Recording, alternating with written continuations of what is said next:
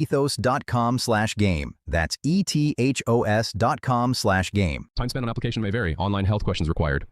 ESPN New York, now streaming live on YouTube. Subscribe today and watch the show. WHSQ and WCBS-FM HD2, New York. Got the number one pick in the NHL draft, but the men that can't seem to stump. Do something dumb, that's an observation. CLT make them need to run. That's Lawrence Taylor. Call them every trash, CMT for short.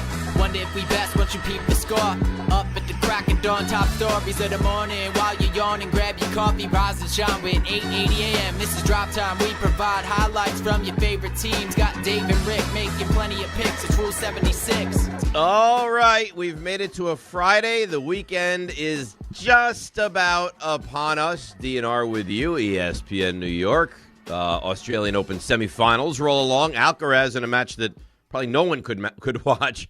5-set thriller over Sasha Zverev. And he moves on. It looks like he'll play Sinner, who's having his way early with Djokovic. We say good morning to the one, the only Rick DiPietro. Good morning. Oh, good morning, David. Nice to see you. I'm a little upset. for you. You seem disappointed. Well, when RJ dropped the bomb on you and kind of gave you the news, it wasn't nice what he did. Well, you mean with his weather talk? Yeah, it wasn't nice. Well, I'm not doing weather talk. So he threw that out there. Looks like we're not going to get hit with the bomb cyclone. I was like, yeah, it looks like we're not, but I'm not doing that conversation. Because he sucked it right out of me. Yeah, that's what I don't like, though. Well, you have one person to blame. He dimmed your light. Mm-hmm. It was your it found something. You found something I thought you might be passionate about, and he took it from you. I love weather, and then stomped all over it. Yeah, he doesn't care, and then he's just throwing around phrases like, "Oh, the bomb cyclone's going to miss us." Well, you know what? That could have been conversation all week. How often are you able to discuss a bomb cyclone? Not often. Right. Not often, and he was happy about it. He's like, "Oh, looks like it's going to miss." Sorry, Dave. I'm glad it's going to miss too. You don't want to get crushed. But whatever. We don't talk weather on this show. It's sad, is what it is. He's trying to beat. I hope he doesn't do this to San Antonio, or future Santillo baby. That they, Dad, I really want to be a, I don't know, paleontologist. Oh yeah, that's ridiculous. Okay, you focus on sports and sports analogies. You're focusing on things that are not parallels at all. Listen, I was concerned down the path you were going down. I'm glad you have other interests. That's good. That's important to be well diversified. Great. However, you were veering into a path where there's a lot going on. We got Giannis, we got Eli, we got coaches, we got baseball coming up, and you were starting to take calls on weather. It's not like I was spending hours discussing weather. I made mention of the weather. Yeah, we were going down a path, though. Oh, wow. I think you hit it on the head, Dave. I think you nailed it. We'll focus on sports and sports analogies. That's exactly right. All right, then, everybody. Yankees, they say different teams. Seems same team to me. 800-919-3776. Bring it. Yes. Is that what you want, RJ? Well, the Bring It guy has a new voice this week. That's the Friday Bring It. He might have a new voice every week. Okay? You don't know. It's mood dependent. The Bring It guy is mood dependent. Because Bring It guy used to be Weather guy. Weather guy's killed. Now Bring It guy is different. Happened to Weather guy. He's dead. He's dead. RJ killed Weather guy. Yeah. He stabbed her right in the jugular. Oh, jeez. Is what you did. RJ stole his light. That's what happens. That's right. You took the life of Weather guy. It was a light that needed to go out. But Mac Jones, there's a decent chance he leaves the Niners. Vikings are the hot team. Is that an option? 800-919-3776. Bring it! I love the segment already. I love it. Kirk Cousins is going to be your quarterback next year, by the way. My quarterback? Yeah, I mean, we're going to get Giannis! Giannis to the Knicks! What makes you think that Kirk Cousins is going to be my quarterback? You like that? You like that? I think he's a good stopgap 1 year. Don't have to spend anything but a little bit of money on him. I think he's a professional, and I think he'll set some kind of a decent tone in that locker room, and I think he's okay. No, I know, but the way you said it. Oh, makes me I believe that, don't have any. No, I know nothing. It's just did you just have an epiphany last night? No, because last night it came out that he's going to be released. As the weather light dimmed in you, all of a sudden the sports takes just started flowing. No, I just saw last night that he's going to be released. So when I saw he's going to be released, I was like, you know what? He does make sense for the Jets. You don't have to worry about. I mean, Kyler Murray, sure. Tua, sure. But it's not like the Jets are going to have 500 options. I think he's a pretty decent option for what you're trying to do for 1 year. I think for what you're trying to do, well, listen, we don't know what they're trying to do. I mean, in all honesty. Like, I know, listen, Kirk Cousins, does he want to be, and who knows how many options he's going to have, but does he want to be a part of a situation like he was just in Atlanta?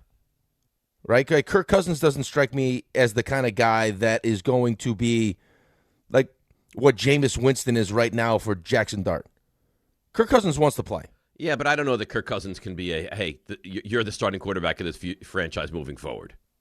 No, I don't think that either. But I mean, you're going to put him in a situation like he's going to want to go to a place that, again, hey, we're not taking a quarterback with the 2nd overall pick, or maybe even the 16th overall pick, because writing's on the wall with that one. Like, it's only a matter of time before, he struggles, team struggles, especially in the city where it's let's see the young kid. Does he want to be in that kind of situation? Now, he might not have enough options. Like, that might be his best option. Right. And he gets, hey, I come in there with Garrett Wilson, good offensive line. I'm the starter, and I'll just keep that job. But that's what Russell Wilson thought he was getting himself into. That's what Russell Wilson thought he was getting himself into, yes. And that lasted 3 weeks. Yeah, didn't last long. So we have a lot to do today. We have a frenzy today, Did you know that? Yeah, it's Friday. Yeah. Yeah, we just don't have around the league. We have a frenzy. But we do have a frenzy, which is nice. But I wonder if maybe the frenzy, maybe people are not as excited about the frenzy because football season is winding down. You think there's a chance of that, or you think there's full excitement for the frenzy? I think there's always full excitement for the frenzy. Okay. I think we could carry the frenzy all season, all year. No. Yeah. Really? Yeah, we can. I mean, you want to repackage it as Bring It? Oh. I'd have to give that some thought. Bring it. But you have to answer the phone. Once you answer the phone, it's like, Happy and Metuchin. What do you want to talk about? Knicks. Bring it. And then he makes his point. Right, but that's not really a football frenzy then. No, just be it would be. Well, we can't do a football frenzy all year long, I don't think. Oh, so just a frenzy. You want to change. You want the frenzy to morph into its own. I want to keep the formatics of the frenzy, where it's pick up the phone, ask the question, and we rifle through a bunch of questions. Okay, I like that. Now, that would be a separate segment to Bring It. No, like if you want to do a separate Bring It, we can Bring It where you're like have a strong, like it's a strong take. Bring It's got to be a strong take. Like when Djibouti Dan calls with one of his crazy hot takes. I don't want crazy, but it's got to be hot. Okay, so hot take, Bring It. Because you're sexy. I think when I think Dave and Bring It, I think sex. You think sex? That's what I think. It oozes sex appeal? Bring oozes. It? Yeah. Oh, like it's like a supermodel. They'll give you the Djibouti special. Yeah. That's what I think. I think Dave Really? Rothenberg. This is like an L. McPherson. Yes. Yeah. Like a beautiful swimsuit model. I like that. A busty one. A busty. Okay. Easy. So, I'm fine. Okay. I'm fine. Just thinking about the bomb cyclone. That's it. You can't think about the bomb cyclone because RJ took that from you. No, he took that from you. No. He'll never take me thinking about it. You know what RJ's like? Passion for sharing it with others is what he took. You know what RJ's like? What? RJ's like the alligator that bit poor Chubbs Peterson's hand off. Yeah. That's what he just did to you. Cut you down right in your prime. He doesn't even see anything wrong with it, though. All he wanted to do right now, in his mind, he's sitting there thinking, I did what I had to do. That's it. Alligator bit my hand. Oh, my God. Yeah. And look how Chubbs responded. What do you mean? He's working at a putt-putt. Listen. I don't think he responded all that great. I don't think he responded well. He was pulling his hand back the together. Hand, yeah. I don't know that he responded well. That might be the first time you ever disagree with RJ. Happy riding a bull? Yeah. You're acting like a damn fool. He went through some dark days, and then he imparted wisdom onto somebody else. No, you know what it feels like, RJ? It feels like that you encountered the alligator, became Chubbs Peterson, and then just told Dave he's acting like a damn fool with the weather. Don't worry about that. Made of wood. Real sturdy. You're trying to, because you're unhappy with your hand situation. Yes. You're trying to take me down with you. Yeah. That's what it feels like. Listen, Right. I came across the batting cages. You're in there just taking baseballs to the forehead. I'm rescuing you. That's what I'm doing. He's taking bomb cyclones right to the face. So Giannis continues to be a very hot topic. We are now 6 days away from Giannis Watch. Now we're Giannis Watch. No, that's what RJ's calling it. Okay. Should make a big open for it. Yeah, well, I mean, that Giannis feels Watch. That feels weather-related, though. I feel like now he's mocking you. It's fair. No, I wasn't mocking. No, RJ's mocking you by calling it Giannis Watch. That feels like a weather term. Oh. Like we're on Storm Watch. I don't. Yeah, I know what you say. I don't think he's mocking me, but I guess maybe this is going right over my head. But I don't see it like that. So yeah, I mean, we are 6 days out. The more I hear, the more I read, I think he's going to be traded by next Thursday. It sounds like it. And I read an article this morning that there have already been talks. I guess the idea of playing with Anthony Edwards is something that kind of would excite Giannis. Wouldn't it excite you? It would excite me, absolutely. But the problem is, it's not always just about that, right? Like, I mean, does him teaming up in Minnesota make, whatever they have to trade, plus now Giannis and Anthony Edwards, good enough to beat San Antonio or OKC or Denver or Houston? When you trade a player like Giannis, especially with how the NBA works, like the money and everything else that has to match up, like by the time you're done making the deal, how much of your current team have you gutted? And what's left? Like what pieces are left to help me win a championship? Because Giannis wants to win a championship. The other thing is, like, how much of this too is his family and his wife? Where do they want to live? If they love New York, and I know you can always live in New York, but still. No, but do you want to be full-time in New York? Right. Do you want to be full-time in New York? Do you recognize that winning a championship for the Knicks is... I don't know if he... he might. He might want to live in New York. I don't know. I mean, I don't know. He right, doesn't, but if you love New York, okay, and you think that you want to live in New York potentially full-time, what better... I mean, you win a championship in New York, and that's somewhere you want to stay, like Messier stayed in New York. Right. And you win a championship? The city's yours. You own the city. Yeah, you own the city. Look at Eli Manning. Look at Messier. Look at Joe Namath. Is still, an icon in Look New at York Strahan. City. Right. I mean, this is the place to do it. You win here, it's just different. But I wonder. I mean, also I don't know. much quicker flight right from New York to Greece. It is a quicker flight from New York to Greece. Or Australia, if you want to go direct. Yeah. Well, you know what that. Here's the other issue though. So it's like I just mentioned. That's the one issue. The other issue is what exactly does Milwaukee want to do? What are they trying to accomplish? I don't know because we were talking about this before the show. They don't really have picks of their own. Well, but this is why the two teams that are being mentioned. Portland owns those picks. And then the other team that owns the picks is you got Portland, and then the other team is New Orleans. That's why you're hearing those two teams. So you heard Alvarado, that's New Orleans, and you heard Portland with Drew Holiday. Because if they got those picks back, the swaps, and now own their own picks, now they could tank. Right, now they can tank. Now they can tank. And being a bad team now benefits them. Correct. But so how do you make that work? And they're bad now. I mean, they're spiraling now. You imagine if they moved on from Giannis, what they'd be the rest of the season and next season? But is that what they want? Do they want to have a full rebuild? Well, if you own your own picks, yeah. I mean, because what is Karl Anthony Towns going to do for us in the East? I mean, at least he's going to, maybe. Yeah, but you weren't good. But you weren't good. Team. Right, but you weren't good enough to be like. What are you with? If the team's fully healthy with Giannis, what are the Milwaukee Bucks? A playoff team. Okay, what kind of playoff team? A middling playoff team. Right, they're not that good. No. And Giannis is better than Cat. So what are they with just Cat? If it's a swap, yeah, it's probably a fringe playoff team.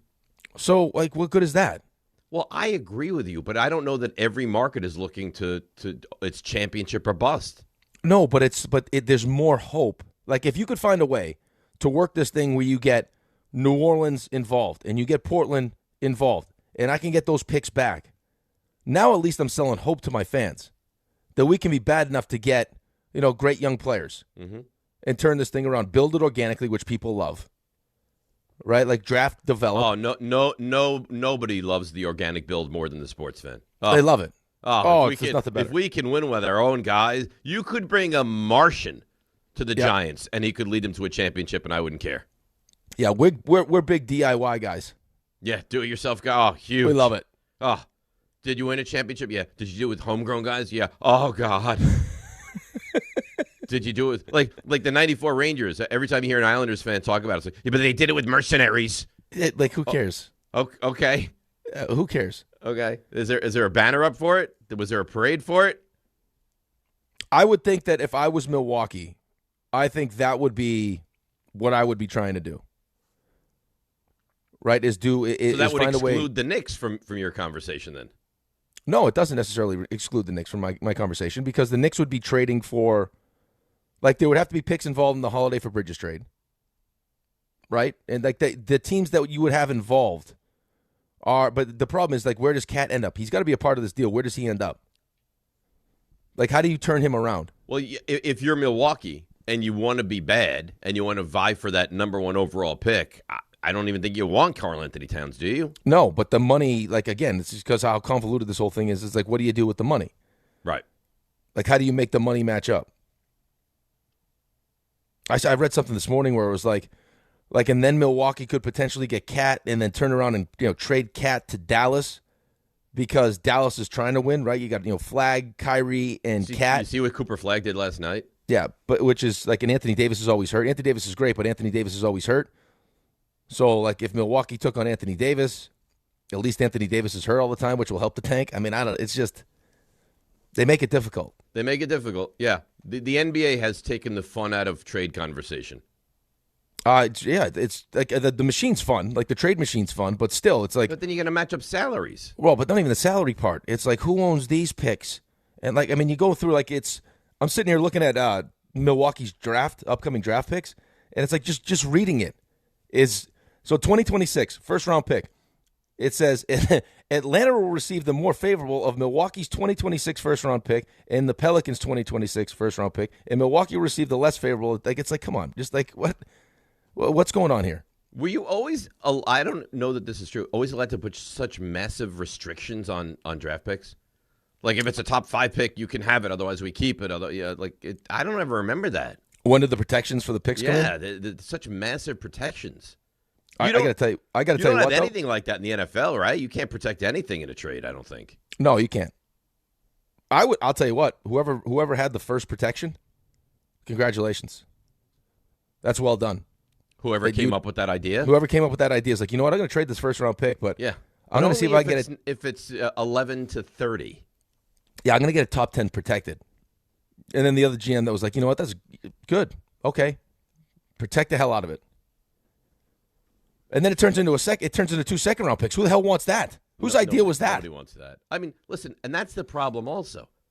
We talk about picks being, lottery tickets in the NFL. You wind up with the 13th pick in the NBA?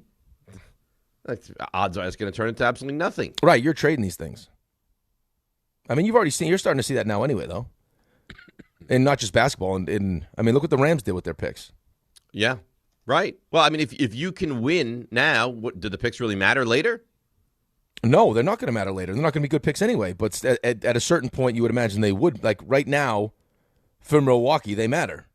For Milwaukee, they do because it's their only avenue you can see to getting decent again. Well, because their superstar wants out. They've bent over backwards trying to do. I mean, they've made some deals. You're like, what the hell did you make that deal for? Right.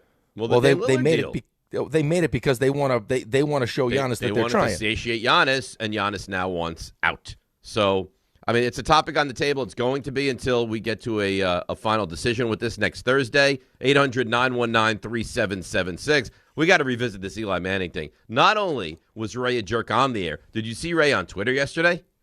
He is. Loving every second of this. I'm disgusted by him. Don't say that. That's nasty. I am. Will you guys fight today, you think? I think there's a very good chance. Good. I love that. I love that on Friday. How dare you even mention Warren Moon in the same sentence as Eli Manning? By the way, break point for Novak right now. Yeah. It would take a Herculean effort for him to beat Sinner in this match. Yeah. I was watching Ben Shelton's girlfriend was on with McAfee. And then she was his like, girlfriend Trinity Rodman? Yeah. Yeah. She was like, he's Sinner's good, pretty good. Yeah. Ben's getting better, but Sinner's really good. Yeah, he's amazing. So, you know the phone number. We'll do a frenzy later, 800-919-3776. It's a nice, busy, frigid, but not too much weather talk Friday with you right here on ESPN New York. This is Rick Brunson, the assistant coach from the New York Knicks. I'll be driving to our games this season in style in my new Jeep Gladiator from Princeton Jeep. My friends at Princeton Jeep gave me all-star treatment, and you can expect the same thing. Just mention I sent you, and they'll treat you like family. Princeton Jeep has tons of inventory and great deals on new vehicles. Visit Princeton Jeep at 1045 State Road in Princeton, New Jersey, or online at PrincetonJeeps.com and tell them Rick Brunson sent you. At Uline, they know firsthand the road to success is an uphill climb. Uline started in the family basement and through hard work is now North America's most trusted shipping and industrial supplier. They get what it means to have the support of reliable, hardworking partners. So they keep 41,000 items ready to ship. Whether your company is still in a basement office or expanding cross-country, Uline will be there on your road to success. Visit uline.com. Hey, football fans, picture this. You bet on your favorite player in the big game to score the first touchdown, but his teammate scores instead.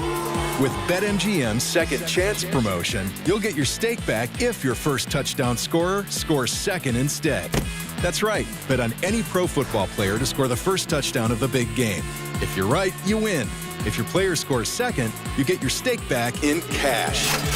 Keep the fun going after the first player crosses the goal line with BetMGM's Second Chance. Try a first TD scorer wager with confidence today. BetMGM. Make it legendary. BetMGM and GameSense remind you to play responsibly. Gambling problem? Call 877-8-HOPE-NY or text HOPE-NY 467-369. See BetMGM.com for terms. 21 plus years of age or older to wager and physically present in New York only. Subject to eligibility requirements. Rewards paid back in unrestricted withdrawable funds. Hey, New York and New Jersey, Boost Mobile has an unlimited talk, text, and data plan that's only $25 a month forever, meaning you'll only ever pay $25 a month for the rest of your life. Who wouldn't want unlimited wireless when it only costs $25 a month forever? If you don't, you must be one of those people who enjoy overpaying for their phone plan. $25 a month forever is truly as good as it gets, so go online and switch now at boostmobile.com. After 30 gigabytes, customers may experience slower speeds. Customers will pay $25 a month as long as they remain active on the Boost Mobile Unlimited plan. Ox Spine at New York Presbyterian is always in pursuit of a better way to heal the spine. We're getting more people moving again with minimally invasive, non-surgical, and surgical treatments with innovative solutions for every back and spine condition and your unique needs. Expert spine care is available now across New York City and Westchester. Find a doctor at nyp.org/oxspine. Stay amazing. New York Presbyterian. Ah, the Internet, a place where your curiosity can flourish. Unless malware gets in the way. It's a place that can surprise you with phishing websites and trackers. The Internet is wonderful, but you must protect yourself online. Protect yourself online with NordVPN. TechRadar named it the #1 VPN in 2025. A single NordVPN account secures up to 10 devices. What else? This cybersecurity tool also encrypts your browsing. NordVPN's Threat Protection Pro feature helps you block malware, avoid phishing, and stop digital trackers.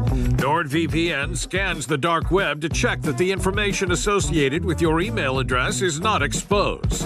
Just a few clicks and you're safer online. Browse with more peace of mind. Get the best deal at NordVPN.com.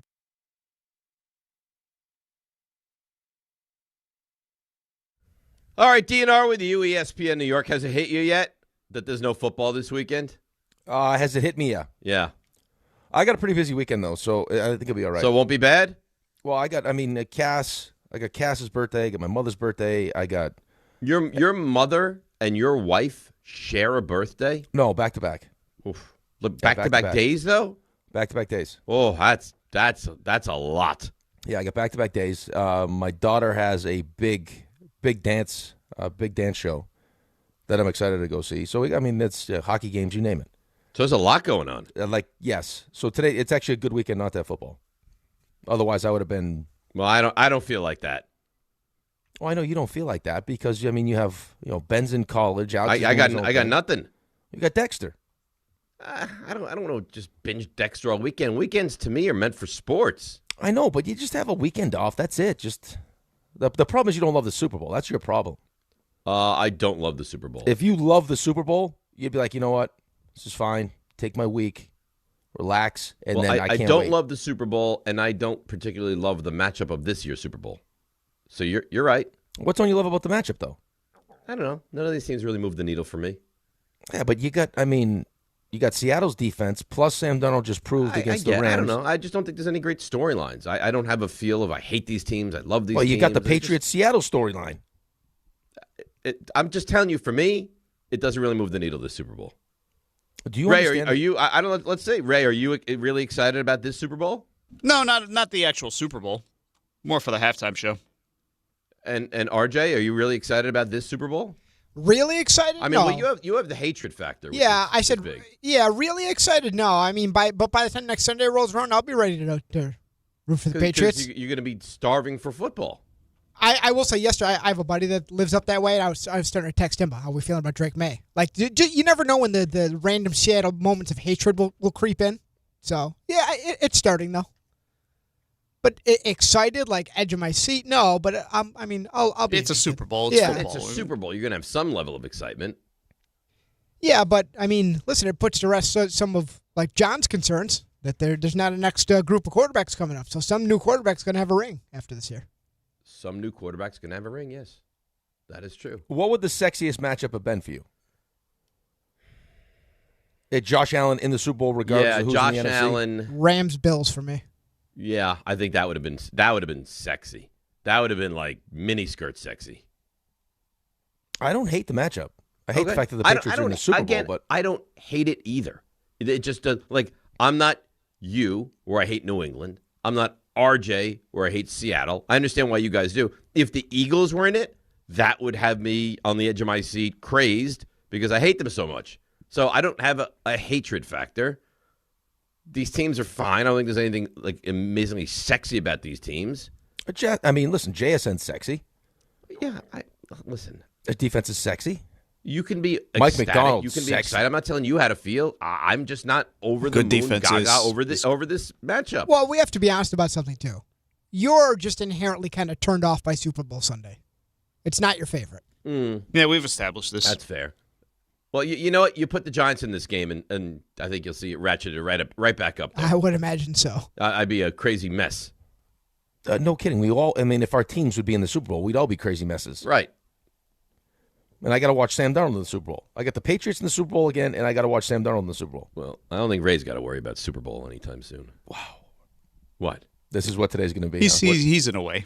Well, because I'm annoyed at Ray, and it's been 30 years since they've been to a NFC Championship game. So I don't think he has to worry about the Super Bowl. Okay. All right. If we're going to be combative today, I like it. You're here for it? I'm here for it. I will say this too, just as we kind of try not to beat each other up too much. John Harbaugh's answer to the offensive coordinator thing is why I would be not the only reason, but one of the reasons why I would be so excited to have John Harbaugh as my coach. Because you feel like there's a legitimate CEO running things, right? Well, they asked him about, what are you looking for? And he's like, I'll tell you what I'm not looking for is a guy that comes in here and explains to me that this is my system and I'll show you how these pieces fit in my system. I need someone that can look at my players and come up with a system that fits what's been my, what fits my players. I love that. That's what we talk about all the time.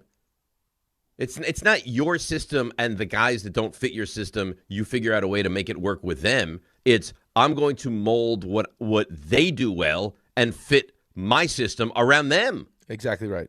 Of course. Which I love. But isn't that what you want to do in anything you do? I think so, but I think there's people that don't do that. I think there's a lot of people that don't do that. I think that Aaron Glenn just did that with the defense. I got to tell you, man, I don't know. I heard I always get confused with this. There's a Connor Rogers who I like, and there's a Connor Hughes who I like, and then there's a Connor Orr. and I get confused. So Connor Hughes from SNY was on Bart and Carlin yesterday, and I don't know if you heard any of that on your way home in the car. He made it sound like the Jets don't know what they're doing. He doesn't understand anything of what's happening right now. Do we have some of that sound to play? We certainly do. Okay, so RJ's got that. So here, just to finish this up before we go to break, because I love the clock. So tell me you don't love this. He said, "Listen, I don't want a system guy who has fit, and you've got to build all the players to fit my system. I want a guy that can look at our players and say, okay, because Jackson Dart can live in different worlds. He can be under center. He can play action. He can drop back into the gun. He can run the RPOs. I like all the different things he can do. So I want to have a coach that reflects that ability that he has. I mean, come on, man. I know it's amazing. Now I will tell you this. We can play this, and then we can go to break, come back into the Jets, the Knicks, all of it. Very Melange kind of day. Dan Orlovsky on Unsportsmanlike said missing out on Monken is a big deal. What a mess for the New York Giants. Because this was part of the excitement of Harbaugh going to New York for me was, oh my gosh, Jackson Dart now gets Todd Monken. Todd Monken's a really, really good coach. He's a really good offensive coordinator. He's won and called good offense at a bunch of different places and a bunch of different ways and different styles of scheme. And then to not have that when you thought that was going to be the case for the Giants, my biggest thought immediately was, what a big loss for the Giants. All right, big loss I can see. What a mess for the Giants this is now? Come on. Yeah, I don't know if I'd call it a mess. It's a little hyperbole, no? Yeah, I mean, listen, you could if whoever they hired instead of, I guess it's Monken because he called him Monken too. I don't think it's Monken. I don't think it is either. It is someone that you don't like. Then maybe I guess we could start creeping towards a mess. Here's the beauty of the other. Here's the other part of this. Is how long is Todd Monken going to be in Cleveland anyway?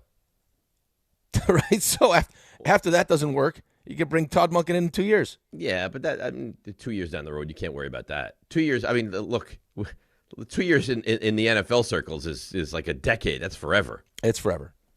I was just making a joke, but that's fine. If you're not in the joking mood, that's fine. No, I'm wherever you want to go. I'm malleable. I'm like a piece of clay today.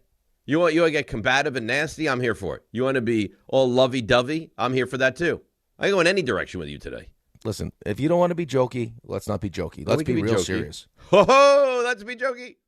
I don't want Ed McMahon jokey. If you want to be fun. Ed McMahon was full of jokes. If you want to get loose today, let's get loose. If you want what does that mean? You know what I mean? Like we want to have fun, get crazy, like test the dump button a little bit. Let's do that. You want to test the dump button a little bit? RJ, is that Raymond, you feel good about that? A little dump button testing Friday? I don't think you should put the dump button to the test. It's like it's like friendship. It's there.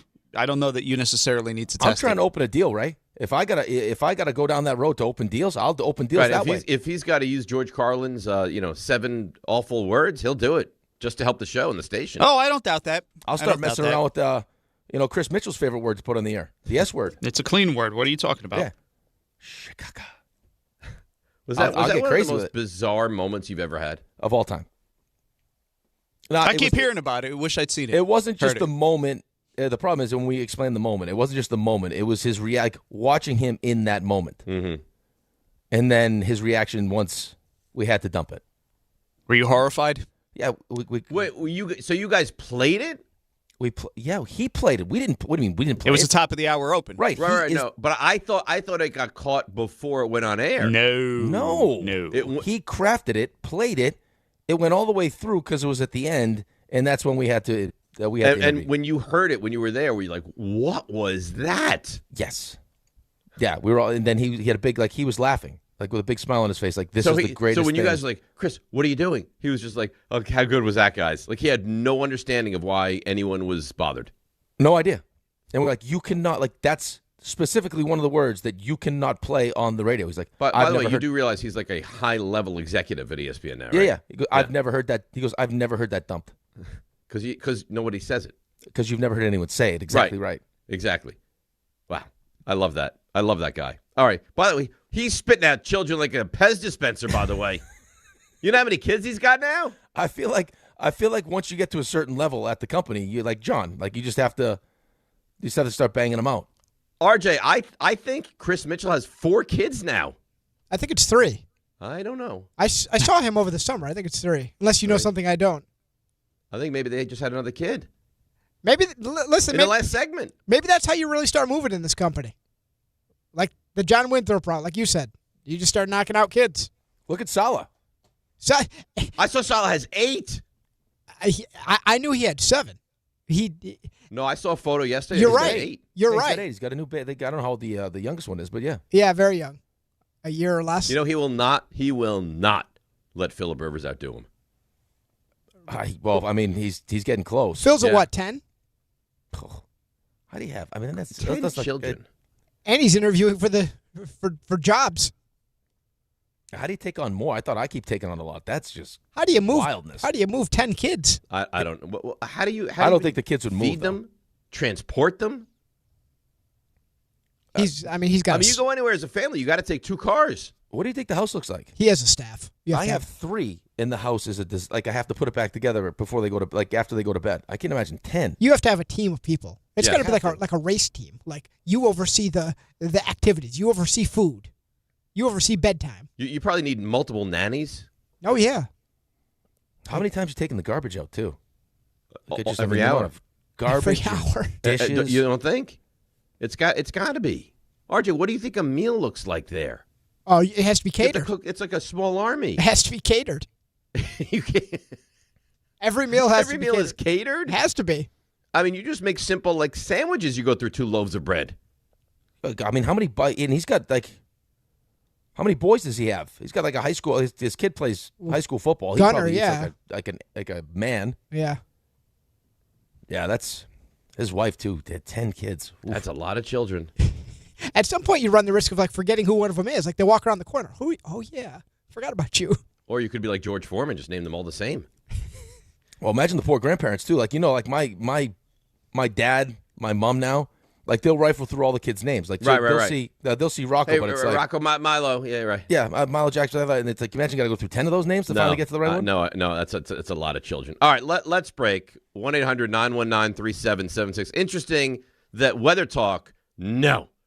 But lots of children, we're here for that. You're an interesting fellow, RJ Santillo. DNR with you, ESPN New York. This is Rick Brunson, the assistant coach from the New York Knicks. I'll be driving to our games this season in style in my new Jeep Gladiator from Princeton Jeep. My friends at Princeton Jeep gave me all-star treatment, and you can expect the same thing. Just mention I sent you, and they'll treat you like family. Princeton Jeep has tons of inventory and great deals on new vehicles. Visit Princeton Jeep at 1045 State Road in Princeton, New Jersey, or online at PrincetonJeeps.com and tell them Rick Brunson sent you. At Uline, the prevailing opinion is, if you don't live it, you don't believe it. The people at Uline believe in hard work, and they live it by being there 24/7 to answer your call, having 41,000 items in stock, and offering same-day shipping from 12 locations across North America. Business owners, sellers, buyers, shippers, and packers believe it. Uline is the hard-working, dependable source for your shipping and industrial supplies. Visit uline.com. Hey, sorry I missed you. Your call is very important to me. Just not as important as the New Jersey Lottery's Green Ball promotion being back on Pick 3 evening drawings. See, if the green ball's drawn, that's a free second chance to win? So, yeah, you get it. It's only through February 1st, though, so try me after then? Must be 18 or older to buy a lottery ticket. Please play responsibly. If you or someone you know has a gambling problem, call 1-800-GAMBLER. For game odds and promotion details, visit njlottery.com/pick3. You remember what it feels like to move without thinking about pain? To get up, sit up, walk, work, or live without that constant ache? If neck pain, back pain, joint pain, or sciatica took that away from you, it's time to get it back. I'm Bart Scott. Dr. J. Shaw at Sandwell Pain is the guy you need. Ivy League trained, double board certified, no surgery, no scars, no long recovery, just precise, image-guided, non-surgical treatments designed to get you feeling strong again. With offices in Woodbridge, Livingston, and Inglewood, and most major insurances are accepted, there is no reason to wait. Go to SandwellPain.com. Relief is closer than you think. What if your instincts could pay off? With Robinhood Prediction Markets, you could put your knowledge to work on the events that matter to you. Prediction Markets isn't just sports. It's the Fed rate decision, your favorite award show, and so much more beyond the playing field. Trade events with Robinhood. Visit Robinhood.com/predict. That's Robinhood.com/predict. Futures and cleared swaps trading involves significant risk and is not appropriate for everyone. Event contracts are offered by Robinhood Derivatives LLC, a registered futures commission merchant and swap firm. Save more on the brands pros trust at Lowe's. Right now, get up to 35% off select major appliances and choose from our wide lineup of top brands. Plus, save $100 on a Little Giant 22-foot multi-position ladder, now just $189. Built for strength, flexibility, and job site versatility. Pros, these savings will only be here for a limited time. Lowe's, we help, you save. Valid through 1/30 while supplies last. Selection varies by location. See Lowe's.com for more details. Empower. After wanting one for years, Kevin is finally enjoying his new hot tub. This is the life. He worked with Empower to help him get good at money, so now he could be a little bad. Oh, no, not my phone.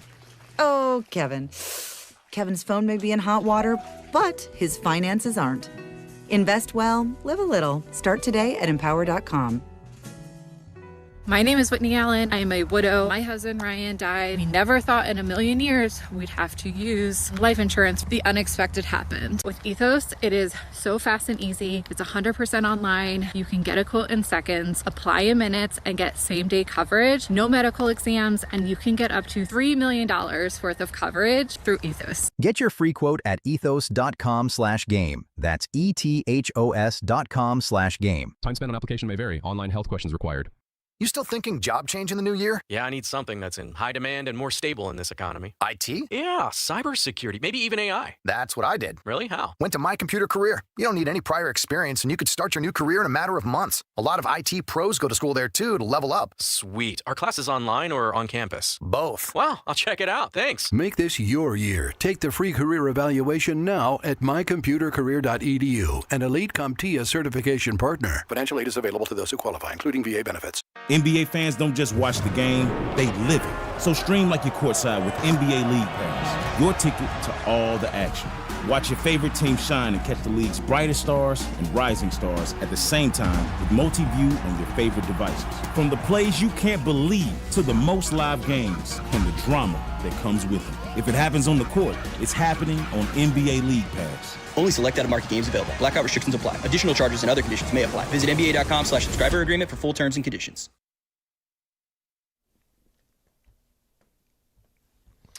All right, DNR with you, ESPN New York. I mentioned to you moments ago about Connor Hughes being on with Bart Carlin. He was very good, and the interview was also very good, and I learned quite a bit. You want to hear some of the things he had to say yesterday? I guess so. You must have listened to that, right? Well, you must have been in the car at that point. I don't know if I... Were you on the phone or something? I was talking to Cass for a while, so I don't know how much... I didn't catch any of the Connor Hughes stuff. Oh, yeah, it was really good. So let's take a listen to it.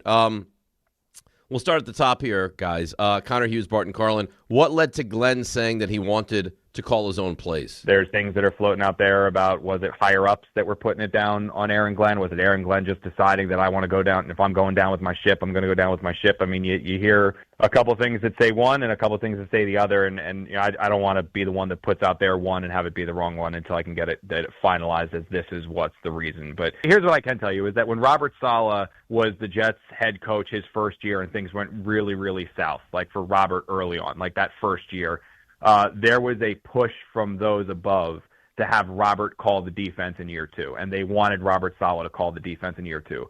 Robert fended it off, said, no, I trust Brick, just let me get my guys in here, let's get some players, and you'll see it turn around, and it did turn around. Like Jeff Ulbrich, you know, when he was named interim head coach, that was for a reason. Like, he deserved that label. It didn't work, but he deserved that label.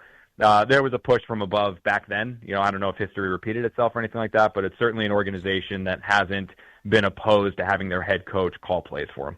It feels like if you're connecting the dots that ownership got involved. Because why would Aaron Glenn want no part of it, be talking to guys, and then all of a sudden change his mind in the 11th hour? It doesn't make all that much sense. Well, no. I mean, I was thinking the same thing when he was talking about it, and especially that if he's reporting that that's what happened to Saleh after year one. Like, why would you go as a coach and someone that's going to be looking for a job here at some point? Right? Like, I mean, why would you put a fellow coach through that entire process, get him back, get him in town, have it at the finish line, and then pull the rug out? He said it was done. He said Wink was here, and they were having where's your favorite breakfast spots? Like it was to that degree, and then it fell apart. So again, if you just read the tea leaves, it feels strange that it would just be all of a sudden Aaron Glenn's like, you know what I'm going to do? I'm going to call plays. Right, but just think about, so when we asked Jordan, right, during the Giants debacle of a season. Mm-hmm. Right? Like Brian Daboll was at a point where people thought he was so desperate to save his job that he would risk the long-term health of the quarterback you just drafted in the first round. Mm-hmm. But because he didn't want to be known as a coach that would, be so desperate that he would start firing, his own coaches during the season to save his own job, he didn't do it. Like, why? Your defensive coordinator stinks. Like, why wouldn't you fire him? Well, he didn't want to do that. So, like, why would Aaron Glenn do that to Wink? I mean, Wink's a respected guy. You take him all the way through this process, and then to do that to him? It doesn't add up. All right, well, let's find out. Connor Hughes, more Bart Carlin. Where did things fall apart with Wink? From talking to sources close to Martindale, this was one of those things where in all previous conversations with Aaron Glenn, at no point was it given any indication other than this was going to be Wink's show. And Wink was going to be defensive coordinator. It was going to be his scheme. He was going to be calling the plays and all that stuff. It was going to be a normal defensive coordinator job. When Wink showed up that Saturday for the in-person interview, that was the first time that he was informed that Aaron Glenn planned on calling plays and Aaron Glenn had a desire to call plays. But Wink is not a first-time coordinator. He's not somebody who's, a flushed aside or anything like that. I mean, this is a guy who has done it at a pretty high level for a very long time. He knows how to call plays, and it was just never going to work to have him not be the primary defensive play caller. So that's when things really started falling apart between Martindale and the Jets, and it became clear that their plan was to go with a lesser-known coordinator with Glenn calling the plays as opposed to Martindale and having Martindale be the one that's the one calling the shots. What are you doing? We're never going to win. You talk to him numerous times, and then you fly him in here, and that's the first you tell him that you're going to be calling plays and not him? But that's what I'm saying, though. That doesn't... I don't know Aaron Glenn, but if you're telling me that, part of the reason why you brought Aaron Glenn in is because it's the type of person he is, and he's been a player, and he's been a coach, and he recognizes that there's a level of respect. Now, I didn't like how he treated Aaron, and I don't know if that was Aaron Glenn did it, or he was doing it for Woody Johnson, because Woody Johnson didn't want to do it. Right, he wanted to save face with the coach. Which, again, is probably where I would lean on that one, too, because I don't think that Aaron Glenn believes you should treat people like that. Right? Because, I mean, if you're known as a leader of men, right, you would know how to appropriately treat people. Well, and it's not a good look. It's not like the other players within the organization are like, yeah, that's right, go get him. Like he wasn't disliked here. Right, like Aaron Rodgers is a 4-time MVP Super Bowl champion. Like he's gonna walk into the Hall of Fame. Like he flies all the way from the West Coast. I'm sure Aaron would know how to appropriately handle that situation. I would think. Maybe he doesn't. But to take a coach through the entire process, like you just said, where it's like, we're discussing what your favorite breakfast spots are, and then drop, hey, oh, by the way, Wink, I'm going to call plays? Come on, man. Right, wouldn't that be like that? That would be the first thing you do. Wink, we'd love to have you, but just so you know, we're on the same page. I'm going to be calling the I have enough respect for you. I'm not going to take you through this entire process without laying out exactly what's going to happen here. I'm going to hire you, but I'm going to call plays. And Wink would have said, no, thank you, and then it would have been over. Right. Instead, let's waste his time. Let's have numerous Zoom calls, and then let's fly the guy in here. What a waste of time, money, energy. And you look ridiculous, too. Again. This has got to be Woody. That's what I think. Right. So if you think it, I think it, I'm sure everyone thinks it, then we have no chance. It feels like that at the moment, yeah. If what your coach wants to do had it done, and then you step in last minute and tell him this is what you want to do, what? I know you're paying him, but you have no idea what you're doing. I think that's pretty evidenced, isn't it? It's been 15 years since you've been to the postseason. And good for Robert Saleh fighting it and getting his guys in and letting Ulbrich do it because the defense was good. It was. It was. I mean, you know what the amazing thing is? The Jets had a really good defense. Oh, they did. And then even when Woody decided to step in and fire Saleh when he did, that backfired. By the way, Djokovic won the second set. I was just thinking, I know we went right into the sound. We talked about LeBron and what LeBron has done. I got to put Djokovic up there. He's going to be 39 in a couple months. Right. Yeah. And he's playing at this level. It's amazing. Against kids. He's amazing. He's got the success because he's won 24 majors. And now, longevity-wise for him, just think of how good he was in his prime to be almost 39 years old and competing with the two best tennis players in the world. Yeah. That are in every semifinal and final. He's amazing. He's essentially playing against himself in his prime at 39 almost. Right. And he's competing with that. And he's off to a damn good start right now. Yeah, no, we're one set apiece, and they're going to get a little break now. So we'll keep you posted. It's not. By the way, the match is on ESPN if you'd like to watch it. Look at you, company guy. I love this company. I know you love the company. The company loves you. Not enough to give you an award, but well, I don't need an award to feel accomplished. I know you're upset about that, though. It hurts. Oh, horribly. Let's go to Jay in Atlanta. Jay, you're on ESPN New York. Good morning. Good morning, guys. Good morning. Before my Jets question, Rick, I totally sympathize. So my partner and my mom have exactly the same birthday, and it's 3 days after Christmas. So, yeah, it's pretty tough. That must be a very stressful day for you, Jay. Very stressful and very expensive, and it'll be that way hopefully for a very long time. I love both women. Yeah, hopefully. So quick Jet question. I'm Vegas. I say Jets will have an interim coach, and I'm giving you 8.5 weeks, 8 and a hook. How you guys betting?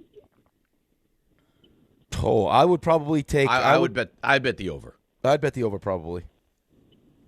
So over 8.5. You think he'll make it to week 10, week 11, or do you think he'll make it through the season? I think he makes it through the season. Oh God, no. Well, Jay, what's the difference? If you're going to be a bad football team and you're going to win 3 or 4 games, does it really matter if it's Aaron Glenn running the ship or they fire him and move on to someone else? Well, I think here's the other thing, though, is who else is on the staff, right? It's not going to be Duker. No. Right? Like, so, it could be Frank Reich if they hire him. Right, that's what I mean. Like, I think the reason why they fired Dable when they fired Dable is because, Jackson Dart looked good with Dable, but the thought was maybe, we're not going to bring him back. Kafka's on the staff. Let's get a head start on that. Like, see if Kafka can actually do it. Yeah, no, I get that. Because we're going to interview him anyway. But and how excited would you be about Frank Reich being your next head coach? I wouldn't. Right. I wouldn't. Unless because I didn't think I didn't think. I know he didn't get a fair shake in Carolina. No. Right? So, let's throw that one out. Well, that owner is not exactly depending on who the quarterback is. say for example, they bring in a stopgap. Stopgap plays. They're losing. They're going to draft the quarterback.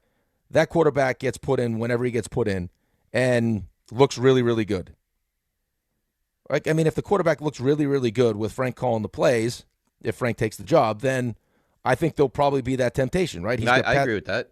So, but I can't answer that question because I don't know who the offensive coordinator is yet. I don't think Aaron Glenn is long for this job. It doesn't feel like it. Maybe they bring in Frank Reich and it's going to be done, and then Aaron says, you know what, I'm going to be calling plays on offense. And then it falls apart. Because he's gone from bad to embarrassing. Well, right. And there's a difference. Like, you can be bad, and a lot of coaches are bad. When you become like the punchline of the NFL, and when we have on guests, it's like, what do you think? And then just like, I don't know, man. I don't know what they're doing. I don't understand. It makes no sense to me. Now you've become a joke. And that's sadly where the Jets are right now. You know what makes me nervous, though, too, is, and again, this could all change with, having the first overall pick in a generational quarterback talent. But at the moment, the more often that you do the things that they've done to, let's say, Aaron, now Wink Martindale, like how the less good people want to come work here. Of course. You know what I'm saying? Like that, Wink is, I don't care what you think about how Wink is as a coach. Wink is a respected NFL coach that's had a lot of success in this league. And to treat him like that, put him through the entire thing, fly him all the way here, have him feel like it was done, like get your staff ready, all these different, and then to, oh, by the way, I'm calling plays. Come on, man. I'm sure. Look who they're getting. They're getting guys that you've never heard of before. Brian Duker, who didn't even come in for an in-person interview. He wasn't one of the first 8. No, he was the 9th. They interviewed him on Tuesday and hired him on Wednesday. Not a great situation. No, not at all. Dan in Jersey. Dan, you're on ESPN New York. Good morning, Dave. Good morning, Rick. Hope you guys are staying warm. I just have a quick little point to get to. If I could ask a quick little Yankees point before I ask my Jets question, is that okay? Go ahead, Dan. I just wanted to know what you guys thought about the Cashman comments, because I thought it was kind of ridiculous for him to just tell people that they're not running it back, even though they're clearly running it back. They're running it back. Listen, were they good enough to be a postseason team? Could they compete for the American League? I think that's fair. But I don't know where we get off if you're Brian Cashman say we're not running back. This is almost the same team, Rick. Well, I think the issue with saying that you're not running it back is, for me, I could understand if you looked at all 162. Like, we're not necessarily running it back because we didn't have this team for the 162. But when you saw this team, outside of not having Garrett Cole, at the end of the season against the Blue Jays, this team was not as good as the Blue Jays were. No. Right. So, like, I mean, I don't know how much of that changes as, like, if we go through 162, that this team now, being together for a whole season, makes them better than the Blue Jays. Okay, but that's still, I mean, Garrett Cole didn't pitch last year. He's going to be back. You're going to have a full season McMahon and Caballero and Rosario. I get those things. They're true. But it's the same team. It's the same players, yeah. You're just getting the benefit of having them for the full season. Right. Maybe full season, maybe better health. All those things are true. But you're I'm sorry. You are running it back, looking for a different result. Dan, right, I guess something else you wanted to get to. So, in terms of coaches in Jets history, there's two things I want to point at. One, I think the Jets are in 2010 Knicks territory with how bad they are at this point. It might even be worse. And I think Aaron Glenn's going to end up going down as the worst coach in Jets history, just considering how he treated Rodgers. He flew Rodgers out to New York from California, cross-country flight, about a 6-hour flight, to tell him he's not going to be the quarterback. And he just did the same thing with Wink Martindale. I think Aaron Glenn's completely over his head, and this might completely damage his reputation with the NFL because he's had, to this point, one of the worst coaching tenures in Jets history. Hopefully it gets better, but I think it's going to get worse. I think you might be right. I agree with you. It's been an awful tenure. Thanks for the call. But it's hard to imagine if Aaron Glenn fails out like we expect him to, that he's going to wind up head coaching in this league again. No, but I think to his point, the one thing we always say about head coaches, and just in my experience, the successful ones are consistent with who they are. It doesn't matter, right? Like, it's like when I tell you the Peter Laviolette story, right? And Peter ended up having the ultimate success, Stanley Cup, the whole thing. But the reason why it didn't work with us is because we had a GM that wanted to dictate a lot of what was going to go on. And Peter was like, no, that's not why you hired me. That's not who I am. That's not why I had success in the AHL. It's not why I'm going to have success in the NHL. So I'm not going to do it. So like he was unwilling to change, and now it didn't work out here for him. But he knew at some point it was going to work out, and it did. It seems like Aaron Glenn came in as one person and now has like continued to change throughout the process. I think that's fair. Like I mean, just think of the level of just think of like how that looks, like the level of desperation that is. To have been a coach for as long as he has, to been a player, to know how you wanted to be treated, to treat Aaron that way, which is like, I think that was more Woody, but still the fact that you let Woody do that to you. And now clearly you wanted Wink. That was done. And then last minute you have, Woody changes your mind. It's not going to work. I can't believe I know he can be, but Woody Johnson continues to put his hands in the mix here. No, it never works when you do that, ever. Right, but it's not going to work for Aaron Glenn either. So at a certain point, it's like, how much am I willing to bend before I say enough is enough? Like, I'm the head coach. I know you signed my checks. I mean, you don't know. Maybe Woody Johnson said, all right, you're calling plays. No, I'm not. Okay, then I'm going to fire you. Okay, I'll call plays. Oh, fire me. Okay, all right. When is enough enough? I don't know. If you keep letting him dictate what's going to happen here, and you're the polar opposite of what he wants to do, like what are you doing exactly outside of just collecting a paycheck? You're not coaching. Can no one get in his ear to tell him, like, you need to change your ways? This what you've done, what you do does not work. Who is Woody Johnson to tell Robert Saleh or Aaron Glenn that he should call plays? You hired me to be the head coach. If I think that Wink Martindale running the defense, calling the plays, is going to make me a better head coach for all the reasons that you hired me, which was to lead men and change culture and hopefully manage the game better, then that's what I'm going to do. Yeah, I get it. I'm told you got to do a read, and you need to do it now, I'm told. Right now. Right at this minute? Yes, right now you need to do it. I'd love to. Please. If I could get to it. Oh, here it is. It's a beautiful read. Oh, I know. I can't wait for it. I'm going to make Mike Brownshire very proud with this read. I can feel it. All right, here we go. It's sad, though. You're not going to love it. It's the last call for football on FanDuel. One final Sunday, one last kickoff, the final chance to place your bets before the NFL season closes. It's tab. This is Super Bowl 60, Seahawks and Patriots, and FanDuel is making sure that you're in on it. If you're a new customer, all you have to do is bet $5, and you get $200 in bonus bets if you win. So whether you're backing the favorite, riding with the underdog, or building one last same-game parlay, make it count, because after Super Bowl, the season's over, and football is officially done. Last call for football on FanDuel, an official sportsbook partner of Super Bowl 60. Visit FanDuel.com/local to get started. Must be 21 and older and physically present in New York. First online real money wager only. $5 first deposit required. Bonus issued as non-withdrawable bonus bets that expire 7 days after receipt. Restrictions do apply. See terms at sportsbook.fanduel.com. For help with a gambling problem, call 1-877-8-HOPE-NY or text HOPE-NY at 467369.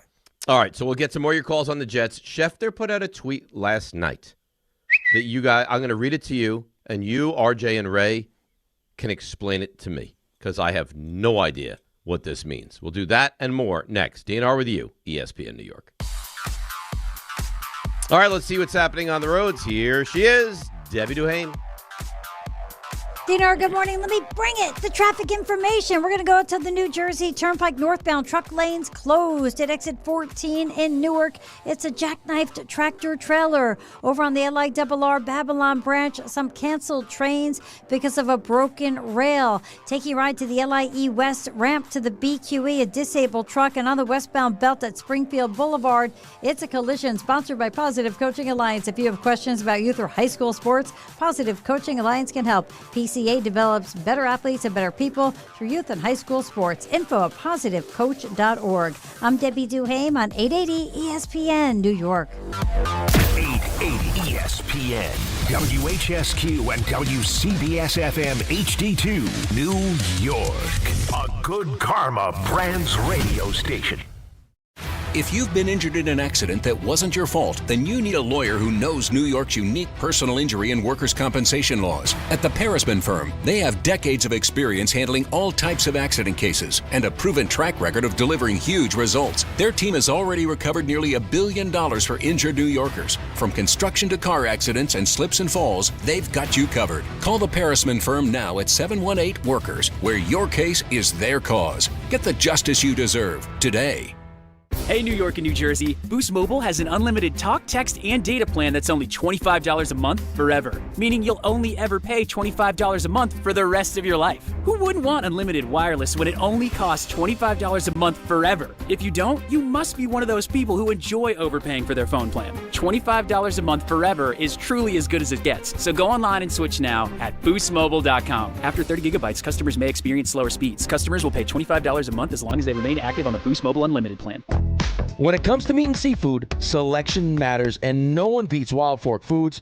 To everyday essentials, to high-quality steaks, to seafood and more, every product is blast frozen to lock in peak flavor and freshness, so you get restaurant-quality meats at home for amazing prices. Shop in person at 7 locations across Long Island and New Jersey, or you can order online for same-day delivery. It's easy, it's convenient, and the prices are wild. WildForkFoods.com. This is Rick Brunson, the assistant coach from the New York Knicks. I'll be driving to our games this season in style in my new Jeep Gladiator from Princeton Jeep. My friends at Princeton Jeep gave me all-star treatment, and you can expect the same thing. Just mention I sent you, and they'll treat you like family. Princeton Jeep has tons of inventory and great deals on new vehicles. Visit Princeton Jeep at 1045 State Road in Princeton, New Jersey, or online at PrincetonJeeps.com and tell them Rick Brunson sent you. More people trust their hearts to New York Presbyterian than any other hospital in New York. It's because New York Presbyterian has the most experienced cardiovascular doctors, treating a full range of heart conditions, from heart failure to valve repair, with the most advanced treatments. Find a doctor at nyp.org/heart. New York Presbyterian. New York Presbyterian Hospital, based on U.S. News & World Report 2025 to 2026 cardiology, heart, and vascular surgery rankings. At City Harvest, we believe no New Yorker has to go hungry. With your help, we're on the road 365 days a year, rescuing over 77 million pounds of nutritious food and delivering it free to millions of New Yorkers, transforming surplus food into sustenance, sustainability, and smiles, rallying thousands of New Yorkers to power a network of nourishment across our city. One day, one meal, and one New Yorker at a time. That's how we feed good. Donate at cityharvest.org.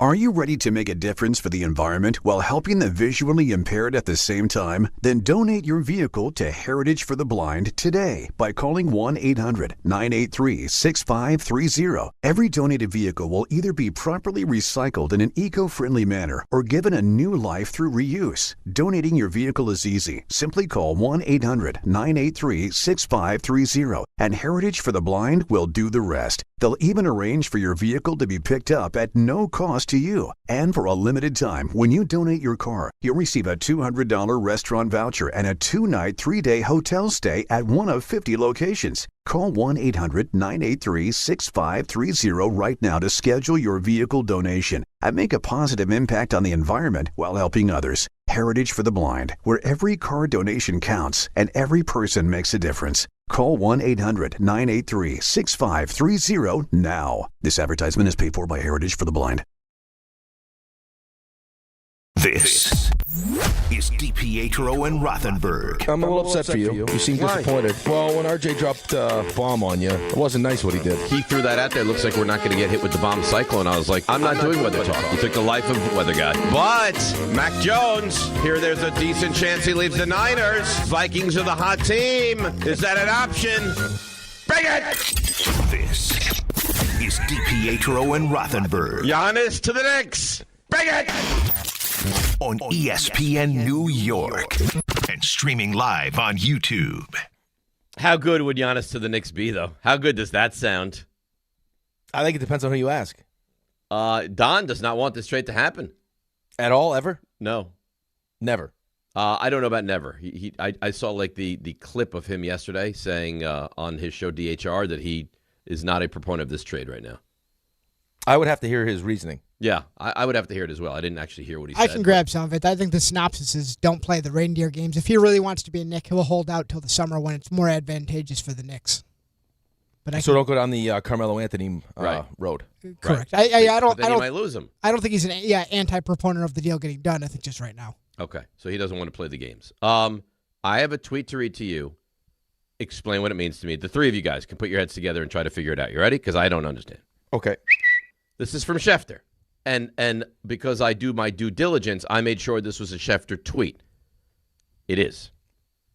NFL officially appointed influential storyteller Dar Mann as its first ever Chief Kindness Officer and creator of the week for Super Bowl 60. Please explain. Nah, I got nothing for you. I got nothing. You got nothing? What's Dar the name here? Alexander, D-H-A-R. Dar Mann is what it says here. Dar Mann, D-H-A-R-M-A-N-N. Chief Kindness Officer. What in the world does that mean? Oh, he leads with kindness. You lead with generosity. And that's a job now? Dave could have had this job. Right. No. Had I known leading with generosity and kindness was a job, I would have thrown my hat in the ring. He's an entrepreneur and a film producer. And he's very kind. So you guys have no idea what this means. There he is. Where he is? I'm looking at this picture right now. As league kicks off Super Bowl Creator Blitz. So if you walk by him on Radio Row, he's like, "Hi, how are you? So good to see you." And then you leave that conversation and be like, "Man, you know what? That guy is kind." Well, it sounds like, so this is what it sounds like. It says that as we approach Super Bowl 60, the big game, the Super Bowl, will be the center of the creator universe with more than 160 creators across various social media platforms set to film content during Super Bowl week. So I guess he's the chief kindness officer to all the creators that will be at the Super Bowl. Chief kindness officer is an interesting way of describing. Apparently, it's in reference to he produces a lot of uplifting content on YouTube. So. Yeah, it seems so he's like the chief. He's like the head of the creators. Yeah. So he's the head of the creators, and he does it in a really uplifting, positive manner. Yeah, Forbes, I guess, has like a power rankings of the best, what they deem to be the best YouTube creators. Is there anything Forbes doesn't power rank? And they have him second. People love power ranks, Ray. Yeah. Who's won? I'm not sure. Uh-huh.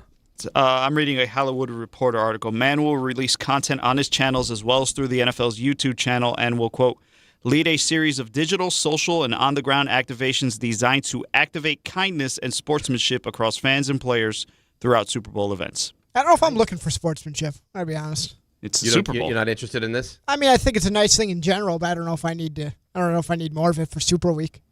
Yeah, on that note, it says the first initiative will be something called "Be Kind to Your Rival." That's the social campaign. I don't know. Come on, stop it. I'm reading it. That's what it says. Hold on one second. In fairness to what they're trying to do here, I mean, have we ever seen as many fistfights at NFL games in the stands? Well, it is encouraging fans to say nice things about opposing teams. No. I will not be that guy. I don't care. If they assign a committee of people. Well, there's your answer, Dave. I hate the Eagles, and I don't care what Darman says to me.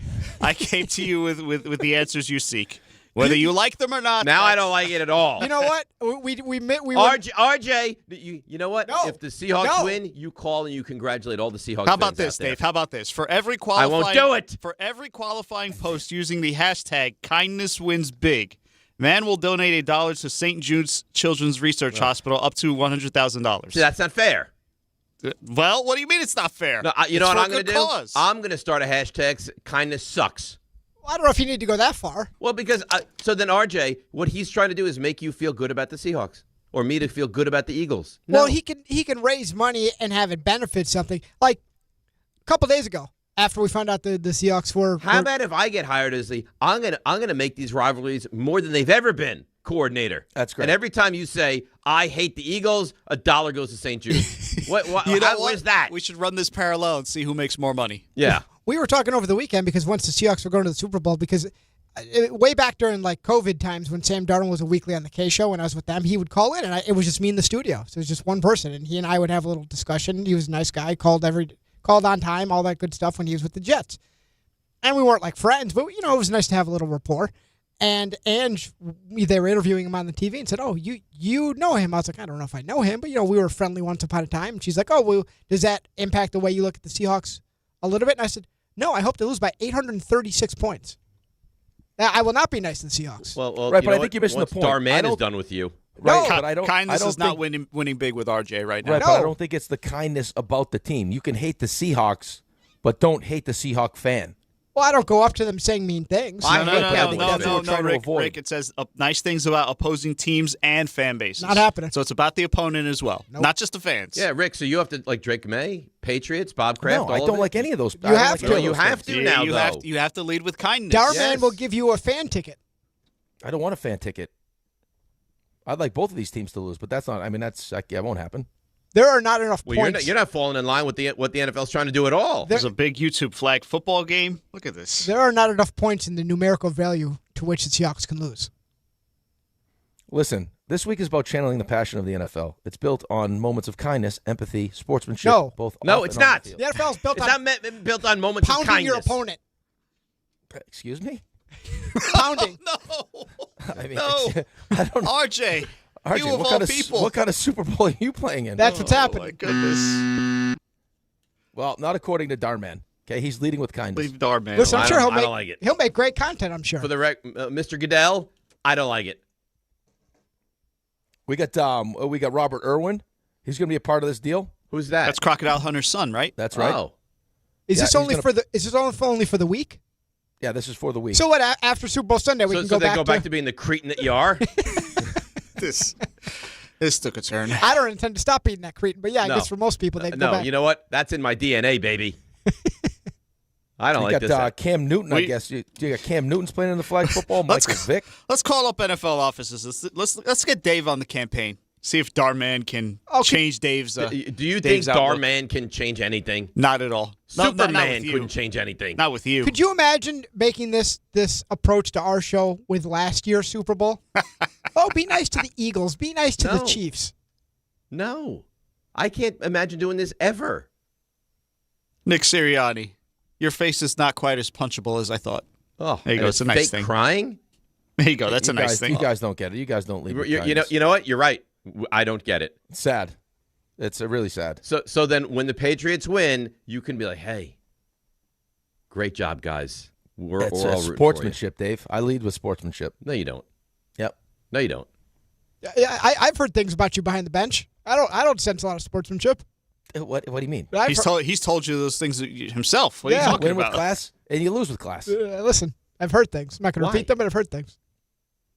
So you believe your NHL career, your coaching time now, it's all been just as classy as possible? I don't think that. Man took a fine for giving pucks to fans. That's classy. Come on, that's as classy as it gets. I'm not opposed to that. That's fine. classy. That's class personified. Listen, Patriots win Sunday. I expect you handwritten letters. Yes, No, I'm not writing any beautiful letters. penmanship. No. Like when you send hats to people. Dear Bob Kraft. A nice essay. Dear Mr. Kraft, really great job. So proud of you down here in New York. All the best, Rick DiPietro. I want you to put everything into that as if you were interviewing for the Cleveland Browns head coaching job.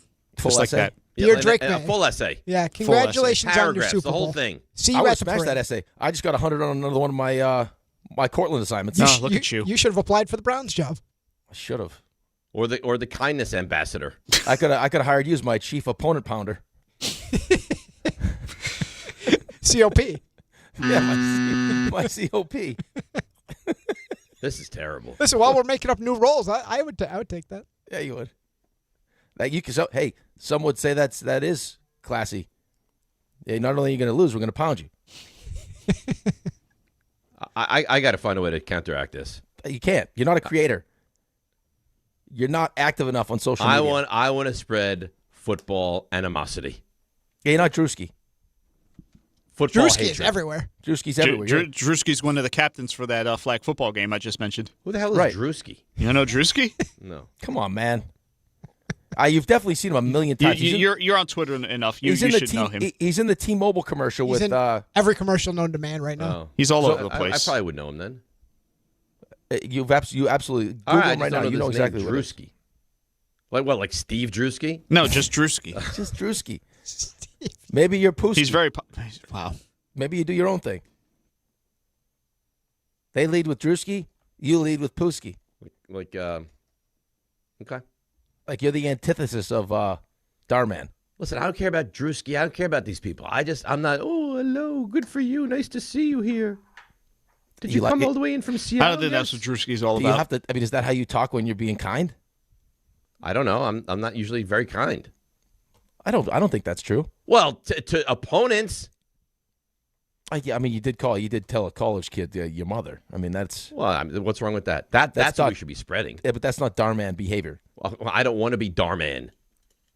If you were Darman, you'd be at the Super Bowl doing creative stuff. Okay, good. Listen, you do you, I'll do me, and I'm perfectly happy with the vitriol. I know you'll do you. That I have Your mother. I can guarantee that, but I don't. This is for the younger generation. There's gonna be a lot of creating going on, a lot of social media stuff. That's fine. I have no issue with the social media. Why does it all have to be so uplifting and positive? I think that's what Darman is, though, right, Ray? That's what he does on social media, is like uplifting stuff. Yeah, he's very popular with it. What is he, the second most influential social media person right now? Well, it was the Forbes list, right? Is that what you said? Yeah. I think RJ had that. Listen, the only way to combat this, Dave, we got to get you in those power rankings and hired on the other side. Yeah, right. So put out some content. There should be a counterbalance to this thing. This is your own fault. If you're more like, instead of letting you like, oh, I'm gonna be on Insta, and you had Jake post 3 videos, and that was it. I'm on Insta. No one accepts a collaboration as fast as Dave, though. See? No. Dave doesn't sign up for anything unless it's a collaboration, and by collaboration he means that that person does all the work and Dave takes all the credit. Yes, I'm not taking credit. Well. Oh, I'm gonna be Don't turn the tables here. I'm gonna be so because active on Darman Instagram. is spreading peace and love. That's what he does. Peace and love. We're Peace playing and love. helmetless football at some point. What? Yeah. No, just like you walk up, you're like, I tackled you. Go down. Okay. Touch football. Yeah, what you're touch saying. football. So you want to play verbal touch? That's super kind. If you're playing verbal touch. Verbal touch football. Yep, got you. Okay. Yeah, got you. Oh, okay. This is unbelievable. I did not think this was the point of the show, that you were going to lose your mind, but I didn't think we'd end up here, but that's. I didn't realize this is. I was just intrigued by what this could possibly be, but learning what it is. I think you knew deep down. No, I did not. I think you knew. No, this goes against. Who knew that everything you would Dave react this way? Ray, this goes against everything Dave stands for. Yes. Ray, he spent his life with a not even hatred. That's not even a strong enough word for the Cowboys and the Eagles, right? And their fans. And you know what, Ray? Don't change the topic. You're the exact same way. You detest the Giants. I don't detest them to the level that I'm going to completely dismiss this gentleman who's been tabbed by the NFL to lead this kindness campaign and just poo-poo it like you are. You know what? Fine. You know what? Then I'll be the only truth teller on the show. No, but RJ can't like this. It's not about truth telling, Dave. I'm just telling I'm just acknowledging what the man has been hired to do. Why don't we try it? Let's try it for a segment. Like, let's just leave that will not. I won't be able to do it. No, this show, no way. Just one segment. No chance. Right, you look great today. I love your hoodie. Yeah, that's fine. You know what? That cowboy sweater, just beautiful, Ray. Gorgeous. This is not a cowboy. Drape yourself in Cowboys crap all over the place. This is not a cowboy sweater. Stand up so we can see you. I can only see the top of your head. Why don't you stand up? This is the way the camera's set up in here. You stare at the top of my head, and you see my glasses well. That's it. Even your alter ego is agreeing with me, and he hates me. Clay Mantiago sends an email. No way. You may be an absolute loser, but when you're right, you're right. There ain't no room for kindness in the NFL. That's funny. I think you guys are missing. As I was trying to say, this is not a cowboy sweater, by the way. Well, you can't see it. I don't know. I'm guessing. He was guessing. What kind of sweater is it? I don't even know that you're wearing anything. You could be totally naked for all I know. I think that would bump up the. Hey, listen, you want to get the YouTube going? Yeah, then we get going. All right, let's break. Come back. We'll get to the Jets. Now I'm all annoyed. Oh, stop it, please. I'm all annoyed. 800-919-3776. DNR with you, ESPN New York. I know that hiring can be challenging. You sort through tons of resumes and you get too many so-so applicants. You're just waiting for someone to match your role perfectly. Well, now there's a place where you can meet them fast. ZipRecruiter. Need to hire right away. Start your search for strong candidates. The right fit awaits. Build your team, build it sooner. Meet your match on ZipRecruiter. Just head to ZipRecruiter.com/ESPN right now to try it for free, and you're on your way to meeting your match. 4 out of 5 employers who post on ZipRecruiter get a quality candidate within the first day. So try it now. Go to ZipRecruiter.com/ESPN. Once again, that's ZipRecruiter.com/ESPN. Meet your match on ZipRecruiter. Try it free. Murray to the net. Score! The New York Islanders are back in action with a brand new theme night schedule you won't want to miss. Bring your friends out for the holidays and take home a custom holiday replica jersey or arrive early for special bobblehead giveaway nights for Matt Barzell and Bo Horvat. Barzell for Horvat, score! Explore the full theme night schedule at NewYorkIslanders.com. We expect our information in real time. U.S. Med carries continuous glucose monitors, which provide real-time readings of blood glucose levels. U.S. Med is an approved provider for Medicare and over 500 private insurers. So call 888-665-0696 today for a free insurance and Medicare benefits check as easy as... That's 888-665-0696. Save more on the brands pros trust at Lowe's. Right now, get up to 35% off select major appliances and choose from our wide lineup of top brands. Plus, save $100 on a Little Giant 22-foot multi-position ladder, now just $189. Built for strength, flexibility, and job site versatility. Pros, these savings will only be here for a limited time. Lowe's, we help, you save. Valid through 1/30. While supplies last. Selection varies by location. See Lowes.com for more details. As America's #1 motorcycle insurer, Progressive has your back. Oh, like replacing my bike in case of an accident? Progressive's total loss coverage can help with that. Great. And you also agree with me that my riding club should ride to the aquarium instead of cruising around a mountain, right? Actually, we just do insurance. We don't vote in riding clubs. Nice. 2 votes for the turtle exhibit. To be clear, Progressive has your back for insurance only. So get a quote and see if you can save. What are you, some kind of turtle hater? Progressive Casualty Insurance Company and affiliates. Covered subject to policy terms, limits, and conditions. Welcome back to Yeah, That's a Pepper Thing. First up, we've got Harrison wrapping his Dr. Pepper in a tiny quilt so it feels at home. Oh, how tender. That's a Pepper Thing. And over to Becca, who's whispering affirmations to her can. You're sweet. You're unique. You're the best thing I ever poured over ice. She swears it makes it taste better. It's not a science thing, but it's a Pepper Thing. Why do they all do it? All for that sweet, delicious, truly one-of-a-kind taste of Dr. Pepper. It's a Pepper Thing.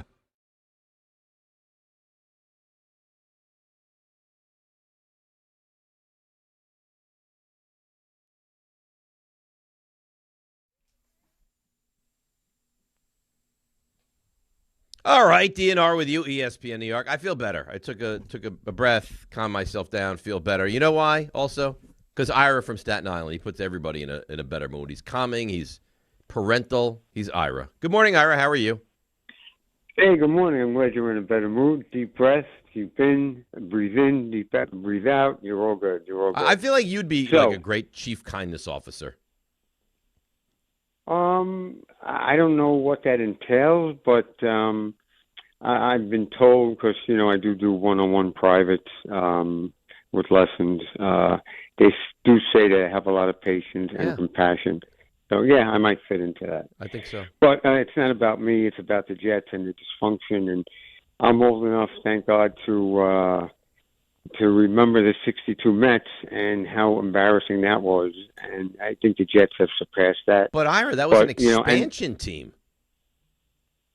Well, the Jets are worse than an expansion team right now. And I don't mean that as a joke or a shot. I'm telling it the way I see it.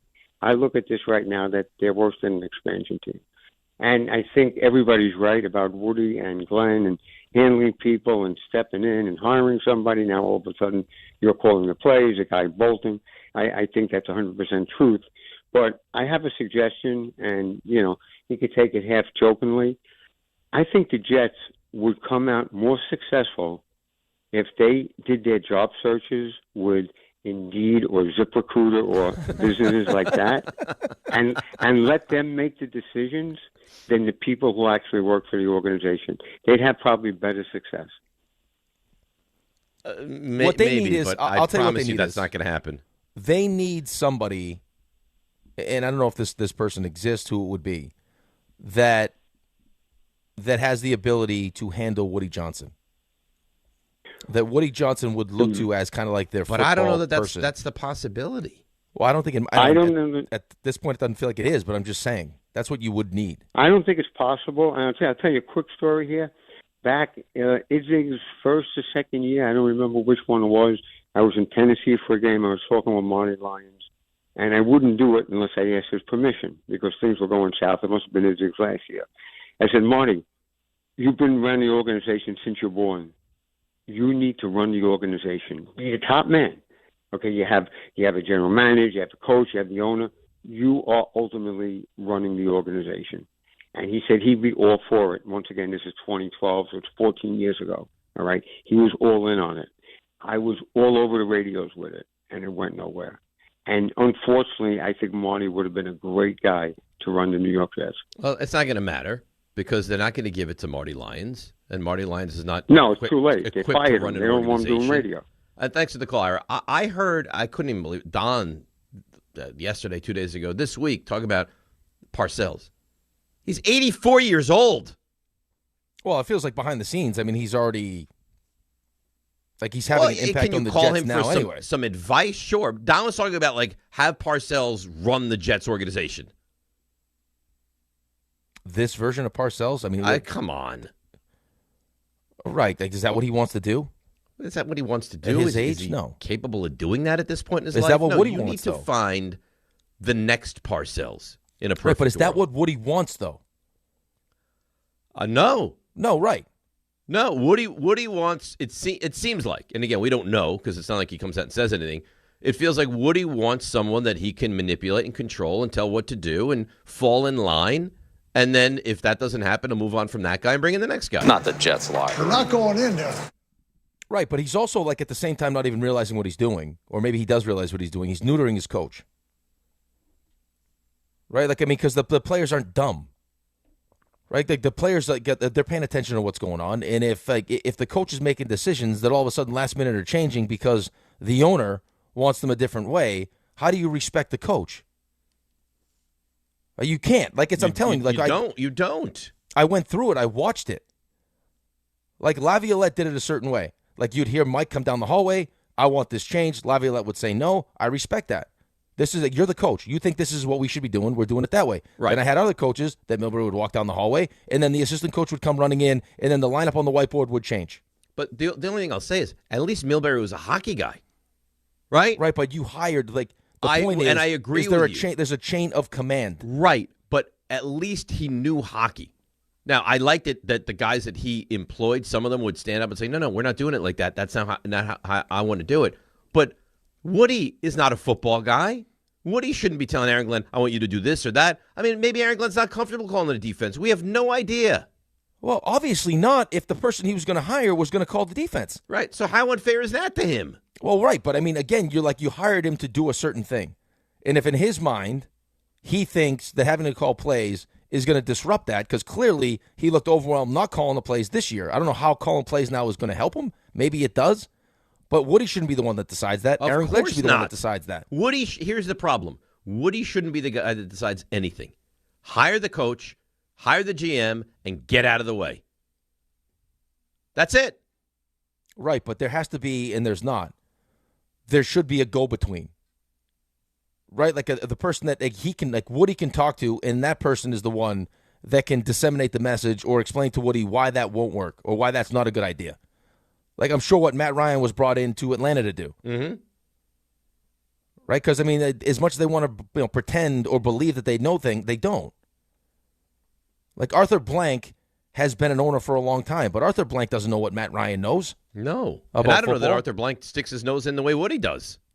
Like, listen, dude, I'm telling you, like, it's amazing that I'm having these conversations now just with, like, my personal experience. Like, and I love him to death. I love Charles to death. He was like a second father to me, but he would have certain ideas that he thought were good ideas that we'd have to tell him, like, just that's, in theory, sounds like a good idea. It's just not, it's not something that we can do.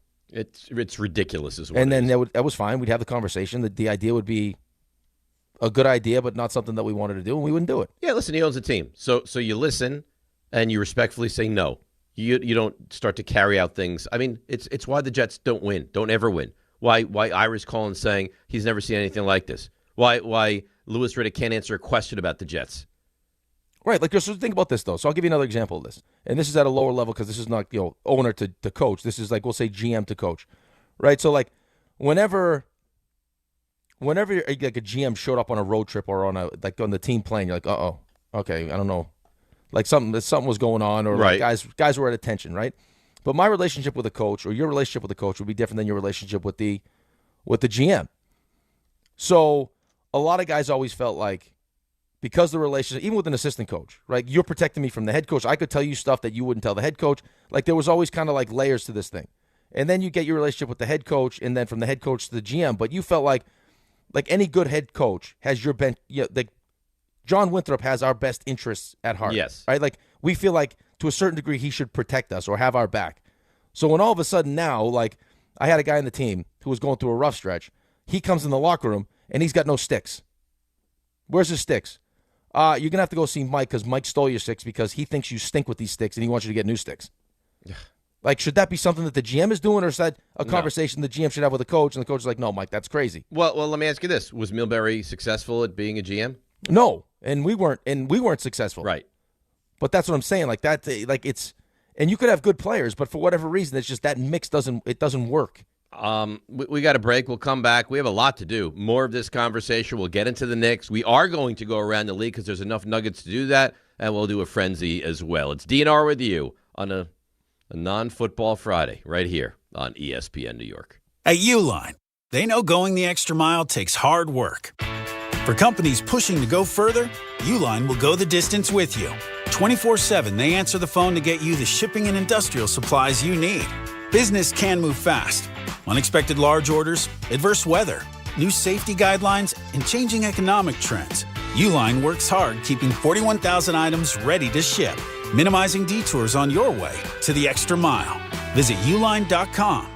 This is Rick Brunson, the assistant coach from the New York Knicks. I'll be driving to our games this season in style in my new Jeep Gladiator from Princeton Jeep. My friends at Princeton Jeep gave me all-star treatment, and you can expect the same thing. Just mention I sent you, and they'll treat you like family. Princeton Jeep has tons of inventory and great deals on new vehicles. Visit Princeton Jeep at 1045 State Road in Princeton, New Jersey, or online at PrincetonJeeps.com and tell them Rick Brunson sent you.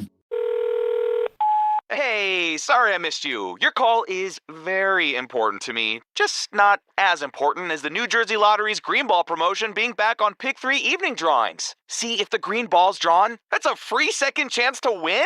So, yeah, you get it. It's only through February 1st, though, so try me after then?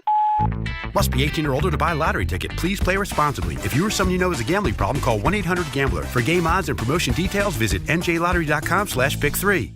Make cancer screening a part of your annual healthcare routine. New York Presbyterian offers a full range of cancer screenings, including lung, cervical, prostate, colorectal, breast, and more. Regular cancer screenings could save your life by detecting cancer at its earliest, most treatable stages. Screenings are available across New York City and Westchester. Learn more at nyp.org/cancer screening. Stay amazing. New York Presbyterian. Save more on the brands pros trust at Lowe's. Right now, get up to 35% off select major appliances and choose from our wide lineup of top brands. Plus, save $100 on a Little Giant 22-foot multi-position ladder, now just $189. Built for strength, flexibility, and job site versatility. Pros, these savings will only be here for a limited time. Lowe's, we help, you save. Valid through 1/30 while supplies last. Selection varies by location. See Lowe's.com for more details. If you love to travel, Capital One has a rewards credit card that's perfect for you. With the Capital One Venture X card, you earn unlimited double miles on everything you buy. Plus, you get premium benefits at a collection of luxury hotels when you book on Capital One Travel. And with Venture X, you get access to over 1,000 airport lounges worldwide. Open up a world of travel possibilities with the Capital One Venture X card. What's in your wallet? Terms apply. Lounge access is subject to change. See CapitalOne.com for details. From 30 for 30 Podcasts.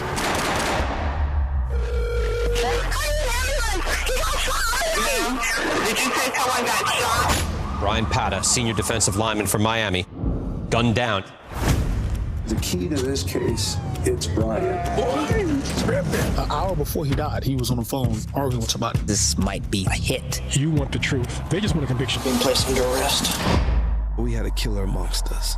Murder at the U, coming soon.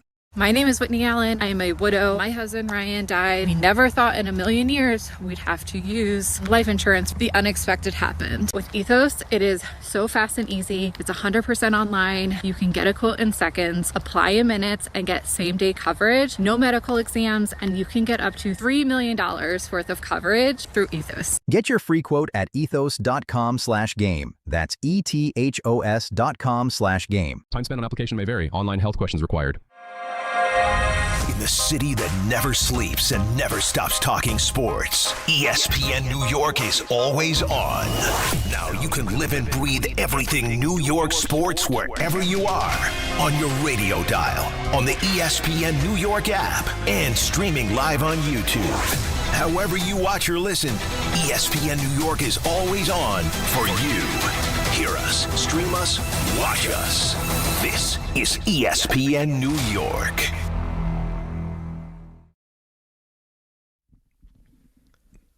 Rick, I don't even know if you know this. RJ just, without knowing, took a real shot at you.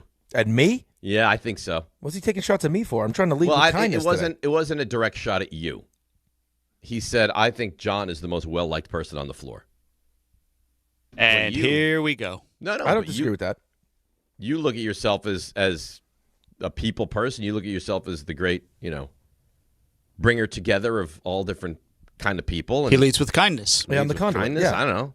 Right, but I think just in the landscape of the entire office, I think he's probably right. Rick's probably the most fun. Like perhaps the person people enjoy spending the most time with. But John, I mean, you can't throw the guy into a room without people. I think Rick is still recovering from what he said to that poor girl. Yeah, that was terrible. I think I've completely. I don't know about back from that. Then you outed the woman who's having an affair with the barista yesterday. I don't think it's an affair. I love how these things always escalate with you. Now it's a full-on affair with the barista. I think both people are single, so I think it's right. And the beauty of that relationship is that is not the Starbucks right by us, though. Well, and the second part of that, because actually I discovered who that was and dug into the story a little bit. It's a fascinating story, but two. Wait, you did some research for the show? Yeah. What's the story? Well, second thing. Well, did you do research or did you just stumble upon this? I'm not sure anything's actually happening. between this person and in my mind. Yeah. It's a torrid affair. And that's all that matters. Yes. Well, it's a very one-way relationship. I mean, there are coffees being distributed on the daily, but no interest going back the other way. Yeah, but for no charge. Yeah, the barista's just chipping away, hoping today's the day. I was trying to wear it. I respect that, though. It doesn't work that way, though. I will give away this product every day if I need to. It's not his product. I don't think his product is, whether it's his product or not, is the point, Dave. It's just trying to nudge in there with the free, here's a gift. And another gift. And another. And another gift. And another. Well, this person, I can't remember if Rick said this yesterday, they just show up to the Starbucks, and it's just ready to go now. Now, here's the question. Yeah. How nice is that? Do you think this person leaves a generous tip? They do. I actually asked that. You found that out? Yeah, they do. Well, that's good. So there's a little bit of like a back alley handshake going on here. Mm-hmm. Why do you have to call it that? That's exactly what it is. This is nefarious, is what Define it is. a back alley handshake. This is why. This is why. Listen. Does it involve actual hands? I mean, what kind of handshake are we talking about here? That's why it's in the alley. Who knows? That handshaking. You don't know. You don't need to know. That's the thing. Well, maybe she's sending the wrong message, though, by leaving the guy a tip. Well, maybe she should stop going there. If she was so turned off by this guy and the free coffees, she would stop going there. I don't think she's turned off. Apparently, a little piece of her wants all of this. No, I think because even with the tip she's leaving, she's coming out on top. Right, she's saving money. You're paying a couple bucks for a coffee that might be like $9. Yeah, but she's leading this poor guy on. Okay, but I'm saying, at what point does that stop? Well, that's what I asked. I go, at what point do you either agree to at least go on a date, or you just pull the plug on this altogether? And I think her quote was, "I worry about this every day." Okay, well, not enough to not do it. Oh no!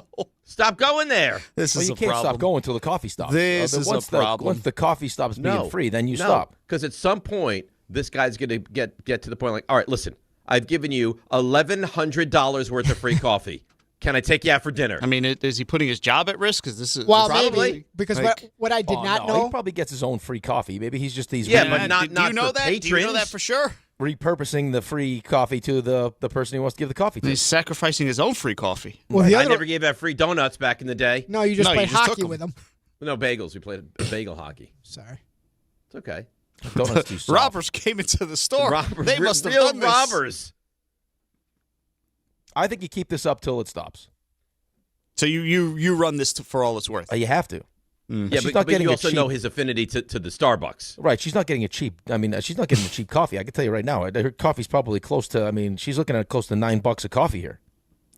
Is that how much they're going for? She's bilking this guy at $50 a week. Yeah, I mean, that's no way. Oh, that's bad. That's not good, Rick. I'll tell you right now what this coffee costs. My fancy little app right here. I don't know how she lives with herself. Well, I think she's fine. And she lives well caffeinated and happy. I very energetic because she's caffeinated. I think she's good. She doesn't seem troubled.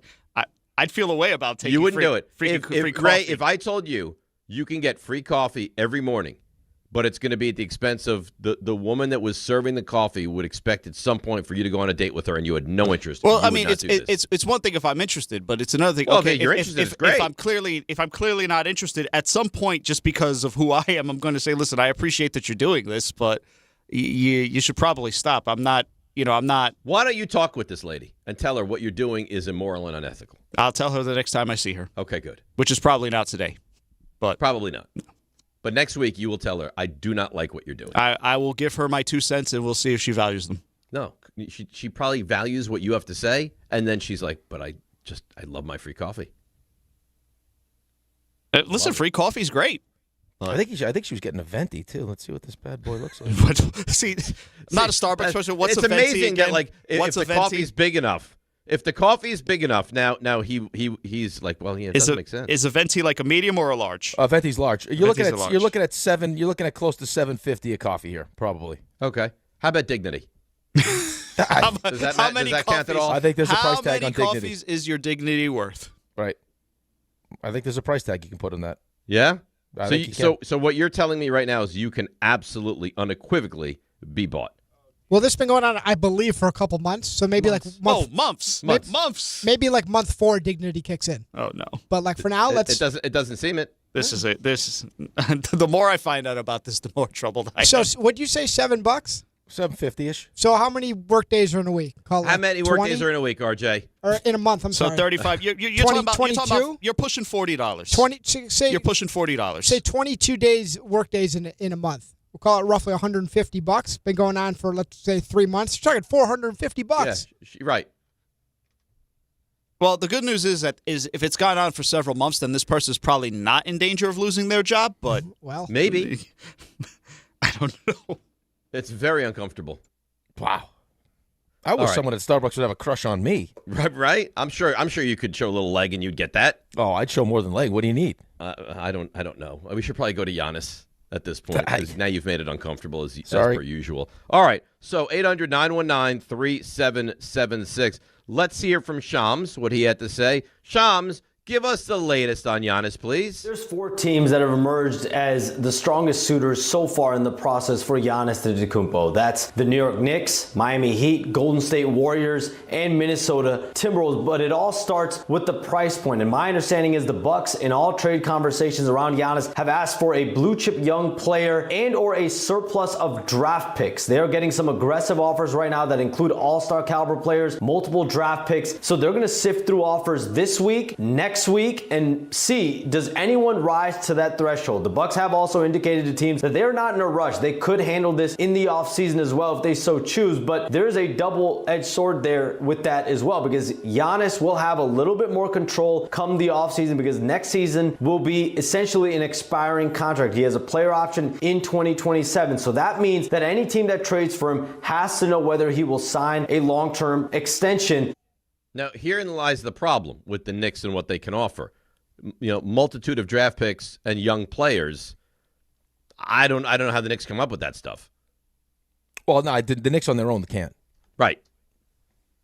And they'll get a better offer pick-wise in the offseason from the Knicks. It's still not elite, but better, yes. It's in Milwaukee's best interest to wait. Right? I mean, it's in our best interest. It's in Milwaukee's best interest to wait. Yeah. To get the best possible deal. Unless, but the more you hear and the more you read and the more you read between the tea leaves, you think it sounds like there's a very good chance he's going to be dealt by next Thursday. Okay, that's fine. I mean, but when push comes to shove from me, and I know he's won a championship, I'm just I'll put myself in Milwaukee's shoes. Like you can be upset. You can say whatever you want to say. You can try to push us to trade you. We're not going to trade you just to trade you. Right. If we think we can get a better offer this offseason, like if there's things we want and none of these teams, as aggressive as they're being, can give us exactly what we want, then we'll wait. Then we'll wait. Yeah, it makes perfect sense, but I don't know how strong he's going to be. We're saying, I want to be out of here now.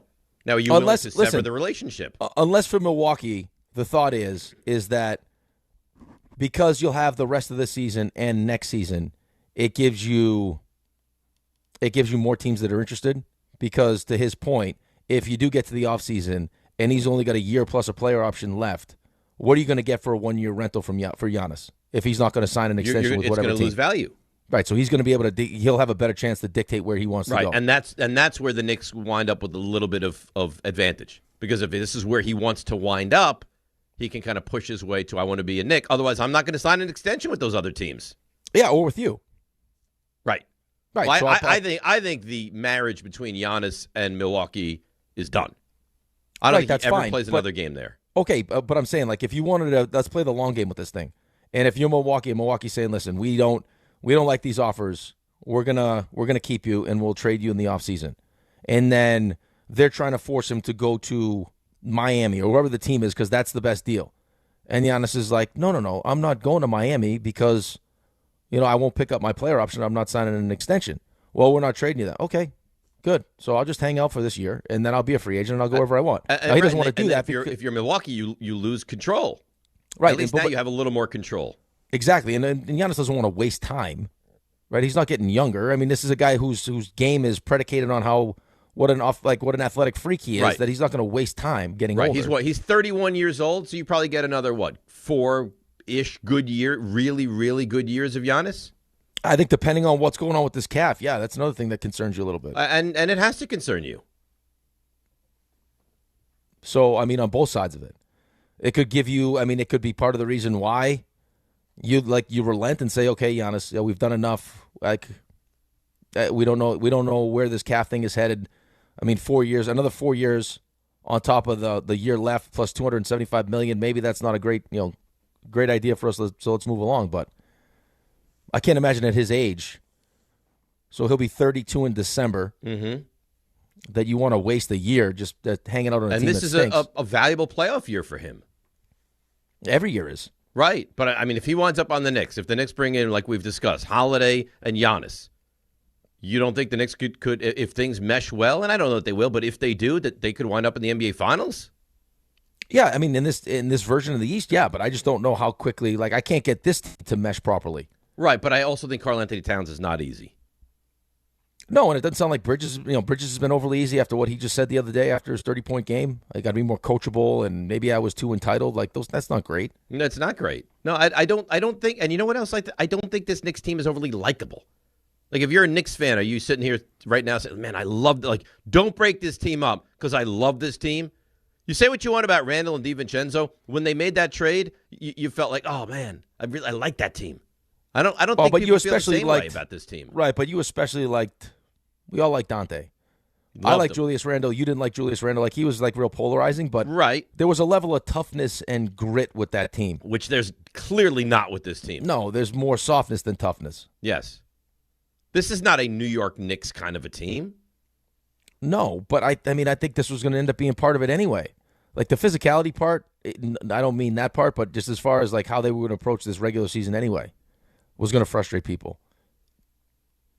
Because there wasn't going to be that level of importance. Like, I mean, I think teams like what we've seen in the past with the Tibbs teams, I think we're so well liked because I think at the end of the day for a lot of fans, and I know I feel this way about football, and you do also, which is why you get so frustrated with the Giants, is because you spend so much of your time and your emotion on the team. Like my Sunday, like your Sundays are completely dictated by what's going on with the Giants. Like not only that, like I spend so much time and effort thinking about it and discussing it all the time that when it is awful, it physically pains me. Right. So think about that though. So like I think what made those teams, the Tibbs teams, so attractive was like I'm going to take the next however many hours and dedicate them to watching you play. At the very least, give me the best you got. And that's what they did consistently. Every time, all 82, you turned them on, and you were going to get their best effort. And that's something that you could be proud of. But the players didn't like it. They didn't sign up for it. So much so that the owner had to get involved and move on from the guy that made them play like that. Right, most don't. Right, like that's just like most NBA teams don't. At that, once they get to that that level where they're competing for a championship, they load manage. They're trying to keep guys healthy. But, I mean, in the moment, it sucks because, like, you're excited to watch the game, and you're just hoping that the players are as excited as you are to play it. Well, clearly the Knicks have de-emphasized the regular season this year. Right. It's why I love hockey so much. Yeah. Like, guys, this is not something that the NHL players do. Like, I mean, you got to go, lose a tooth and be right back out. Like, it's different, the mentality. Right. 100%. Let's get to some of the calls. 800-919-3776. RJ's going to lead us on a tour around the league at about 8:10. And then 8:30, we're going to do a football frenzy. It's just like hitting me now that we don't have football this weekend. Are you watching what's going on right now? With Djokovic? You know what? How dare you? I'm just asking. Am I watching? I watch when I'm sitting next to you. I turn the other direction. I'm watching tennis. You think I'm watching now? Oh, baby. Djokovic looks like he's going to pass out. Yeah, but he's back. And he's down 2-1, but he's in up some a break, bizarro world, he broke Sinner to start the fourth and just held serve to go up 2-love. Holy moly! Maybe he's doing a little Kaiser Sose action. He's like, oh, I'm so tired. I don't know. He keeps motioning to his like trainers like to bring him special drinks and stuff. He's almost 39 years old. I get it. It's amazing. He is an amazing specimen, really. Shooter Stanford. Shooter, good morning. You're on ESPN New York. Morning, boys. Morning, companies. In regards to Starbucks, you guys know if you bring your cup back, if you get a regular coffee, they will fill it up for a free refill, by the way. Free refills? Yeah, but she's not Shooter. She's not getting any just like a free regular coffee. No. She's getting all the bells and whistles. No refills. That'll never get old. That'd be the first and last day of Ray as a barista. Yeah. Excuse me. Can I have a refill, please? Sorry. Yeah, somehow I think I ended up in the right line of work if barista was the other option. No free refills. Sorry. Go ahead, Shooter. All right, in regards to the Knicks, I think Antetokounmpo is a proven winner. He's a Hall of Famer. I mean, we want him. You have to get him if you can, even if the chemistry is there or not. And if we wait to the end of the season, another benefit to that is, right, we see how this team works again, right? They might get their crap together and look pretty damn good and maybe go on a run. They might not. It might be easier for the Knicks to make a decision wait to the end of the year. But also, Pat Riley worries me, right? He gets things done. He's another proven winner, and he'll make it happen. And I don't want to lose this chance at a Hall of Famer. So let's go Knicks, baby. Yeah, I would say most Knicks fans want to figure out a way to go get him now and not wait till the offseason. Well, but I think a lot of that is just the fear of losing out. Like yeah, if you think he's going to get traded, you would assume is going to go to a place that he would potentially extend. You know what I mean? Like he's not going to. What did Sham say? What are the four? It's Miami, the Knicks, Minnesota, and where? Golden State. Golden State. You got to recognize, though, too, for him, he's trying to win a championship. Like the reason why he's leaving Milwaukee is because he doesn't feel like they're good enough. So, like, what do these teams have to give up to get him? Well, Golden State's not winning a championship. By the time I get there, what's left? Right. And Minnesota, as good as they are in that conference, are they winning a championship? Maybe they are. That's two good pieces to start with. Though. Real good pieces. But what are you going to have to trade for him? If the Knicks have to trade Towns for him, if you go from Towns to Giannis, you are a better basketball team. Yeah, agreed. But now, how does Giannis fit with Mitch? Like, I mean, there's still things you got to figure out. Oh, you know what? I'll figure those out on the fly. I know, like you're all in. I get it. If I could do that trade, yes. Are you but not? Of course, but that's because the money matches. But now it's not gonna. That's not be that simple though, because they want. We don't have the kind of picks that they're looking for. If it's going to be Towns, it's going to have to be Towns plus more. All right, so can I trade Holiday for Bridges, and then they give something over to?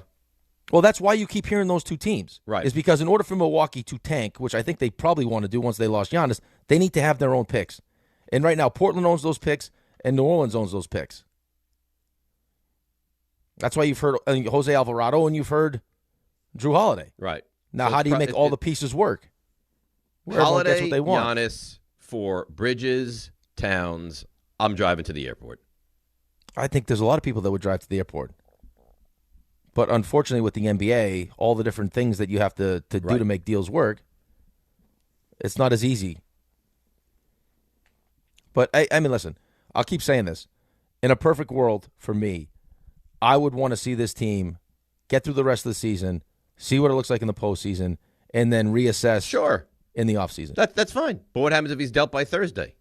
Well, then, but that's, again, we don't live in a perfect world. So if that's the thought, if I'm Leon Rose and there's a real chance this guy's going to get traded to a team that he's potentially going to want to stay with, which I imagine is the whole goal here for him in the first place. Right. It's not. I can't imagine they're going to trade him to a team and he's going to be miserable about that deal. I wouldn't. Right, and then he's going to turn around next year and say, "What? I'm not going to sign an extension, so I'm going to move to another team after that." So, yeah, you don't want to miss out on this because this is really like before you made the Towns deal. This is the deal that you wanted to make anyway. This is the deal that everyone had circled on their calendar. That's right. Game Time brought to you by Tullamore Dew Irish Whiskey. When it's game time, it's Tully time. 7:30 tonight. Knicks host the, interestingly enough, Blazers at the Garden. 9:30 Nets visit the Jazz in Utah. And that's Game Time brought to you by Tullamore Dew, the original triple distilled, triple blended, and triple cask matured Irish whiskey. Be sure to grab a Tullamore Dew or try the new Tullamore Dew Honey during today's action. Glasses up to enjoying Tullamore Dew responsibly. 800-919-3776. Let's go back to the phones. Let's go to Dave in Westchester. Dave, good morning. How are you? Good morning. How are you? Great. You touched on something that I've been telling people all along. I mean, I'm 63. I've been around since the Roman Road trade back in '71, and I like the Knicks. I love them. I want them to win. I really don't like the players on the team. It sounds weird, but like I liked Gerald Wilkins. I liked Mark Jackson. Obviously, I like Ewing. I liked DiVincenzo. I liked what the heck the lefty guy's name? Randall. I like those players. I don't really like the players on the team. I'm just being honest with you. Well, but if you didn't love the players on the team, and you thought you had a real chance at an NBA championship, you'd be able to deal with it. I'm being honest with you. I mean, I could be wrong. Anybody could be wrong. It doesn't matter who you talk to. Bad Bug Russo, this guy, that guy. I don't believe the Knicks have a chance to. I mean, they have an okay chance. They're not going to win the championship if they stay pat right now. What you need to happen is one thing. You need a little birdie to go and talk to Giannis. Everybody does it. Come on, let's admit it. Okay, all Giannis has to do is come out and say, I only want to go to the Knicks. If you trade me to another team, I'm staying there for 1 year and I'm leaving. And that's the end of the story. Give Bridges and give Cat and get this guy Giannis right now. We're not waiting till next year. I don't want to wait till next year. No Knicks fan wants to wait till next year.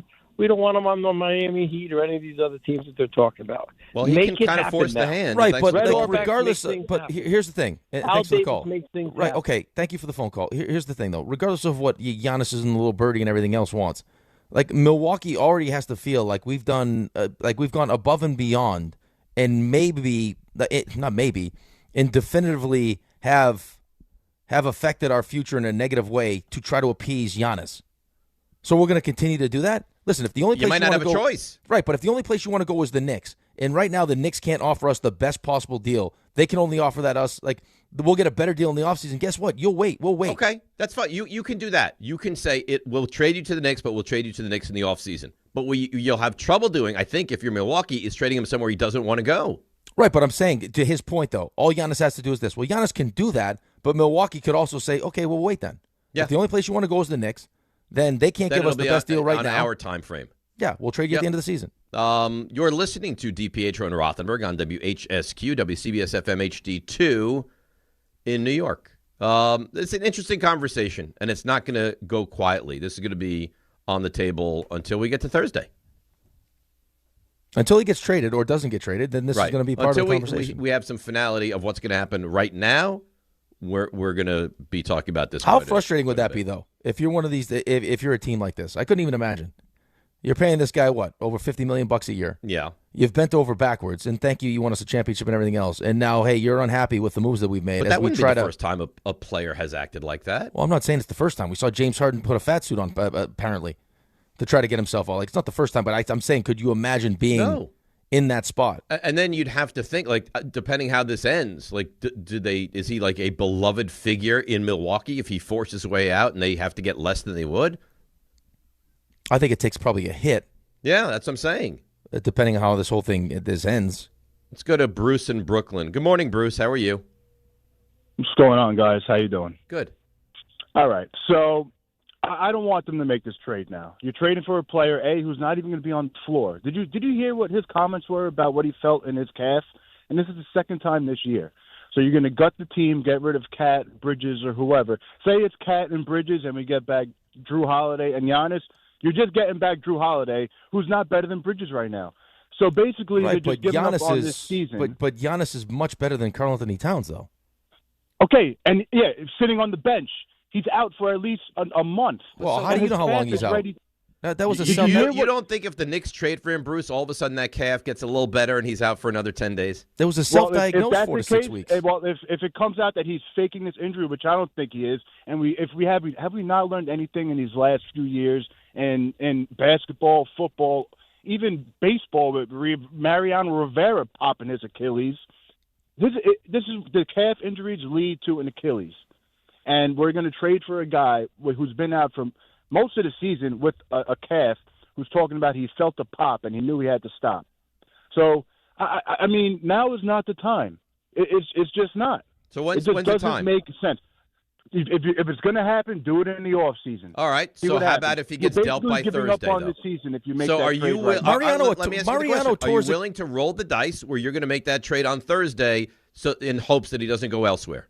Or you're just going to say, if I'm making the trade, it's going to be in the summer, and that's it. What else have you learned in the NBA? These players end up going where they want to go all the time. They have all the power. And just like the previous caller said, it'll be no secret if that's the only place, if the Knicks is going to be the only place where he's going to sign an extension, that's going to be known, and teams are going to stay away from him because that'll be, it's just going to be a waste for them.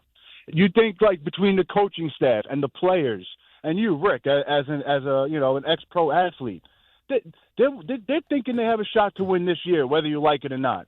And fans, anything could happen. You're just giving up on the season right now. But here's the thing, though. But here's the thing. I don't disagree with you. As players, yeah, I mean, I'm sure the players in that locker room think they have enough to win it, but that's not who's making the decision ultimately. But you'll be trading for a player that's not going to be. He's going to be in street clothes. You don't know how long. Okay, two things. What did he say? How are we so definitive that he's going to miss the rest of the season? In street 1 second. 1 second. He said 4 to 6 weeks. Can you stop talking for 1 second, please, so we can have a conversation? Okay, that was a self-diagnosed 4 to 6 weeks when it happened. That was before any testing or anything was done. Second thing, Mariano Rivera tore his Achilles in the old-timers game. So I don't think I would use Mariano Rivera as a good... I know. I just do that. Like he tore his ACL was as a player shagging fly balls. So I listen. I don't disagree with like the whole like how scared I would be that calf leads to Achilles because we've seen it too many times already. It happened with Aaron. It happened with Durant. It happened. I mean, the list is a long list. Yes, it happened last year against the Knicks. With Halliburton. He had the calf injury, and just like that, that was it. Done. And now, God forbid, say he does get on the court, and God forbid, this is what happens, which it's a very strong possibility. Where are the Knicks next season? Right. Here's my other problem with this whole thing is that if Giannis really wanted to have this happen, instead of having like trying to get the best of both worlds, where I don't want to be a bad guy, but I want to let this play out, and if we're not good enough, then we can reassess it. It could have been done already. Like this deal could have been done during the summer if he really wanted to push his way out. It could have, but I thought he wanted to give Milwaukee one more chance. Let's see where we are. Right. But he deep down inside he knew what it was. He wasn't happy. He knew the team wasn't a championship caliber team. He just didn't want to. He didn't want to be a bad guy. Well, I don't know why he's so concerned about being this conquering hero. He gave them a championship. Because They're that's not his good home. anymore. Because that's his home. He'll always be a Milwaukee Buck, and he didn't want to screw that up. And at the same time, now he's booing the fans. Right, is screwing it up. I mean, what do you think is happening as we speak? But you can't go back. They should have probably come to a decision this past summer. They didn't. And we also, you know what? I don't know that we would have been as receptive to that trade this past summer. I think that Karl-Anthony Towns, but you have to agree that Karl-Anthony Towns has gone down quite a bit during this season. Well, apparently some of this is because his name was being floated around during the offseason in the trade. Oh, boo-hoo. Yeah, I'm with you. I mean, come on. I don't see a lot of people that if a healthy Giannis forced his way out in the summer and we traded from would have been upset about it. No, but I just think that it's easier to swallow that pill now knowing what Karl-Anthony Towns is. Right, but you're also making this much more difficult. Now we're talking about taking on Drew Holiday in that contract. We're also talking about Giannis dealing with the calf. Yeah. So it's also lost some of its luster. Yeah, the calf concerns me. The calf scares me. Like the Drew Holiday contract stinks. It's not a good deal. No. But, I mean, you're going to have to bite that bullet if you have to bite that bullet. Like, I mean, you're going to owe Drew Holiday 30, almost 5 next year, and he's got a player option at 37 years old for $37 million. Right.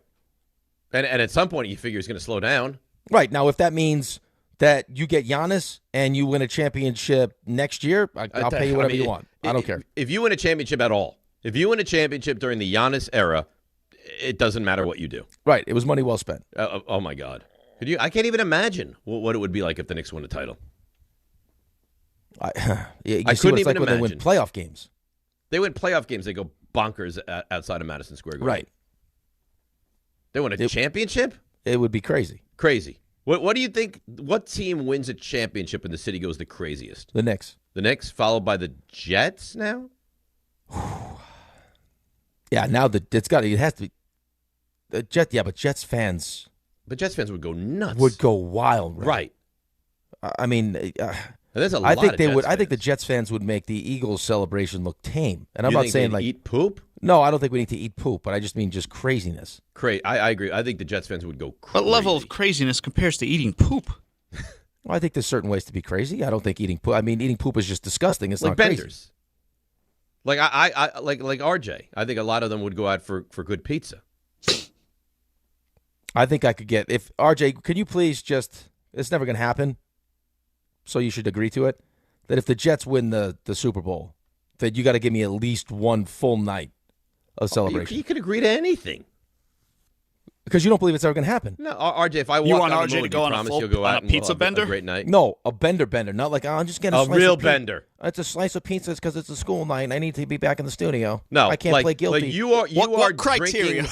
What You criteria? are drinking scotch at 3:00 in the morning. You finish. This and is you go, what I'm looking I for. got to go to work. This That's is what what I I'm want. looking for. I don't think you can drink scotch at 3 a.m. and then show up to work. That's Right, not here's I the mean, beauty. you can. Right, You but you guys are can. missing. Okay, you guys, this is the problem with you guys. You guys are so short-sighted. You guys are so RJ-sided. You guys aren't seeing the bigger picture here. You're such a bad guy. I'm not a bad guy. I'm a great guy. What happens if we make this agreement, this pact? This is why John surpassed you in the office. You shut your mouth. We make this pact. And that's why. A show pact that Dave's giving me the night, RJ's giving me the night, and Raymond's giving me the night. You know what the beauty of this night is? Is we won't have to go to work the next day. Of course we will. No, we won't. Because guess who else is going to be part of this celebration? John would be part of it? Are you out of your mind? John's going to be. We'll have to go find John. John will not be allowed. What are you talking about? You think if the Jets win the Super Bowl and we go out in a crazed stupor that John's going to say, all right, guys, take tomorrow off? You're insane. No, your I'm not logic, your logic okay, hold on. is, your I'm logic not is saying crazy John here. will say take the day off. I'm saying we show up at 7:30 for the show. It doesn't matter. John doesn't care. He cares. No, he won't. Not enough to do anything about it. He's going to be so happy that the Jets won. We could do whatever I could do the show butt naked.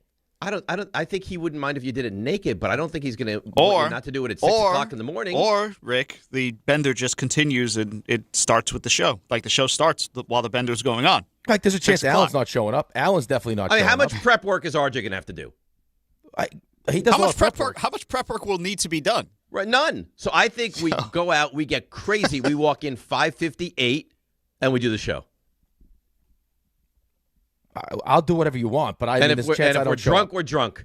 There's a chance I get lost in the night. That happens. It could happen. And if that happens, you know what? You're going to have to live with it. I'll be back on Tuesday to talk about it. It would be a wild scene. So do you think Jets would be crazier than the Knicks? I think with all the pent up frustration. The only issue I think here is that of every 100 New York NBA fans, 98 are Knicks fans. Oh, no, I'm not saying, no, you didn't, don't do that. I said Knicks would be one. You said who's after the Knicks. Oh, so you're okay. I thought you were saying Jets would be one. No, Knicks is one. Knicks would be one. Yeah, Knicks is one. Okay. And then I think it's probably Jets just because of it's just all like how long it's been I and agree with everything that. else. I think Jets fans would go nuts. Could go crazy. And that's what the Jets fan would want. They don't need me there to talk about it at 6 a.m. They just need me to be a part of the celebration. No, they want you right off the bat. No, people want you every day at 6 o'clock. They're not going to be. What Jet fan in his right mind or her right mind is going to be up at 6 a.m. They to listen won't to have the gone radio? to sleep. Yeah, yet. they'll still They're be gonna up. stay. They're going to stay. When the Right, Rangers so I'll won do the a cup, show. I didn't sleep for you know what? 48 How about hours. this? I'll do the show live from whatever place we're at. Okay. Jail. Fine. I'll bring They the can get a Comrex Comrex right in there. I'll bring it right in there. How great would That's that right. be? Peter did a show from a cab. I mean, what's come on. Peter's doing shows from Saudi Arabia right now. Yeah, what are we talking We can about? do a show from prison. Yeah, big. We're live from prison. Big wrestling event. How much Listen, people would if like that? If Johnny Cash could do it, why can't we do it? People Did a would whole love album it. from a prison. People would love it. I think John would be on board. I think there's a chance. I get Don from Winthrop would be involved. I mean, it'd be a party like you've never seen before. It really would be. And RJ would probably put toppings on that pizza. Oh, boy. He'd get Go that nuts. wild. Oh, RJ, would you? Oh. Would you put like maybe even Toppings some galore. pepperoni? Yeah, maybe some hot honey. Like we'd go nuts. You really would? You blot the pizza or would you take all the oil in? Oh, all of it. Oh, right. That's nice. That's I saw people actually blot the pizza. You never seen that? I've seen it. I just couldn't like. Do you really making that much of a difference? I'm not. Dave's a pizza I've done blotter. that. Yeah, I don't think it's crazy. Rick, you've never blotted your pizza? It doesn't make a lot of sense to me. Have I so. ever thought about it? No, I oily? don't. I don't think it's I oily. have. It's oily. You know. Like, right, but there's sometimes you get like a slice of pizza that's just it's too much. Yeah, I don't think there's anything wrong with blotting the pizza. I'm not saying there's anything wrong with it. It's just like I always saw it as something that's like okay. Eating pizza with a fork is a bigger pet peeve of mine than eating. Than blotting. Agreed. You can't eat pizza with a knife and a fork. You've seen people do it though. That's terrible. I can't do it. I think you're going after your guy Greeny. I think he's. I think that's exactly what buffalo he's going wings at. with a fork. Doesn't he eat a candy bar with a fork? What? Yeah. He doesn't like getting his hands dirty. Yeah. How do you eat a candy bar with a fork? How's that even? What do you mean? What do you mean? You cut it up, right? Yeah. No, but I mean, Right. that. How do you eat anything with a fork? That seems like a lot of effort. Right, but if you're a person that doesn't want your hands dirty, dirty, or believes that the hands are just naturally dirty from all the stuff that you touch, That's you a want to use deep-seated. That is you a deep-seated could wash problem. your hands and then eat, but It's a neuroses, though. It's not like he freely admits it. It's right. Like it's He's got some real deep-seated issues, and Right. and that's one of them. Fine. RJ? Some of us aren't that concerned with what goes in our mouth. Oh, yes, Dave. Sure. RJ? Yeah. RJ? Hi. How you doing? Good. Where were we here? Around the league? Right. Are you ready to take us around the league? For the love of God, please. Let's go. It's time to go around the league. Oh, yeah. And time for Around the League brought to you by Boost Mobile. I have an uplifting... Sing D'Agostino. This isn't his time. I forgot to grab that from yesterday. You put pineapple on your pizza? I gotta take care of it. No. I have an uplifting stat that applies to the both of you. Oh, Perhaps will it uplift you? Perhaps one more. Why are you being so mean? That's not nice. He doesn't feel like he's in a great mood today. He's talking. I mean, he was negative not the about way your you're weather treating stuff. him. I want the best version. Well, unfortunately, this stat probably will uplift Dave more than you. This is here we go. more of a hollow stat, but it technically does apply to Jets fans. This is the fourth time since 2001 that a Super Bowl's happening with the head coaches on both teams in their first or second year with that team. Hope lives for both. That's right. So, well, he's very much alive because Aaron Glenn will only be going into year 2. Yeah. And we see the success and progress he made in year 1, and I see. And you had to go. And you had to go do that. What do you mean? And you have to go do that. You're not a good person. I'm stating the facts. You're not a good person. I mean, fourth time out of 60, though. So maybe is it's hope. the Giants next year. It is hope, but maybe it's the Giants next year. You keep saying maybe like you don't believe it's going to be the Giants. He believes in the Super Bowl. No, I don't believe it's going to be the Giants in the Super Bowl. You're not going to let yourself go, at least not yet. He will. Speaking of the Giants, Oh, I will. We start out 3-1. Look out. our buddy Jordan Ronan, he was on this a month ago, started to pick up a lot more steam. Charlie Weiss Jr.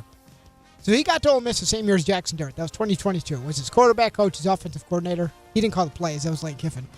But the two of them are obviously very close. And his name now with Todd, don't call him Monken, off the board, off to Cleveland. Dave, is this now your primary target? My only hesitation would be, I know that Dart is behind the scenes, like really wants this and would be happy with this. Is there a relationship between Harbaugh and Weiss Jr.? Because it feels like Harbaugh wants to bring in his own guys, unless when they talk, he blows them away.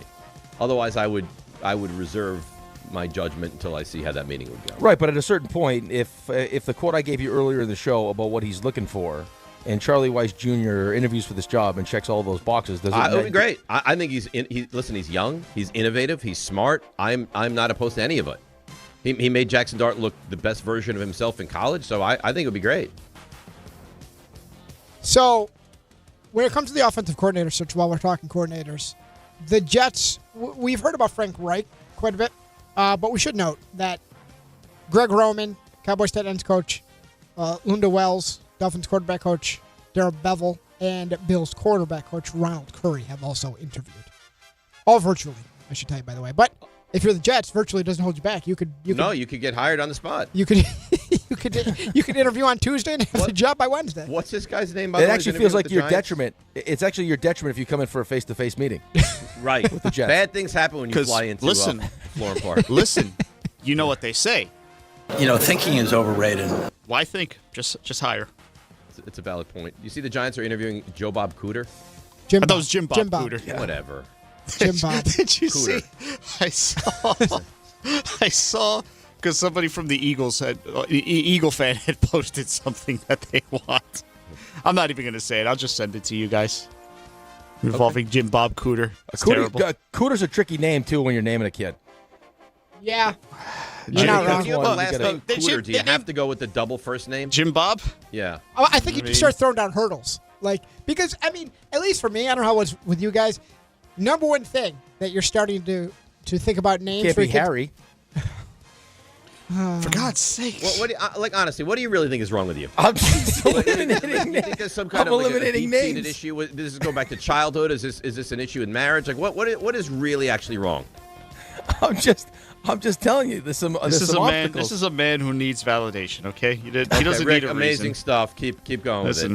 It's very creative. It's creative. You're brilliant with your wittiness. Anyways, and your innuendo. You deserve all the credit for all things. Somebody My son Harry Cooter. Oh my God! Well, why? we just went through all of it. At some point, this will end, and it'll have been fun. It'll end badly. Yeah, it feels like it. This is my daughter Anita. Got any more? You got any more? RJ, if you don't move on, it's never going to stop. He's going to come up with every name in the book. Oh, God. Please. John Gruden. His name was floating around social media. Did the Jets reach out to him to join their staff? Oh, boy, Did they I'll not? tell you what, man. This was on WDAE. Well, there's a lot of reports we're not going to get into. As you know, there's a lot of stupid rumors out there. Some of these reports are ridiculous. Let's just say that there was never anything from the Jets, and I wish them well in their search for a new offensive coordinator. There you go. Wow. Shoots that right down, huh? Yep. That's not only did they not, it's like, oh, hey, I heard, I don't know if it's true, I heard that Jenny down the street has a thing for you. Well, got to tell you, we never talked. I wish her well. Don't come down here. Yeah. You are not welcome in my area. Jets, if you did have any idea, don't call. I wish you well. Robert Saleh, he used to be involved with the Jets. He was introduced as the head coach of the Tennessee Titans. And the picture of his family by the plate. His growing family by the day. And he and his 8 kids and his wife were there. And Robert, what did you learn from your time as head coach of the New York Jets? There's no handbook to a first time at anything you do, you know? And what I would say, the proper question would be, what didn't I learn? There's so much to gain from any time you're in the chair as a head coach, and there's so many learning experiences that I had. So I can sit here and talk to you for the next 4 hours about all those different things, but I can assure you that there was tremendous growth through the opportunity that I had with the Jets, and through that growth, I think I'm more prepared now than I've ever been to attack this position. Should you need to talk about it for 4 hours? That feels like, hey, I can tell you what really went down. Yeah, it wasn't good. But I'm not going to do that. I'm optimistic about the New York connection, he and Dable, and what they got going on there. Did I see a quote from him? He said that he felt like he was just the red flag and timeout guy. Yeah. Yes, that's right. Aaron Glenn. That's a message. No, he's not now. He's calling defense. That's what I mean. With the Duke. With the Duke. The Duke. Eagles, their offensive coordinator job was open for a very long time, but they have hired Packers quarterback coach Sean Mannion as their new offensive coordinator. This took a long time to fill. Brian Daboll, who we just talked about, who's the OC in Tennessee, reportedly turned this job down. Apparently they got to double-digit candidates to interview before they could either find the person they wanted or someone to actually take the job. But my question is Howie behind this hire, or is Nick Sirianni behind this hire?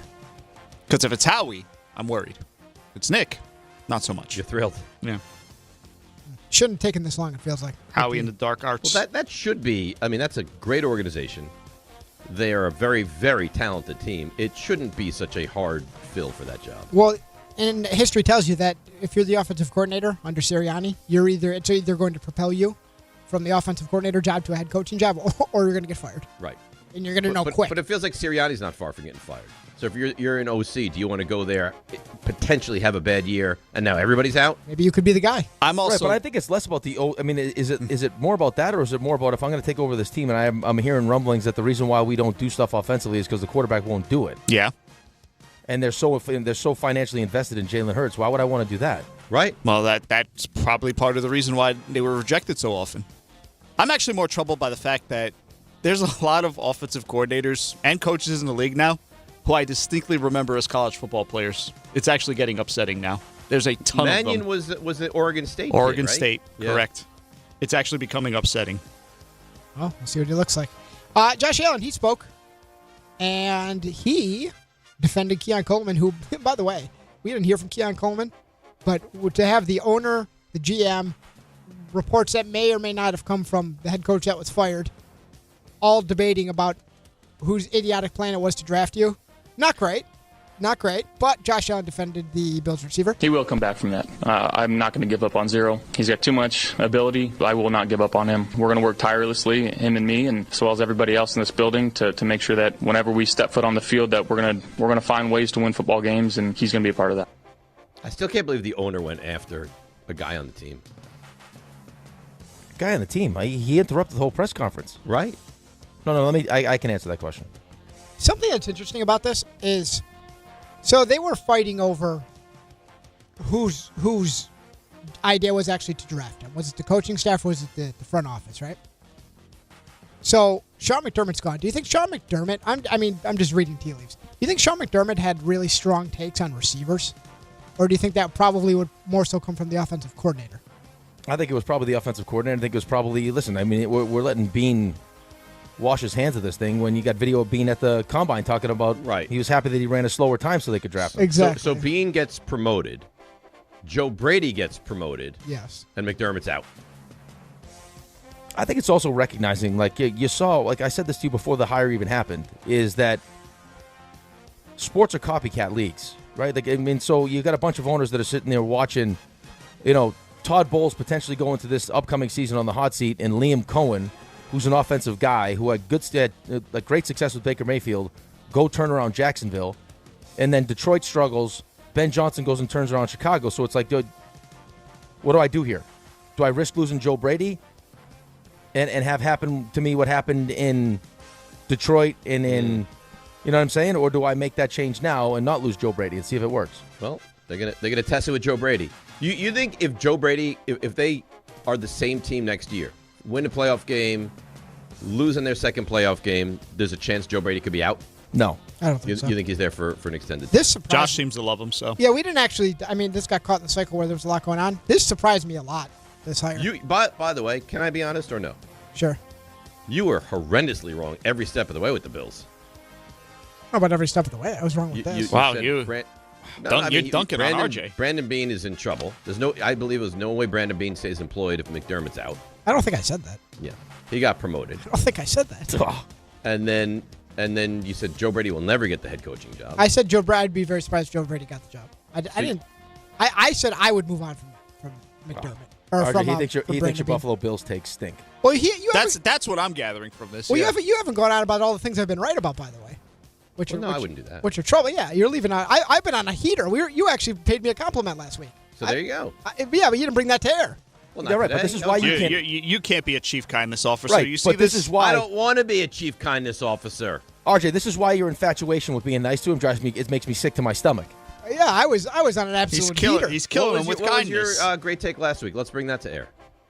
Which one? I don't know which There's one. so many I of don't them. remember. Listen, I'll compile a list and I'll bring you back up to speed during the next break. You know what? Write me an essay. We're gonna start writing. Do we still have the diary, Rick, of takes? Yeah, of his hot takes. He doesn't have hot takes anymore because his Paris Campbell takes stunk. And finally, just because we got to move on, Vahe Gregorian is the Kansas City writer. Well said. Who made public that he did not vote for Bill Belichick. So he's one of the at least 11 writers. And I saw a second one came out that admitted he didn't. So Gregorian is the one who... Did you see Polian was confirmed that he did vote for him? Yeah. Gregorian writes for I believe the Kansas City Star, wrote an article on this. And I think we talked about this yesterday. And he was on ESPN Radio. And he talked about why he did not vote for Bill. I know what happens to the senior candidates if they don't get in. They go back into what voters have long called the abyss, where you're back there with another 50 or 60 at least people who have either been all decade or have been stars of the past that didn't get in their time but are certainly deserving. My thought process was, I don't want to see that happen to these three. I felt that was, to me, the most conscientious vote. I obviously recognize that Bill Belichick really is the most qualified of this group, but I also think his ascension to the Hall is imminent. Frankly, I didn't expect that he wouldn't get in this time. All voters, I think, were shocked just to see the result. None of us knew it until that ESPN report came out. It's a well thought out response, but it's nonsensical. I expected him to get in, and I just Peter assumed King he actually would, said so I didn't vote for him. Peter King actually said he did this before, and he said he felt guilty about it, and he regrets doing it. Yeah, yes. Because I mean, when you're tasked with this responsibility, it's you need to. No one cares about you being conscientious. They care about you voting for the most deserving people at that time. And you just told me that you think of all the candidates, Bill Belichick was the most deserving. Right, but just assumed everyone else would take care of him getting in. Could you imagine how diabolical it would have been if Polian the entire time was like, you know what we should do? We should punish Bill for Spygate. And then he still he voted him in. Hoping but that might have happened. Because it looks like he did vote for him. No, I'm not going to be the guy, but you guys do it. Well, somebody also said, I forget who, it might have been Orlovsky, said, he was just having a senior moment. Oh. Well, if he's just having a senior moment, then maybe he shouldn't be involved in the committee. Yeah. That's not great. By the way, before I read the outro, I have a mini synopsis of things I was correct about. By the way, a synopsis. Nice. I said I would fire Bean. I didn't say he would not, and I still stand by that. I don't know how he kept his job. I was wrong about. He got a promotion. Yeah, I was wrong about it. I mean, that's what I would have done. I didn't say it was going to happen. I wasn't reporting.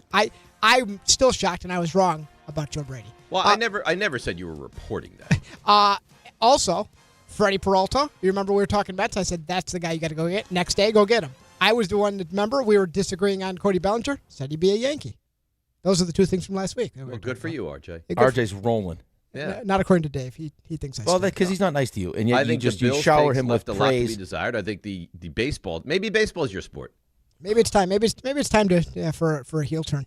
That's On the League. Brought to you by Boost Mobile. Don't overpay. Get unlimited talk, text, and data for $25 a month. Forever, for life, for real. Switch now at boostmobile.com. After 30 gigabytes, you may experience slower speeds. That's well done. Rick Reed.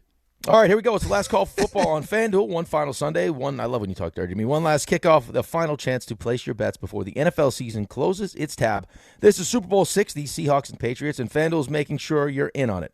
If you're a new customer, all you have to do is bet $5, and you'll get $200 in bonus bets if you win. So whether you're backing the favorite, riding with the underdog, or building one last same-game parlay, make it count, because after the Super Bowl, the season's over, and football is officially done. Last call for football on FanDuel, an official sportsbook partner of Super Bowl 60. Visit FanDuel.com/local to get started. Must be 21 and older and physically present in New York. First online real money wager only. $5 first deposit required. Bonus issued as non-withdrawable bonus bets that expire 7 days after receipt. Restrictions do apply. See terms at sportsbook.fanduel.com. For help with a gambling problem, call 1-877-8-HOPE-NY or text HOPE-NY at 467369. All right, let's frenzy up here. 800-919-3776. I'm told this is what the people want. So if this is what you want, line them up. 800-919-3776 on Twitter at Rothenberg ESPN. In the YouTube chat, Ray will monitor that. 800-919-3776. Frenzy next. ESPN, New York. Let's see what's happening on those roads. Here's Debbie Duhame. Hi, Dave. Hi, Rick. Oh, it's bonkers out here on the roads. We've got major issues on the New Jersey Turnpike. Northbound truck lanes closed by exit 14 in Newark. It's a jackknifed tractor trailer. Troubles on the FDR Drive southbound down through the 70s. A car fire. 2 lanes blocked. Over on the Sawmill South at Palmer Road in Yonkers, an overturned SUV. And the Seaford Oyster Bay northbound getting up through Plainview. It's a collision sponsored by Positive Coaching Alliance. If you have questions about youth or high school sports, Positive Coaching Alliance can help. PCA develops better athletes and better people through youth and high school sports. Info at positivecoach.org. I'm Debbie Duhame on 880 ESPN New York.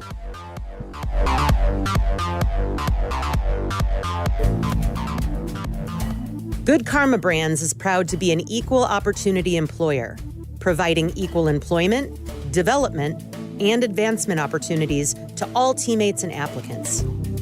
To learn more about careers with us, please send an email to talentacquisition@goodkarmabrands.com. That's talentacquisition@goodkarmabrands.com. At City Harvest, we believe no New Yorker has to go hungry. With your help, we're on the road 365 days a year, rescuing over 77 million pounds of nutritious food and delivering it free to millions of New Yorkers, transforming surplus food into sustenance, sustainability, and smiles, rallying thousands of New Yorkers to power a network of nourishment across our city. One day, one meal, and one New Yorker at a time. That's how we feed good. Donate at cityharvest.org. This is Rick Brunson, the assistant coach from the New York Knicks. I'll be driving to our games this season in style in my new Jeep Gladiator from Princeton Jeep. My friends at Princeton Jeep gave me all-star treatment, and you can expect the same thing. Just mention I sent you, and they'll treat you like family. Princeton Jeep has tons of inventory and great deals on new vehicles. Visit Princeton Jeep at 1045 State Road in Princeton, New Jersey, or online at PrincetonJeeps.com and tell them Rick Brunson sent you. More people trust their hearts to New York Presbyterian than any other hospital in New York. It's because New York Presbyterian has the most experienced cardiovascular doctors, treating a full range of heart conditions, from heart failure to valve repair, with the most advanced treatments. Find a doctor at nyp.org/heart. New York Presbyterian. New York Presbyterian Hospital, based on U.S. News & World Report 2025 to 2026 cardiology, heart, and vascular surgery rankings. Presented by Robinhood. He crosses, spins, pulls up. With Robinhood Prediction Markets, buy or sell your predictions all game long. No house odds, just you versus the market. Put your sports IQ to work. Trade every shot, block, steal, run, and moment that shifts the game. With Robinhood Prediction Markets, trade every play. Visit Robinhood.com/predict to start trading. Futures and cleared swaps trading involves significant risk and is not appropriate for everyone. Event contracts are offered by Robinhood Derivatives LLC, a registered futures commission merchant and swap firm. If you've been injured on a construction site, then you need a lawyer who knows New York's unique labor laws. At the Parisman Firm, they have decades of experience handling construction accident cases and a proven track record of delivering huge results. Their team has already recovered nearly $1 billion for hardworking New Yorkers. From scaffold accidents to slip and falls and equipment failures, they've got your back. Call the Parisman Firm now at 718-WORKERS. That's right, 718-WORKERS, because your case is their cause. Get the justice you deserve today.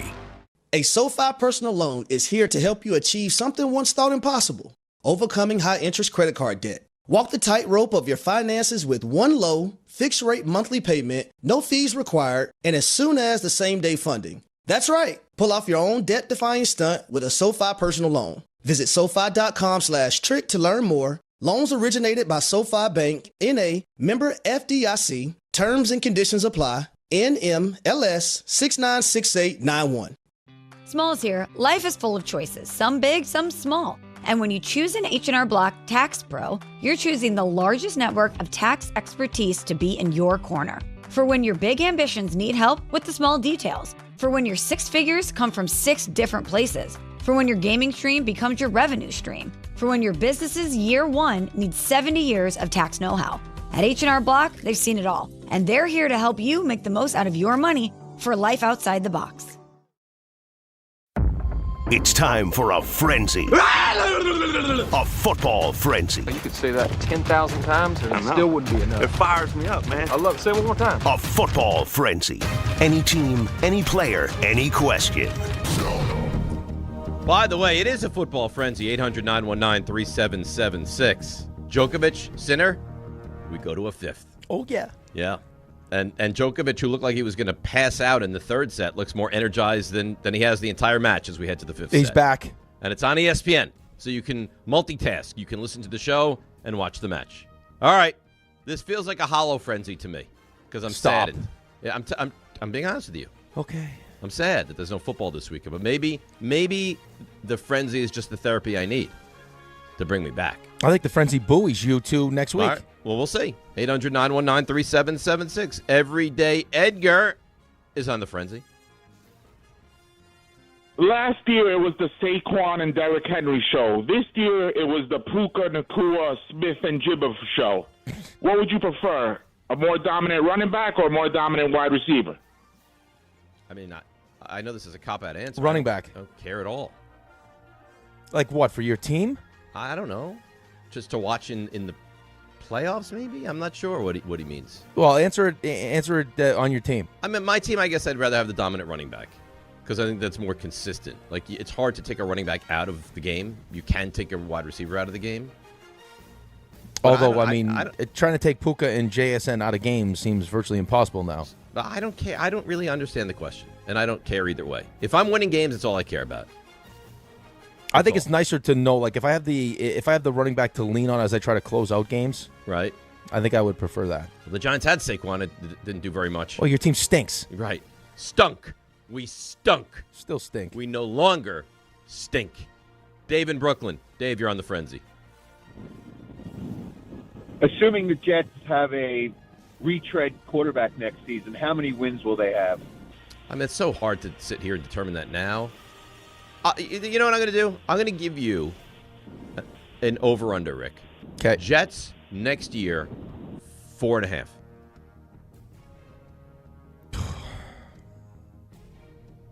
Over. Yeah. All right. So you're a little positive, a little optimistic. Is that optimistic? Is that optimistic though? I mean, a 4.5 over under would be I'm sure would be right there as the lowest in the NFL. They just won 3. I You get think it. they're going to win at least 5. Yes, that's optimistic. Oh, great. We're really building towards That's a significant improvement. What would you do if they won enough games that Aaron Glenn came back for a third year? Well, how much is enough? 6. No. You wouldn't want that. So you'd Nah, rather I need go more 2. than 6. Would you rather go 2 wins and the number 2 pick, or 7 wins and you pick 12th? The second Glenn pick. comes back. Second pick. Okay. James Lake Grove. James, you're on the frenzy. Of this year's NFL finalists, in your opinion, who deserves to get in the most? Breeze is on this year, right? Yeah, Breeze, Fitzgerald, Vinatieri. Who was the third one you said? Vinatieri. Yeah, I would say a Breeze Fitzgerald combination. I don't think you can go wrong with that. I guess Breeze would be number 1. I'd say Vinatieri. I don't know even know that Vinatieri's going to get in. Yeah, but most deserving. He said most deserving. Yeah, most deserving. Yeah, he should definitively get in. Serge Vival. We talk about everyday Edgar. I mean, Serge Vival loves this.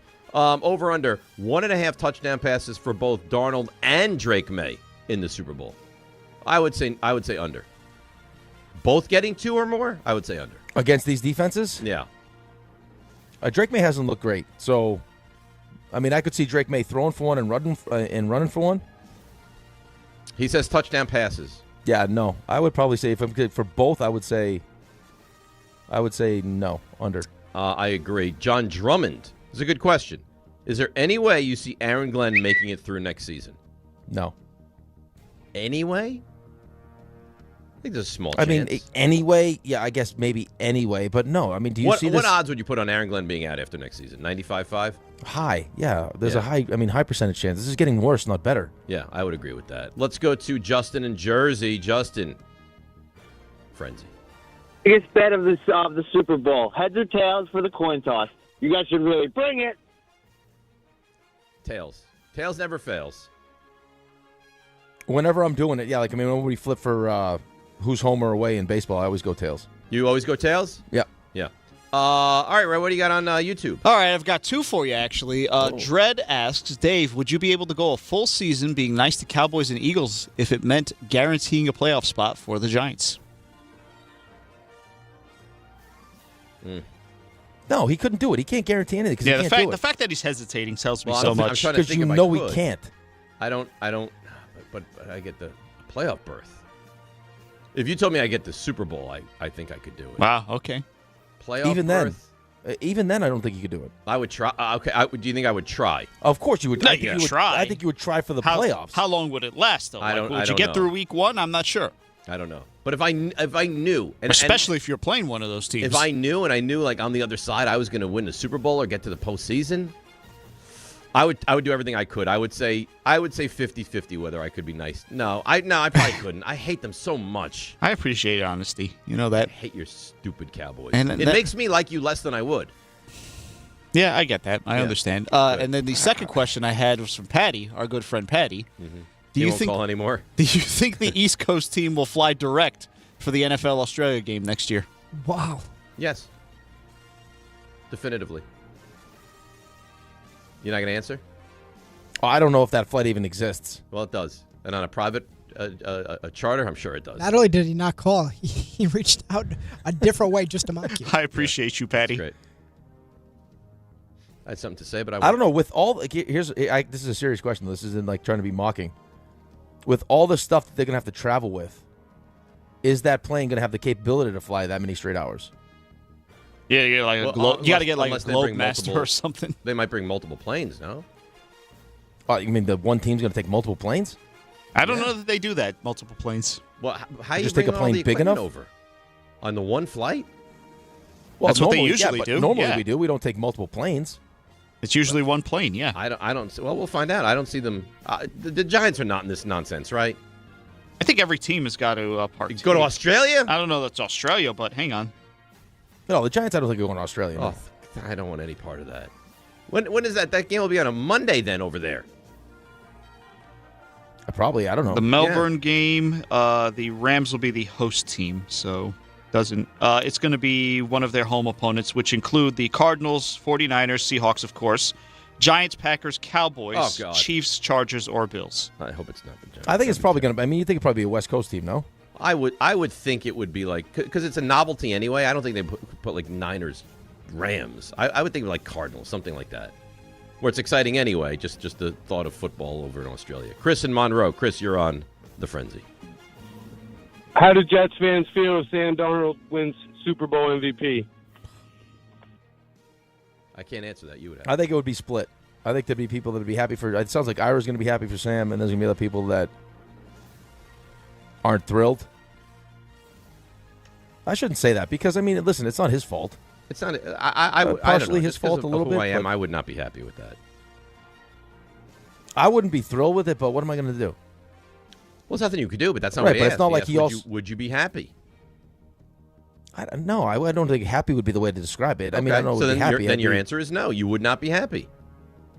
I think you'd be split. I think you're right with that. It'd be a great accomplishment. Like, I mean, but it's not like he. I think I would feel more strongly about it if he went from Jets to now Seattle, as opposed to he went Jets, Carolina, San Francisco, Right, you do have Minnesota. some buffer in there that it's Right. not as. If I was Minnesota, I'd be pissed.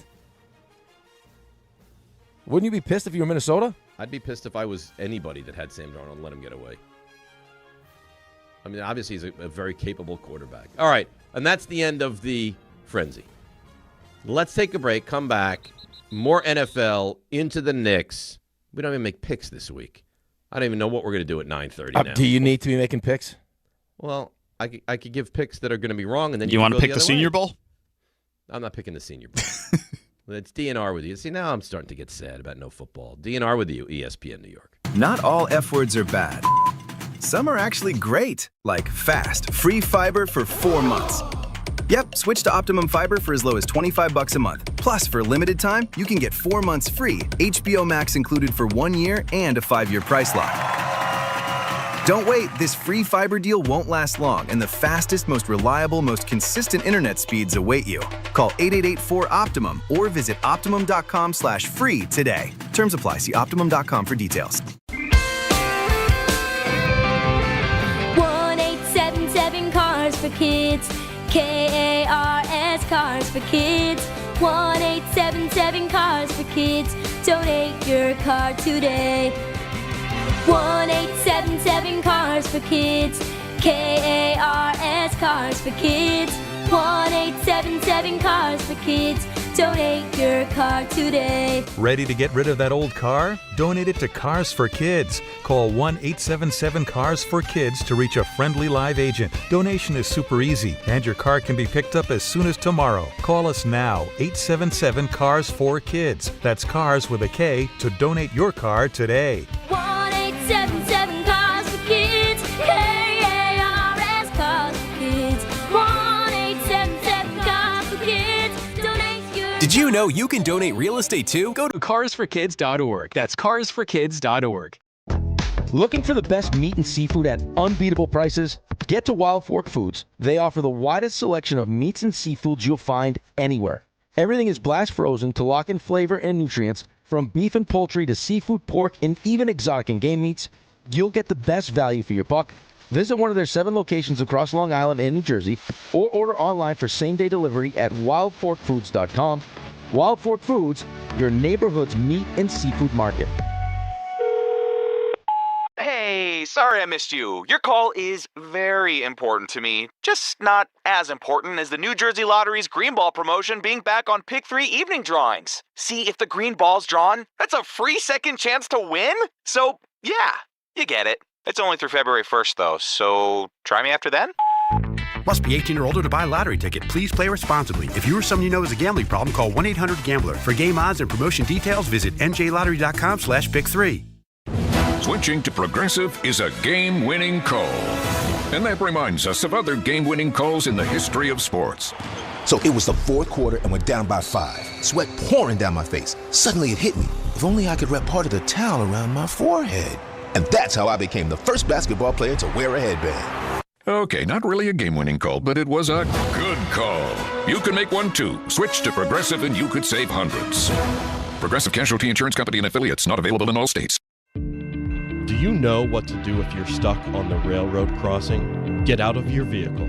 If a train is not approaching, find the blue and white emergency notification system sign on the traffic signs at the crossing. For help, call the number on the sign and give them the crossing number so they know your location and can alert train traffic. Remember, find the blue and white to save your life. For more information, visit oli.org. Step inside the game you love with the NBA app. Tap to watch every game as it's happening. Jalen Brunson does it again! And never miss a moment of the jaw-dropping action. Get closer to the players than anywhere else. Follow the latest schedules, scores, and stats. Keep up with every story from across the league. And with NBA ID, it's all personalized to you. The game lives here. Download today. All right, DNR with you, ESPN New York. The more I thought about what Raymond said and did and was just going nuts on Twitter yesterday, attacking Giants fans and people that were disagreeing with him, the more annoyed I was. What was you're kind of in the middle here, though. What was your takeaway from yesterday's Eli Manning Hall of Fame conversation? What was my takeaway? Yeah. My takeaway is I wasn't shocked that he's not going to get into the Hall of Fame this year. Just when you look at, who's up, and also recognizing that, like, the new way that they're going to do this thing is we're going to try to make it. I don't think it's easy, but it was kind of portrayed as it's been too easy. They've made it considerably harder. Yes, right. And when you look at a guy like Drew Brees and Larry Fitzgerald, I believe that Adam Vinatieri should get in. It's a really tough class. I do think he's going to be a Hall of Famer. It's just the question now, like, how many years is he going to have to wait? Well, which is fine. Like, if you told me I got to wait 3 years for it, whatever. But I need Eli Manning to get into the Hall of Fame. And then he had this Warren Moon take. Oh, Warren Moon's so much better. And Eli Manning led the league in interceptions multiple times. Well, so did Warren Moon. All right, Warren Moon threw 230. And I'm not trying to disparage Warren Moon. Just the idea that Warren Moon is so much better than Eli Manning. 233 interceptions in his career. He threw 26, led the league. 21 led the league. 21 didn't even lead the league a second time. Right, 19. but I think okay, and one of the things they point to with Eli is his record, right? He's 500. Warren Moon's a game over 500. So, like, here's what I don't like, though, and this is what bothers me about this, and what bothers me about, like, guys having to wait as long as they'll have to wait, and you start, now we start poking holes or looking at numbers and all the things like. Troy Aikman, I think, is a great example of this because you brought up Troy Aikman because you guys are going back and forth. And you look at Troy Aikman's listen, numbers. I think Troy Aikman is probably a Hall of Famer. You can crush the Troy Aikman. Right, but I'm saying this is what I'm saying to you, and this is why I don't like how long it takes sometimes for these guys to get in. At the time you watched Troy Aikman play in that era, did you think that he was one of the best quarterbacks in the NFL? Yeah, I thought he was a very good quarterback. Right, but he was one of the best quarterbacks of his era, and you got the 3 Super Bowls. Like, so it wasn't necessarily about the numbers. Like, that's the feeling you got when you watched him play. He's one of the best. But I've heard so much Eli was never one of the best. Okay, but the ones that you're considering to be the best are all surefire Hall of Famers, right? Like, was he ever Peyton? No. Was he ever Breeze? No. Well, right, Rivers? but that's He's better than Rivers. Okay, but then you're also at the mercy of when you played. What separates him from those guys, from even Drew Brees, who's going to be a first ballot Hall of Famer, is the fact that he's got 2 Super Bowls and 2 Super Bowl MVPs. I just don't like when we start getting into the semantics of how we decide, how important the regular season is as opposed to the postseason, or how many, like outside of those 2 runs. Well, those 2 runs were 2 of the greatest runs of all time. I love it. Just take the runs out of it. So, I don't like when we start doing that. Eli Manning was in those moments. I just remember going back to and watching those games, like the game in San Francisco, in the quarterbacks that he beat, played at a much higher level than you saw consistently maybe during the regular season, but that's exactly when I need you to play at that level. And then they have 2 of the most iconic wins in the history of the Super Bowl, especially the one where they beat an undefeated Patriots team. So, I hate because we start like the whole going back and forth, discounting his achievements and all these different things. It drives me crazy. It's frustrating. Let's go to Ed in Newark. Ed, good morning. You're on ESPN New York. Hey guys, thanks for taking the call. Sure. So yeah, I'm with you. I'm a big Giant fan, and I don't think I'm being biased at all when I say that Eli should definitely be in it. You just touched on something as far as I was listening to the show yesterday and leading the league in interceptions. So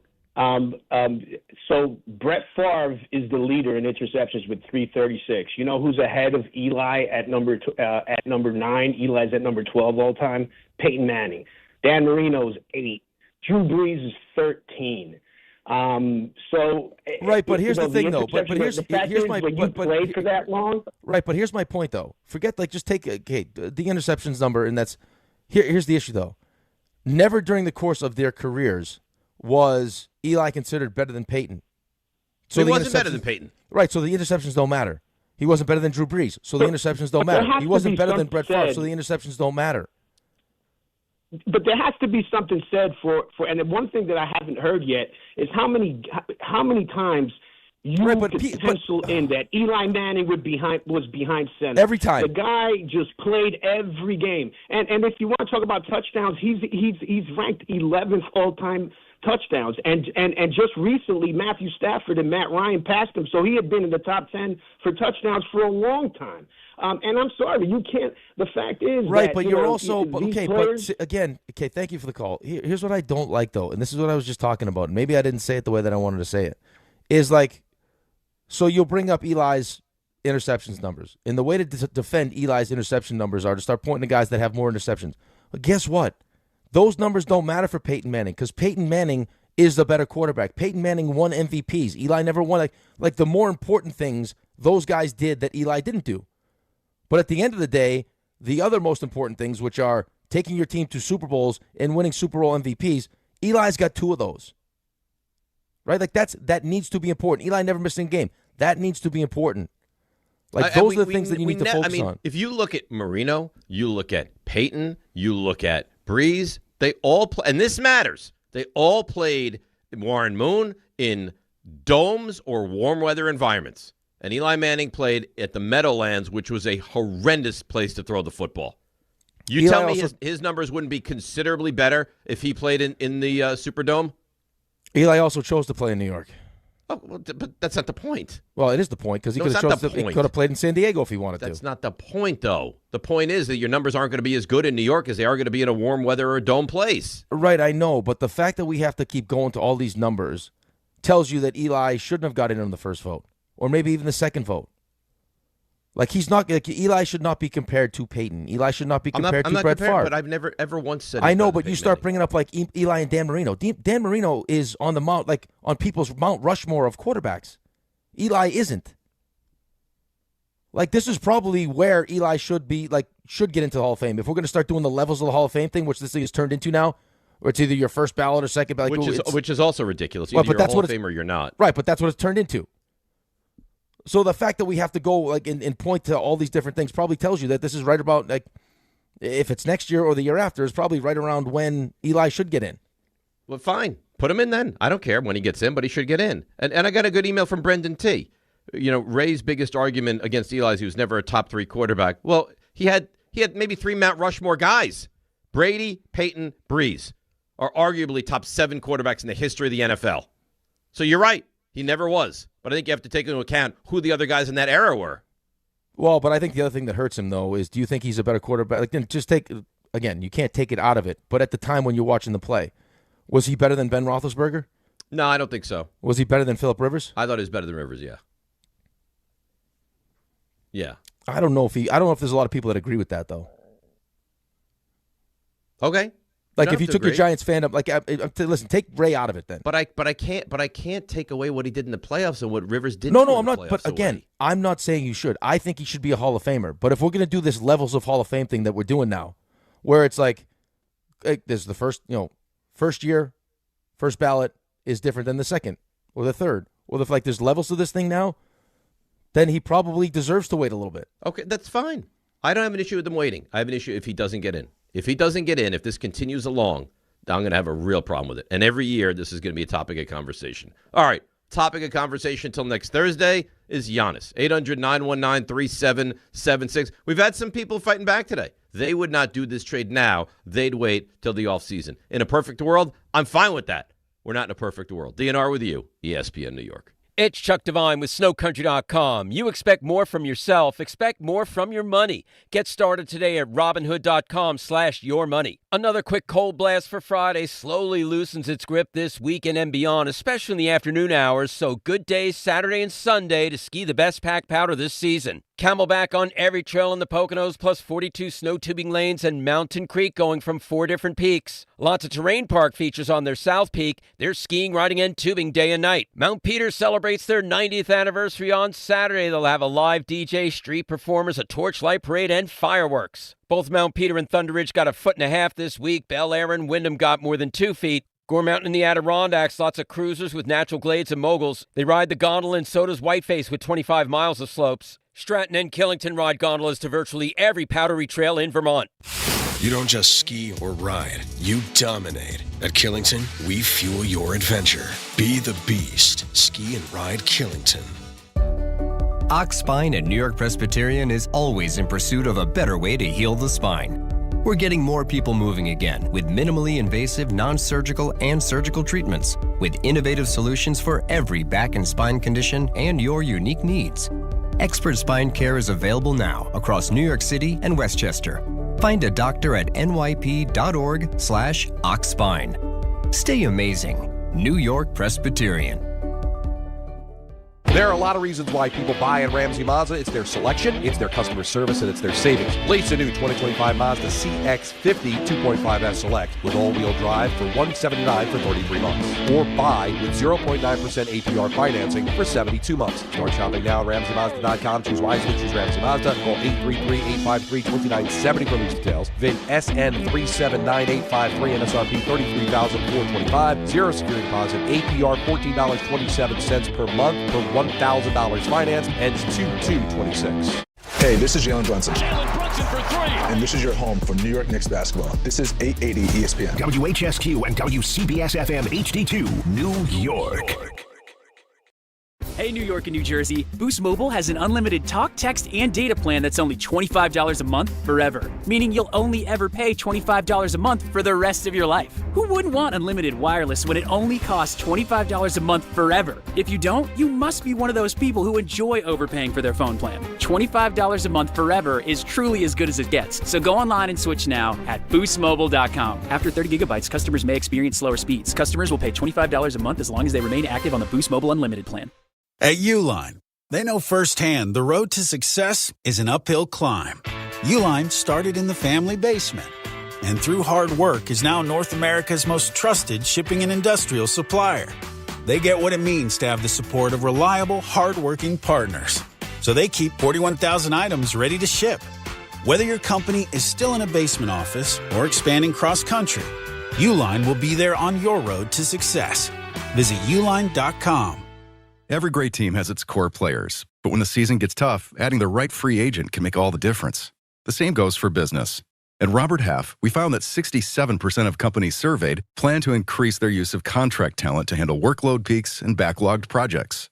With Robert Half's specialized recruiters' experience, combined with their award-winning AI, you can quickly find the skilled candidates you want. At Robert Half, we know talent. Discover how we can help at roberthalf.com/talent. Hey, it's Rich Eisen for Pella Windows and Doors. Sometimes teams take a timeout to regroup and call the right play. When it comes to your home, Pella Windows and Doors always has the winning game plan. They do it every day, and that's why your neighbors trust them. Visit Pella.com/Eisen today. Right now, Pella Windows and Doors of New Jersey is offering buy one, get one 50% off and everyday 0% financing. Some restrictions may apply. See store for details. Offer ends January 31st, 2026. This is DiPietro and Rothenberg. NFL officially appointed influential storyteller Dar Mann as its first ever Chief Kindness Officer. On that note, it says the first initiative will be something called Be Kind to Your Rival. Say nice things about opposing teams. No, I will not be that guy. I don't care if they assign a committee of people. This Here's DiPietro and Rothenberg. I hate the Eagles, and I don't care what Darman says to me.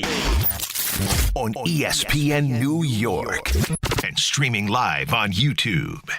Yeah, this is it. The 9 o'clock hour. We say hello to the weekend after this next hour. We got Raymond's world-famous plays of the week. You know, it didn't shut off when we went to break, by the way. Ray and I continued to go back and forth continuously. I heard. Like 5 minutes there. We got emotional. Yeah, I don't want to do it anymore. He's like, you shouldn't compare Eli to other quarterbacks. Either he's worthy of getting in or he's not. I said, he's worthy of getting in. End of story. That's it. Well, but I don't think he's ever said that he doesn't think Eli's going to be a Hall of Famer. Yeah, that's the issue that I take issue with, is that you're putting an argument in my mouth that I did not say. Yeah, the very beginning of when you brought me in yesterday, I said he's a Hall of Famer. He deserves to be a Hall of Famer. He will be a Hall of Famer. Okay, great. Can I say that enough times for you? We got that on the record now. It's good. Say it one more time. Eli Manning is a Hall of Famer, and that's not like pulling teeth. That's an easy thing to say. So I don't know what the issue is. I like it. I'm here for it. Good for you. I was listening to some John Harbaugh sound during the break while you guys were yelling at each other. He was asked about the division, and he was asked, how tough is the NFC East? And he's like, "Well, listen, I came from the AFC North. I saw this. Yeah, you saw it. Yeah, did it get you fired up? Yeah, where he talked about we got to beat the Eagles, and they're the champions, and that's the team we got to focus on every single day. Oh yeah, yeah, I love it. I have an update from Jordan Ranan. Attaboy.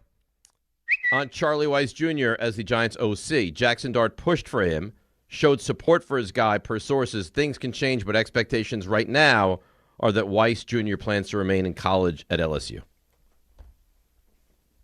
So that's kind of a little bit of a buzzkill there. Well, not necessarily. I mean, right now it feels like a buzzkill because that's who Jackson Dart wants, but you can't let Jackson Dart necessarily dictate. Of course not.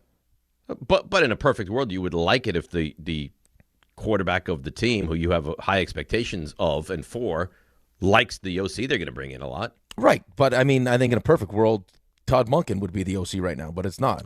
It definitively would be Todd Monken, yes. So it's not, and, I mean, I think John Harbaugh also recognizes what the expectations for this team are going to be. Right? Fair or unfair. The second he took the job, I mean, you saw how you reacted, how everyone's reacted, and you start talking about, look what Jacksonville did, look what Chicago did, look what the Patriots are doing. Absolutely. How could you not? How could you be a fan of the Giants and not be excited about the direction they're heading in now? Finally.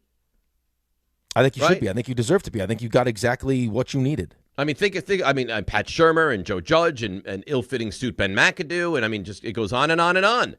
They've had some bad. I mean, Dave Gettleman and you've had a lot of just bad football and bad football coaches. And finally, you got a guy that you look at and you said that's exactly what we need. Finally.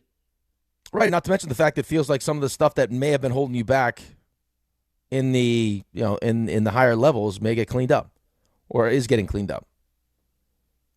Right, I mean that could also be part of why you've had consistently not been very good, and you've hired maybe the wrong people, is because there's some people in power. The franchise has been broken, it fractured all through it. And if there's a guy that can come in and figure out how to change everything within a franchise. Right. Are you have you been trying to treat like the symptoms as opposed to getting rid of the cause? Yes. I think that's well said. Good for you. You like that? Good. I like that, and I'm thoroughly, and I think I'm multitasking very well, thoroughly enjoying this tennis match. I would like to let Raymond and RJ take over so I could really just ensconce myself in this tennis match. It's really a sensational match. Now, let me ask you this. So Alcaraz in 5 sets moves on. The finals will be Saturday night into Sunday morning. You're probably rooting for Djokovic to win, I would guess. Sinner's going to give you the better final. Right, that was my question. So in the sake of rooting for the best tennis down the road, can Djokovic go 4+ hours now, look like he's going to pass out and not make it to the finish line, somehow win this match, and compete with Alcaraz on Saturday night? No. Mm-hmm. No, it's kind of how I felt about the Patriots in the Broncos. Right. I don't want to see the Patriots in there, but for my viewing pleasure, I don't want to see Jared. Could you imagine if we had to have 2 weeks of Jared Stidham talk? Yeah, or Stuckham or whatever you want to call him. Or Stickham. Stick 'em. Right? Stick 'em, yeah. I think. Hey, Jared, Let's go to stick 'em. Ernest in Brooklyn. Wants to get us back on the Giannis conversation. Have at it, Ernest. How you doing, guys? Good. I love you guys. But really, I think we should trade for the Greek Freak right now. To me, he's the missing piece. The problem I have is, what are we trading him for? Towns, I would give him up in a minute. He's a horrible defender, and the Greek Freak puts more points on the board, and he's a better defender. But who are the other two guys we got to give up to get Mutombo? I mean, not Mutombo. I'm sorry, the Greek Freak. Who are the two guys we got to give up? I'm sorry. No. Mutombo. I mean, I don't know the answer to that right now. What I've read is that there's and I can't even believe it, that there's a chance it could be a straight-up trade. It's right? not gonna be, Giannis for Towns? No, it doesn't sound like it's going to be. Not today.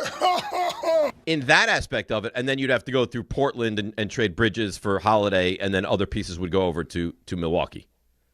Right. Milwaukee, listen, as much as Milwaukee is going to want to potentially appease Giannis, they can't do it without like at least some of their best interests in mind. You would think all of their best interests would right, should, but I mean, I don't know if mind. I don't even know if at this point that's going to be possible. With how difficult they make it to do this, and how many teams may potentially have to be involved in this to get what they want. Right, like I mean, because again, they don't own their picks. In an attempt to keep Giannis happy, they've mortgaged their future and they're trying to get it back. So they did everything to keep Giannis happy. It clearly didn't work. The whole Dame Lillard play, and now you're going to have to try to make him happy again by sending him to where he wants to go at this trade deadline. Because he was trying to make himself not look like the villain in Milwaukee. Right. Because you know what? He's probably too good of a guy. Or at least he wants to appear as too good of a guy. Right. Or just but why not just last summer? I don't want to be here. Right. Or now turn himself into a giant pain in the ass. Right. And now he's booing the home fans. Yeah, like in self-diagnosing his own injuries and everything else. It's just not a good situation. Mm-mm.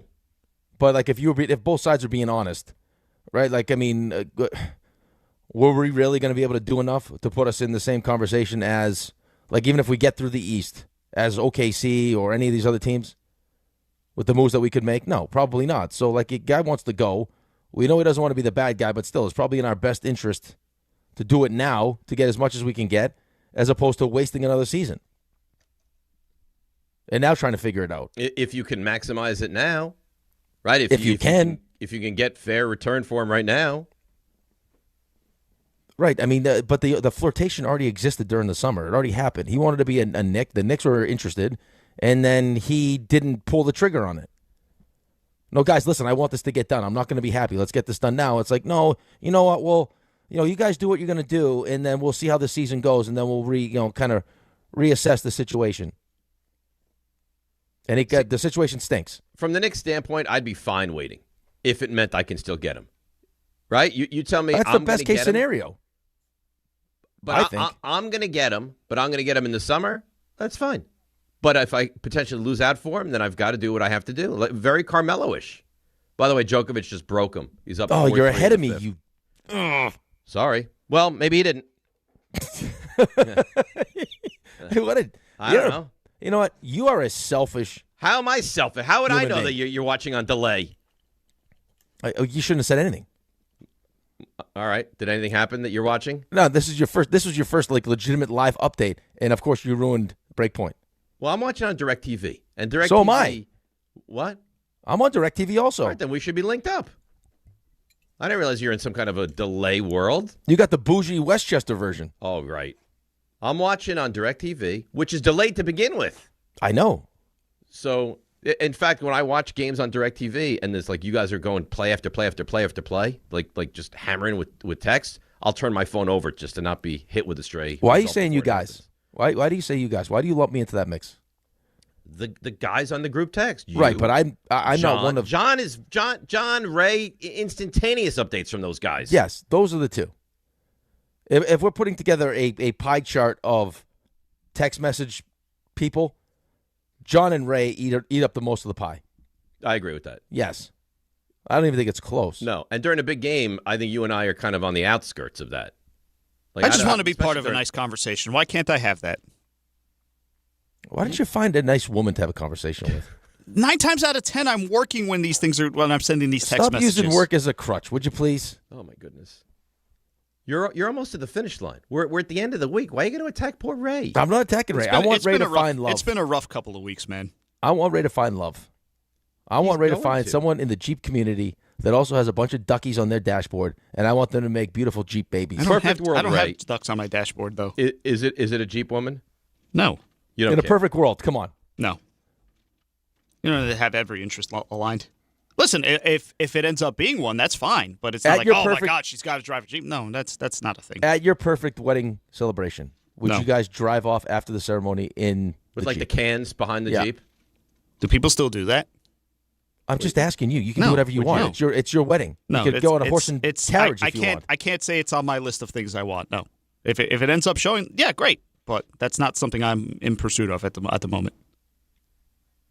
Well, I don't know what you want from me. Will Dave, RJ, and myself be part of your wedding group? Oh, that's a good question. It's a great question. Got to see.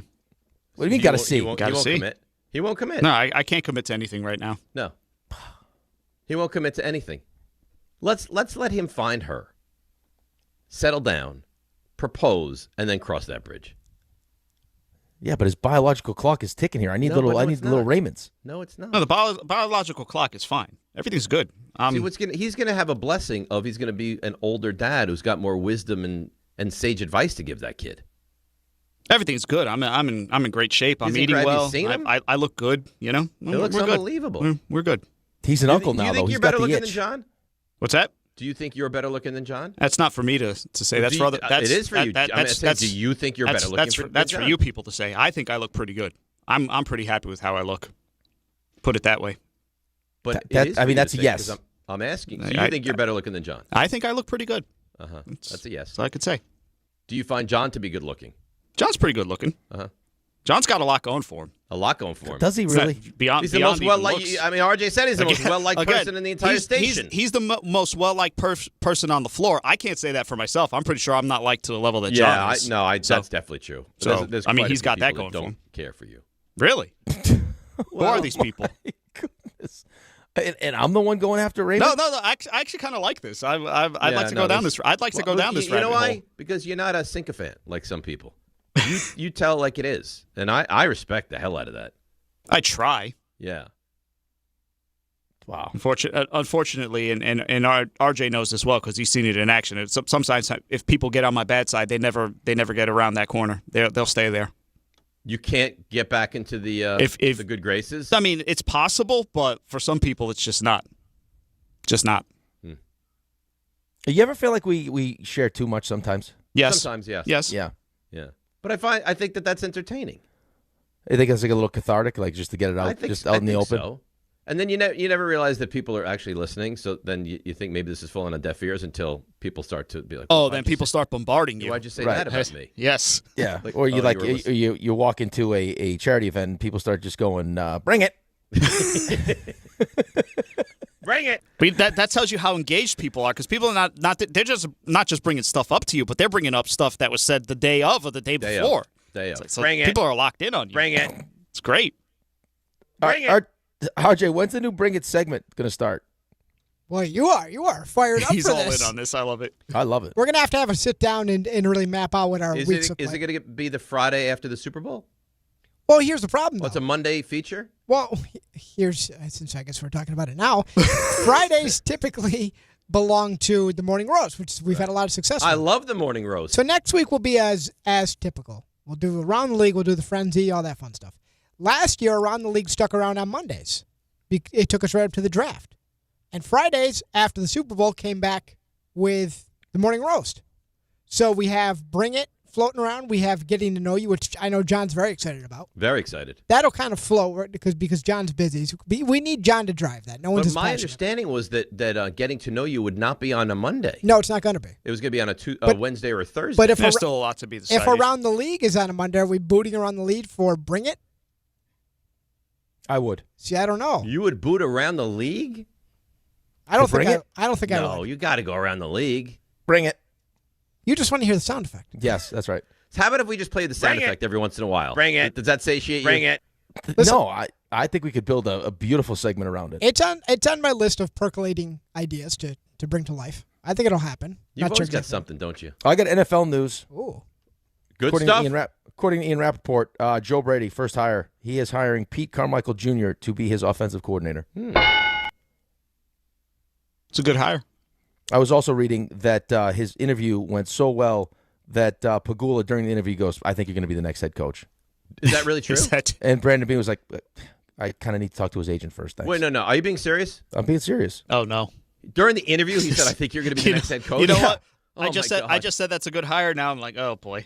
Oh, boy. You know what? The Buffalo Bills should thank God they have Josh Allen. Right. Because it sounds like this owner's not far off from what the Jets are dealing with. That's what a good quarterback can do for a bad organization, right? Like, because the Bills, it's become clearer and clearer that there's kind of a clown show going up in the front office there. But you got Josh Allen. Could also speak to what kind of coach Sean McDermott is also. I guess that we'll find out as we move forward, huh? We're going to see, but yeah. I mean, the Pagula press conference wasn't inspiring. He's very uninspiring. Yeah, listen, right? For RJ's sake, let him keep doing the things he's doing with the Buffalo Bills so RJ Sabres can flourish. Please let him be preoccupied. You Sabres won again last night. Sabres can't stop. It's happening. I think it's happening. Are you in? He's are you in. finally? Are you going to take both feet and jump in? I think I'm all the way in. Oh, You're all the way in. I mean, do you know how hard it has been for him to get here? This is great. I got hat tricks all over the place. I hope it happens. This guy was so resistant. Now he's on board. Darlene earlier in the week. I'm really happy for him. Well, at least somebody's got something because the Islanders beat the Rangers again, swept them on the season series. No points for the Rangers this year against the Islanders. That's never happened before. The game was like in a morgue last night. It wasn't great. Although Schaefer was pointing out that the Islanders fans were really loud. It's like, yeah, well, I would hope they were loud. Didn't Schaefer say we're going to beat the Rangers every time? So far, I guess he's right. So far, he's accurate. Well, that first goal that Quick gave it, that was so bad. Ugh. That was so bad because I was literally saying to myself, "Oh, we're going to get to the second intermission." It's like, okay, we'll be okay. And then that happens. Like, I'm still not sure Quick knows what happened. Hall wasn't good. That was terrible. Then Schaefer sniped. What's up? That's just a snipe. Not much you can do about it. Screenshot. It was a screenshot. Well, congratulations to you. Your team is the better team and deserving of. Did you see the Bedard goal? That was filthy. Oh, my God. Disgusting. He's got one of the best shots in the league. Not even a question about that. According to Kevin Weeks, this is per sources. Oh, is this a list of Panarin? Yeah, did you see it? I saw this. It's like 15 teams. Pretty much the entire league. At Anaheim, the Kings, San Jose, Vegas, Dallas, Utah, Colorado, Minnesota, Seattle, Toronto, Carolina, Washington, Tampa, and the Islanders. Translation, get me out of here. Well, he's definitely out. He's got to approve it, though. Right, but it's going to be potentially which team will sign him to an extension. Mm-hmm. I'd like him in San Jose. The Islanders would upset me. That's the one I heard originally was San Jose was kind of leading the charge. With that group? Dude, Celebrini, man. I don't know how many people paying attention to him. He is freaking awesome. Awesome. I love watching that kid play. Whenever the Rangers get the number one pick, how come it's never like someone like that? Oh, that's part of your problem. I mean, no joke, is that you had the first and second overall pick, and the second overall pick's gone, and the first pick didn't turn into what you expected. It didn't help when you got the first overall pick. The kid you drafted was a left wing, and you already had two left wings by the name of Kreider and Panarin on the roster. That didn't help. No, it doesn't help. No, you can say that he wasn't. Could show up. Well, you got excited about the kid line in the playoffs. You're like, oh wow, this version. It looked good that first time. It looked great. And that was the best. That was the best version of them. And Hedl can't stay on the ice. Are you caught up now? Do you think you're maybe caught up in the tennis or no?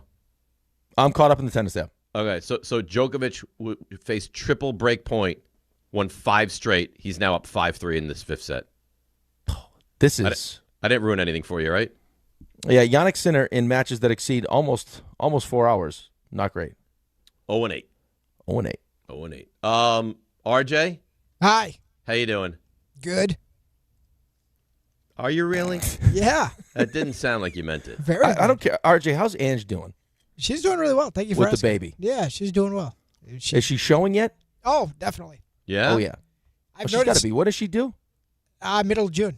I've noticed second. That's still a long time away, though. Yeah. It'll be here before you know Halfway exactly. She's at 20 weeks now. Have you started taking advantage of this yet or no? Oh, God. I'll tell you, it's I'm just trying to help. RJ? What were you going to say, Dave? I was going to say you ready for the stuff that you missed. Feels like it's time, yeah. Well, you guys should probably take a class. You guys want me to teach you a class? RJ, go ahead. Sexuality Walk up three-pointer. He got it. See ya. Put it in the box. The you missed. So Keep going. Stuff. Keep going, RJ. Keep going. So you mentioned the previous 4 hours on the You can't get a woman pregnant while she's pregnant. You got to take advantage. You got to cherish it. Yes, I we don't understand. We It's like understand. you say it. Yes. You say it. We hear it. We acknowledge it. And then you just keep going with it, huh? There's going to be a the second thing about class. it, Bring it. You keep talking about how good you are at being subtle, and we acknowledge it. Yes, you are very good at being I'm subtle. not trying to be subtle. We all picked it. We all picked up what you were putting down. Right, but I'm not trying to be subtle. I'm trying to teach you a lesson. I'm trying to sell learning moments. We learned What are you the trying lesson. to teach us? We learned I've been the through lesson. it 3 times, Raymond. This is going to be. This is number 2 for RJ. This would be like your back-to-back course load. Do you like working here? 101. I'm doing you a service. Sometimes I'm leading with servitude. You're leading and with learning. You're leading with something. I lead with learning. See, you guys mentioned the tennis going on right now. Alcaraz and Zverev put on quite the match. I watched the highlights, not knowing what happened because I got into here and the highlights were on, and I was standing next to the TV for like 2 solid minutes just watching this. So they roped you in. It took 5.5 hours, this match. Unbelievable. A lot of highlights, of which Alcaraz advances. And In 5 sets. that's right. I mean, there's a lot to it. There's a lot of highlights, a lot of good stuff that happened there. On ESPN. So after we're done here, maybe whenever you're done with us, maybe catch those highlights on ESPN app or wherever you get that fine information. So should mention this also: the Bucks when it comes to the Giannis trade rumors. So they have their pick this year. The next 4 years, for whatever the case, whether swaps or just outright trades, they don't have any firsts or control of any firsts. So them bottoming out, it's important to keep in mind when people ask, hey, do teams actually want Karl Anthony Towns? They need to bring back talent. Being bad for Milwaukee means nothing to them after this year. Absolutely. Unless they bring back, their former picks from Portland. Portland, yeah. And then it would Yeah, right, change but the they dynamic. don't own their pick, though, RJ. It's a swap. That's what I said. Though this year's pick is a swap, though. Well, yes. So, but Right. at least they'll have something. They get the less favorable of New Orleans, but they're also bad. And Milwaukee's 10 games under 500. So that pick's going to be worth something. But yes, they don't have control over it. Jamal Murray scored 9 of his 27 final 2.5 minutes. Nuggets spoiled the Michael Porter Jr. return to Denver, 4-point win over Brooklyn. Michael Porter Jr. had 38-10 last night. Brooklyn has lost 7 straight games, excuse me. Cooper Flagg. Did they win 3 in a row before that? Brooklyn? Yeah. Did they win 3 in a row? Because then it would be they've lost 7 of 10. I believe they're 2 in 15, their last 17. Oh, that's a shame. They did not. I'm sorry. I misspoke. Well, RJ, well done having that just in your back pocket right there. You never know when you can get attacked. I was trying to help you. Cooper Flagg took on his former Duke roommate, Con Knippel, and Cooper Flagg goes for 49, losing effort. He had the last shot, a little sloppy. I'm pro Knippel, not Con Knippel. I bet you are. Con broke the record for most threes in a game for a Hornets rookie. Does it ever stop? Never. No. You can't turn it off. I am who I am. He doesn't know how. Oh, my God. How many years have we been doing this? You know it doesn't Yeah, turn but off. that's like around the house. It's going to be like, all right, we get it. I got to say, now that I think about it, because, his impulse control, yes, it's low, but you would think it's more than a child. So how bad do you think it gets with Milo and Rocco? And how are you supposed to tell Milo and Rocco, guys, you can't do that kind of stuff? I don't do it around the house. I get it all out of my system now. So then you can stop it. Yeah, but this is for 4 hours. I get it out of my system, and then I don't do much. So you choose to do it with us. Okay, let me ask this: How many times have you had to tell Milo and or Rocco, no, you can't say that? Oh, could you imagine him just jumping his kids? Like, what are you thinking? Don't you have a switch? I want an answer to that question. I don't. They don't say. I got kids don't say crazy stuff. Rocco more than Milo. I could see that. Knippel finished with 34 in a win. Nuggets will not reevaluate Aaron Gordon for at least another 4 to 6 weeks with that hamstring injury. Jackson Hayes of the Lakers and Spurs rookie Carter Bryant, the first two to accept dunk contest invites. So you got that going for you. Wasn't it Jackson Hayes that had the through the legs dunk in the game the other day? Yes, it was. Yes. On the one-man break. Islanders beat the Rangers. You guys mentioned it. A lot to unpack here. So the Islanders complete the 4-game regular season sweep of the Rangers. In the process, Matthew Schaefer, 14th goal, second most by an 18-year-old defenseman or younger behind Phil Housley, who had 17, so he still could catch him. In NHL So history. happy for you. Also, Schaefer's goal, 4th game winner this season. That moves him past Des Potvin, most by a rookie defenseman in Islanders history. Still a lot of games to go. Soucy becomes the first player to score a goal for the Islanders and the Rangers at the Garden in one season. That's a nice stat. Mm-hmm. That's nice. You know what the thing about Schaefer is that's most impressive is that when you watch him not play, because he doesn't. I mean, he obviously doesn't play like a rookie with how good he is. It's just how he acts. Like even how he behaves after he scores a goal. Like watching him in the locker room, like when he went like to give out the player of the game. It's like he doesn't act like he's 18 years old. It becomes Don's game of who you're taking out. Him not being on Team Canada, I feel like he could make room. I feel like you should definitely make room for him, especially he's your future at that position. I feel like you could make room. Nico, we're a point away here from the match. I don't want to say anything. Don't say anything. I don't know if you're still in the third set or not. Nico Hischier, 42 seconds in overtime, gives the Devils a 3-2 win over the Predators. Jack Hughes left this game, didn't finish with a lower body. Like to slap you right in your face.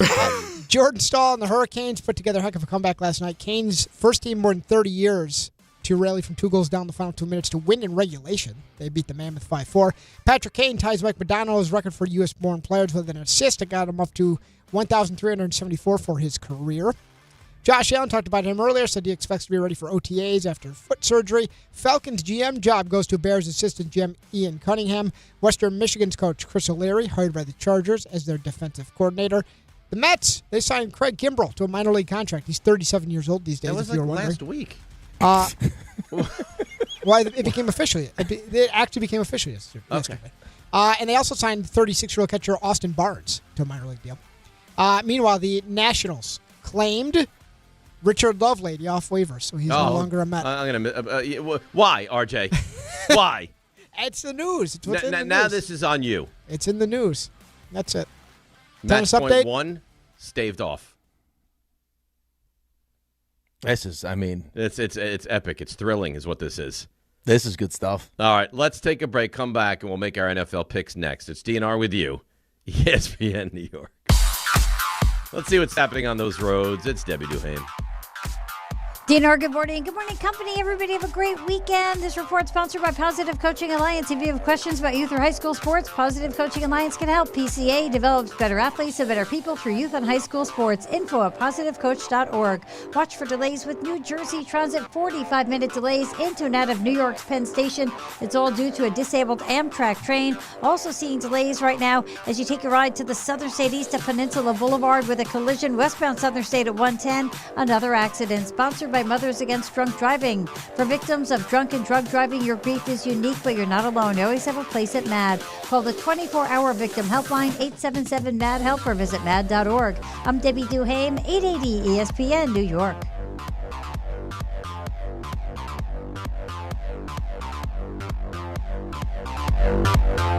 Prizes, flyaways, even cash money. You want it? We've got it. Find a list of all contests and official rules by visiting ESPNNewYorkContests.com. That's ESPNNewYorkContests.com. It's the last call for football on FanDuel. One final Sunday, one last kickoff, the final chance to place your bets before the NFL season closes its tab. This is Super Bowl 60, and FanDuel is making sure you're in on it. And get this, if you're a new customer, all you have to do is bet $5, and you'll get $200 in bonus bets if you win. So whether you're backing the favorite, riding with the underdog, or building one last same-game parlay, make it count. Because after the Super Bowl, the season's over, and football is officially done, so this is your last call for football on FanDuel, an official sportsbook partner of Super Bowl 60. Visit FanDuel.com/local to get started. Must be 21 and older and physically present in New York. First online real money wager only. $5 first deposit required. Bonus issued as non-withdrawable bonus bets that expire 7 days after receipt. Restrictions do apply. See terms at sportsbook.fanduel.com. For help with a gambling problem, call 1-877-8-HOPE-NY or text HOPE-NY at 467369. What if your instincts could pay off? With Robinhood Prediction Markets, you can put your sports IQ to work on the games you know best. It's not you against the house. It's you participating in a live market. Buy or sell your predictions all game long. Trade every play with Robinhood. Visit Robinhood.com/predict. That's Robinhood.com/predict. Futures and cleared swaps trading involves significant risk and is not appropriate for everyone. Event contracts are offered by Robinhood Derivatives LLC, a registered futures commission merchant and swap firm. More people trust their hearts to New York Presbyterian than any other hospital in New York. It's because New York Presbyterian has the most experienced cardiovascular doctors, treating a full range of heart conditions, from heart failure to valve repair, with the most advanced treatments. Find a doctor at nyp.org/heart. New York Presbyterian. New York Presbyterian Hospital, based on U.S. News & World Report 2025 to 2026 cardiology, heart, and vascular surgery rankings. When it comes to meat and seafood, selection matters, and no one beats Wild Fork Foods.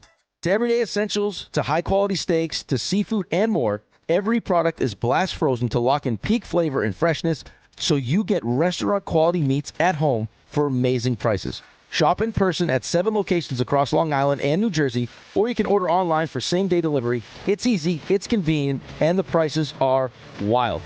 WildForkFoods.com. Hey team, Wendy here. If you're looking to consolidate your high-interest credit card debt with a personal loan, take a look at SoFi's stats. A SoFi personal loan comes with low fixed rates, no fees required, and as soon as same-day funding. That looks good on paper, but SoFi also passes the eye test. Having helped its members pay off over $33 billion in debt to date, score. View your rate for a SoFi personal loan at SoFi.com/stats today. Loans originated by SoFi Bank, NA member FDIC. Terms and conditions apply at SoFi.com/stats. NMLS 696891. My name is Whitney Allen. I am a widow. My husband, Ryan, died. We never thought in a million years we'd have to use life insurance. The unexpected happened. With Ethos, it is so fast and easy. It's 100% online. You can get a quote in seconds, apply in minutes, and get same-day coverage, no medical exams, and you can get up to $3 million worth of coverage through Ethos. Get your free quote at ethos.com/game. That's ETHOS.com/game. Time spent on application may vary. Online health questions required. All right, DNR with you, ESPN New York. Lot to unpack here. Game Time brought to you by Tullamore Dew Irish Whiskey. When it's game time, it's Tully time. 7:30 tonight. Knicks hosting the Blazers at the Garden. 9:30 Nets visit the Jazz. Remember, the Nets have lost 7 games in a row, and they're 2-15 in their last 17. And that's Game Time brought to you by Tullamore Dew, the original triple distilled, triple blended, triple cask matured Irish whiskey. Be sure to grab a Tullamore Dew or try the new Tullamore Dew Honey during today's action. Glasses up to enjoying Tullamore Dew responsibly. Where you are, did Djokovic win the match yet? Real funny. Yeah. He did? Real funny. Yeah, he won it. So he had 2 match points. Yeah. He lost them both. The second one, he had a smash to put it away. Oh. Somehow Sinner got it back, saved that off, and then he wins the next 2 points and wins. And his team is on their side crying. Because they can't believe at almost 39 years old that he just went 4+ hours and beat Yannick Sinner in an epic. By the way, tennis started at 10:30 last night, and it's gone 11 consecutive hours between the Alcaraz match and now the Djokovic-Sinner match. You got amazing stuff. You got 2 amazing matches. You could tell, though, like the point that you're talking about, where he ended up choosing hitting to his right, and Sinner guessed right, and he ended up losing that point, and that put it back to deuce. But you could tell by his reaction, he knew, like, this is, like, I think I might have just cost myself. Right. And I said, because RJ said to me, he goes, you think he's going to lose? I said, he better hold serve here. And he came in with a big first serve, and then he won the next point, and he wins. You know, beyond just tennis, he's 38. I don't even know if you remember. There was 1991. Jimmy Connors went on a run to the semifinals of the U.S. Open. He was either 38 or 39. We acted like he was 75 years old.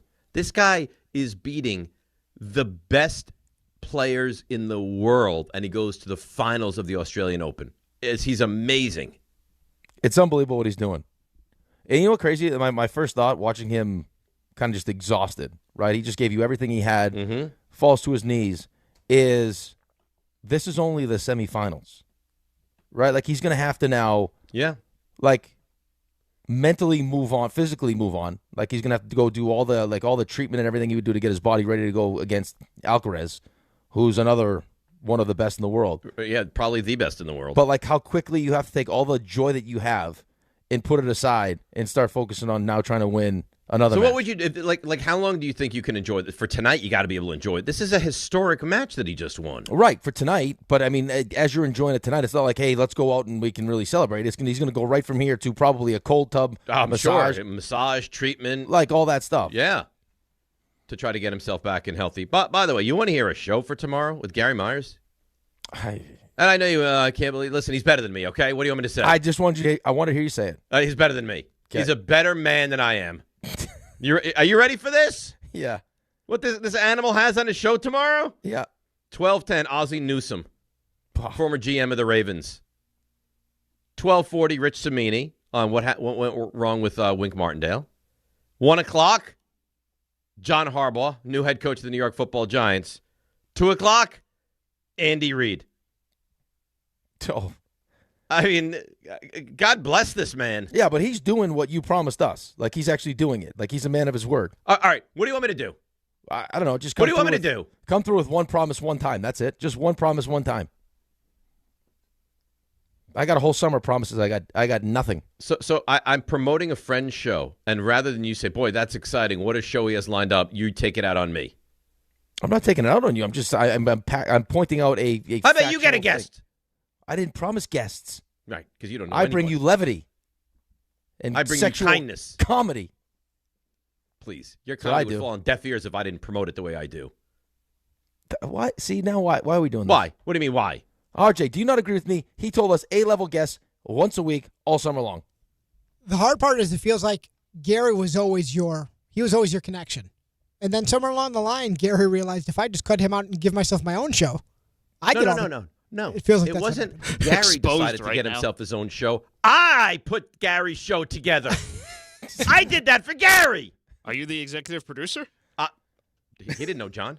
Who do you think linked them up? Who do you think pushed for this show to happen? Is it proof? What? I'm sure there's text messages. Listen, ask Gary who got this done. I got this done. As far as I know. Now he's got Harbaugh, Reid, Newsome. As far as I know. This is your fault then. John scouted out the talent, found an elite host, and here we are. Here we are. Yeah, it's tough for you. Here we are. So go ahead, rag on me. No, that's all I got. You sure? For now. Okay. You tell us the Bills. I mean, who knows? Could work out. Listen, I don't like all this fighting. I said you something nice to cheer you guys up. You don't like it. You started it. Yeah. We fight because of you. This will cheer you up. Then I sent you a nice little something to cheer you up. Then he goes doing nice. some online shopping on his phone while we argue. Remember when we went shopping when Dan called that one time? I wasn't shopping. I was trying to find something for the show. Well, I guess I was shopping, but it was for the show. You were online shopping. I wouldn't blame you if you were shopping. You got a big weekend ahead. I have a big-time weekend, which you should give me some credit for sending you guys a nice little pick-me-up. That's wonderful. You have a multiple birthday weekend. Yeah. And I got Kay's big extravaganza. Yeah, one of those birthdays is my mom's 70th, which is a big one. So your mom is only 5 years older than Michael Kay. That's right, yeah. How about that? Interesting. What do you mean interesting? What does that mean, interesting? You're friends with your mom's generation. Best friends. You meant something. What did you meant mean? something. There was like sexual overtones to that. What did you mean, Ray? I didn't mean that. You think my mother slept with Michael Kay? Is that what you're saying? No, not. You think I could be Michael Kay? Wouldn't that bring a closeness to the two of you? That'd be a new level of. You think Michael Kay's my dad? Claim how much you love Michael. My Wouldn't mind, that really my mind be the was. cherry on Listen, top? I'm going to state for the record. My mind was not going there. You think Michael Kay's my dad? I Say wasn't it. thinking that at all. You know what he could be? Say it. He could be. I'm not going to let you make that implication about me. I said no such thing. That's all you. Does that make That's Michael all Kay you. my grandfather? You disgust me. I'm going to tell Cheryl you said that. How about if Michael What do you Kay think, my mom's some floozy? How about if Michael Kay was RJ's grandfather? Oh, my God. You guys could go on road trips together? How could he be his grandfather? He's my Rick's son. Yeah, the He's woman, Rick's son. the woman at Yeah, the charity but event. Like, what are you, 36? Yeah, the one at the charity event. She thinks I'm Rick's son. It's not I understand, impossible. but Michael's only 65. It's not impossible. It's pretty much impossible. The woman that was trying to tell me that me and Rick had similar hair. I didn't hear what she was saying. It looked like she was casting a spell on me. She was like waving her hand in front of me. Do you think there's any chance that when we do the show on Monday morning, Giannis is a member of the Knicks? No. Yeah, I would agree with that. Yeah. I think this is going to happen. It's probably going to happen like 11th hour? Yeah, like as we get to Thursday. Oh, Thursday's going to be very exciting then. Oh, very exciting. Right? Yeah. Every show's exciting with you, though. No. I love every show, but I mean, we're counting down to the potential of getting Giannis. That's going to be quite or the disappointment of not. Either one is going to be exciting. Yeah, well, I don't know how much excitement disappointment is. Disappointment can spur some emotion, though. Right, but not positive emotion. No, but No. still. I mean, some of my finest rants are when the Giants have awful losses. Yeah, I know, but We we're well aware of that. But it's not like it's not happy Romo, emotions. he can make every kick. Joel Pinheiro, he can make whatever his name is. Freddie Pinheiro, whatever Pinheiro's name is. I don't know his name. Is that your favorite one right now? Yeah, it gets better and better. Is Maybe that the Pinheiro? Is that your number one favorite drop they could possibly play? Yes. That drop always makes me laugh every single time. I don't know his name. I didn't. I lost myself right there. Freddie. That was awful. That loss to the Broncos. What is he? Ray, do you have the full clip when he eats the microphone? Because I think it's after he's done eating the microphone, what he says at the end of that is my favorite. Yeah. Why did I eat the microphone? It was some Giants related. The guys are going to be like, Dave, you're peeking a little bit, guy. Dave, you're peeking a little bit. Maybe move it. No. Maybe I eat the microphone. Right here. I'm furious.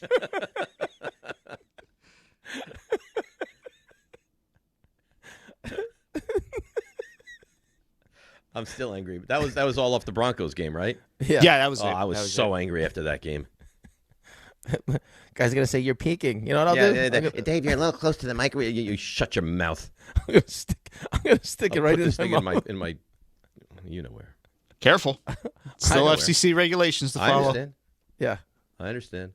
How are these plays of the week looking this week? Are they looking great? There's so much, and honestly, the stuff from today has thrown a curveball. Like, it's changed things because of what happened earlier. You can't hit a regular pitch, never a curveball. Yeah, so, I mean... we were talking about your softball prowess. No, Dave said nasty things about your softball. Consider I'm the most shocked person in the world right now. Dave said nasty things. Wow. It wasn't really that nasty. I'm sure. It wasn't. You said you could make contact with the slow pitch. I was overlooking something that I had missed from yesterday. I mean, you could say what you want about the softball pitch, but this sounded pretty good. Did you just call me what?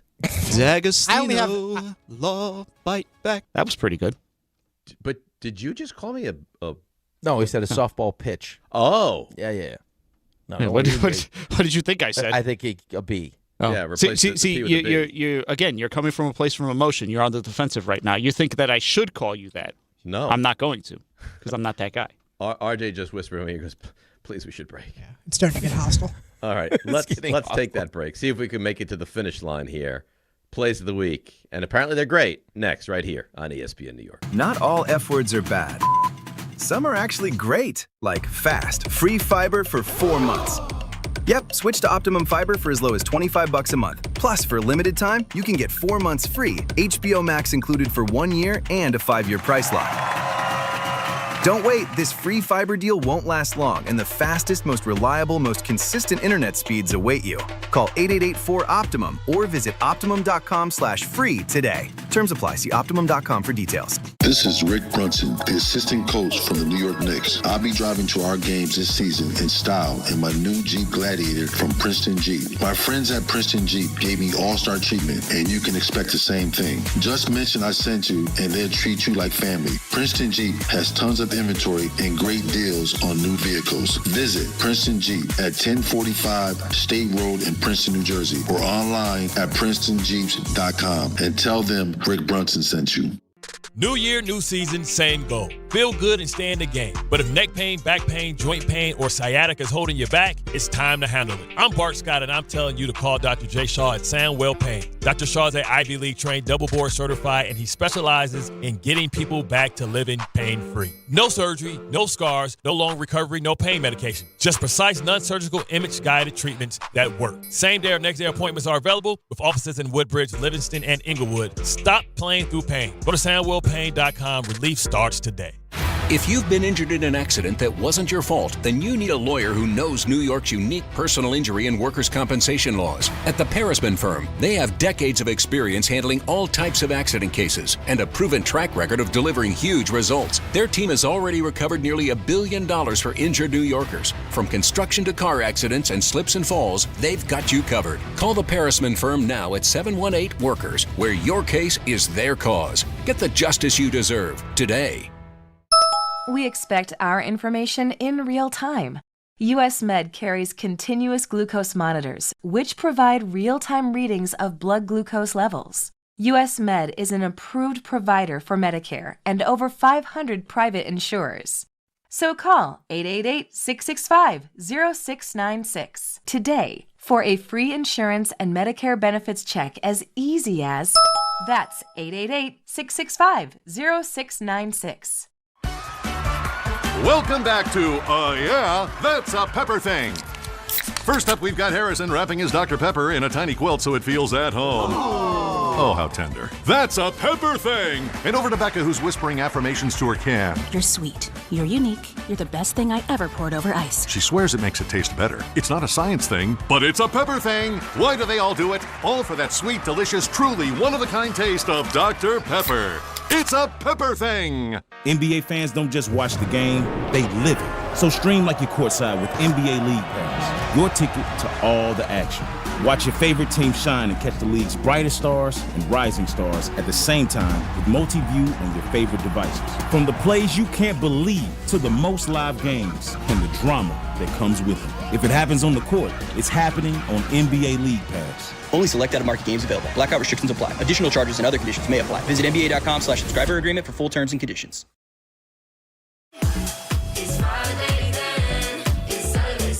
All right, DNR with you, ESPN New York.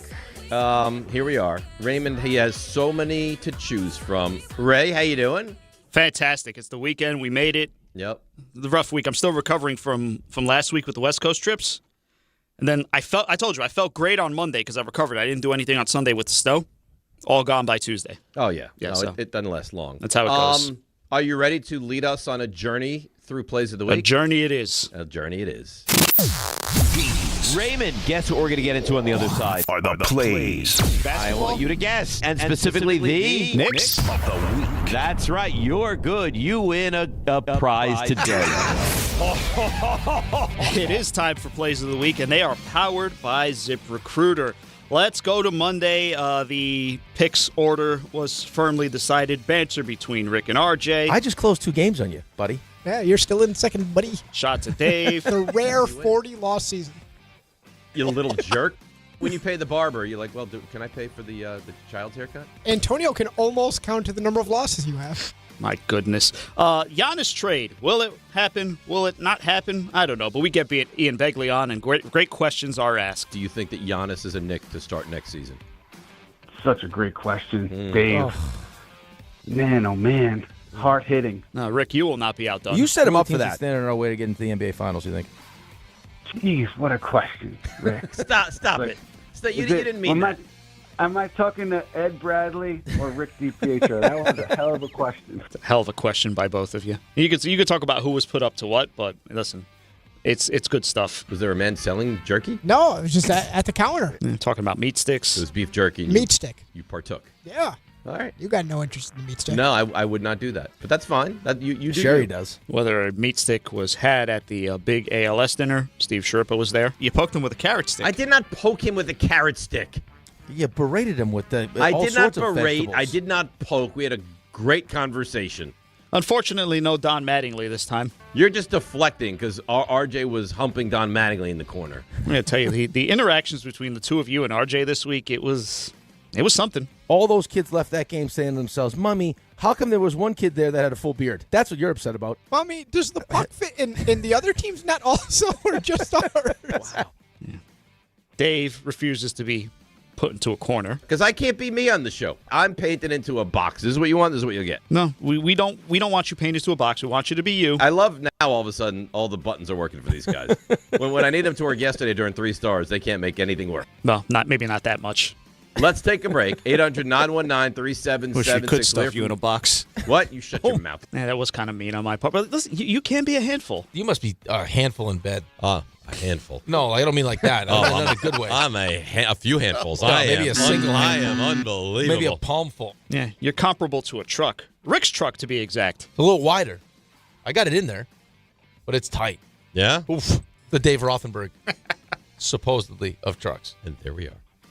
And there we are. And now we all know why. And Sherry is a very lucky woman. I wasn't going to say that, but I wasn't going to say that, but very if lucky. that's how we want to At some point, we got to get the show back on track. The parent of the show is RJ. RJ said he's like a parent here. Why? He says he's got to spell check stuff. He says he's got to wake you on time for the show. Spell check anything? I'm telling you, that's what he said. Yeah, it's funny you mentioned spell check because Rick was holding on to this, and he got to use it right at the top of the show on Tuesday. Speaking of spell check, the Knicks outscored the Knicks 31-15. I had that one waiting. Oh, yeah, RJ the parent. I don't know why you say it that way. You guys got into a yelling match with Carlin over something. Listen to me, arm wrestler! I guess it was the Lewis Riddick spot. By the way, I can make myself small, like a possum. Sure. I don't need this. I don't want this. I didn't deserve this. I'm better than this.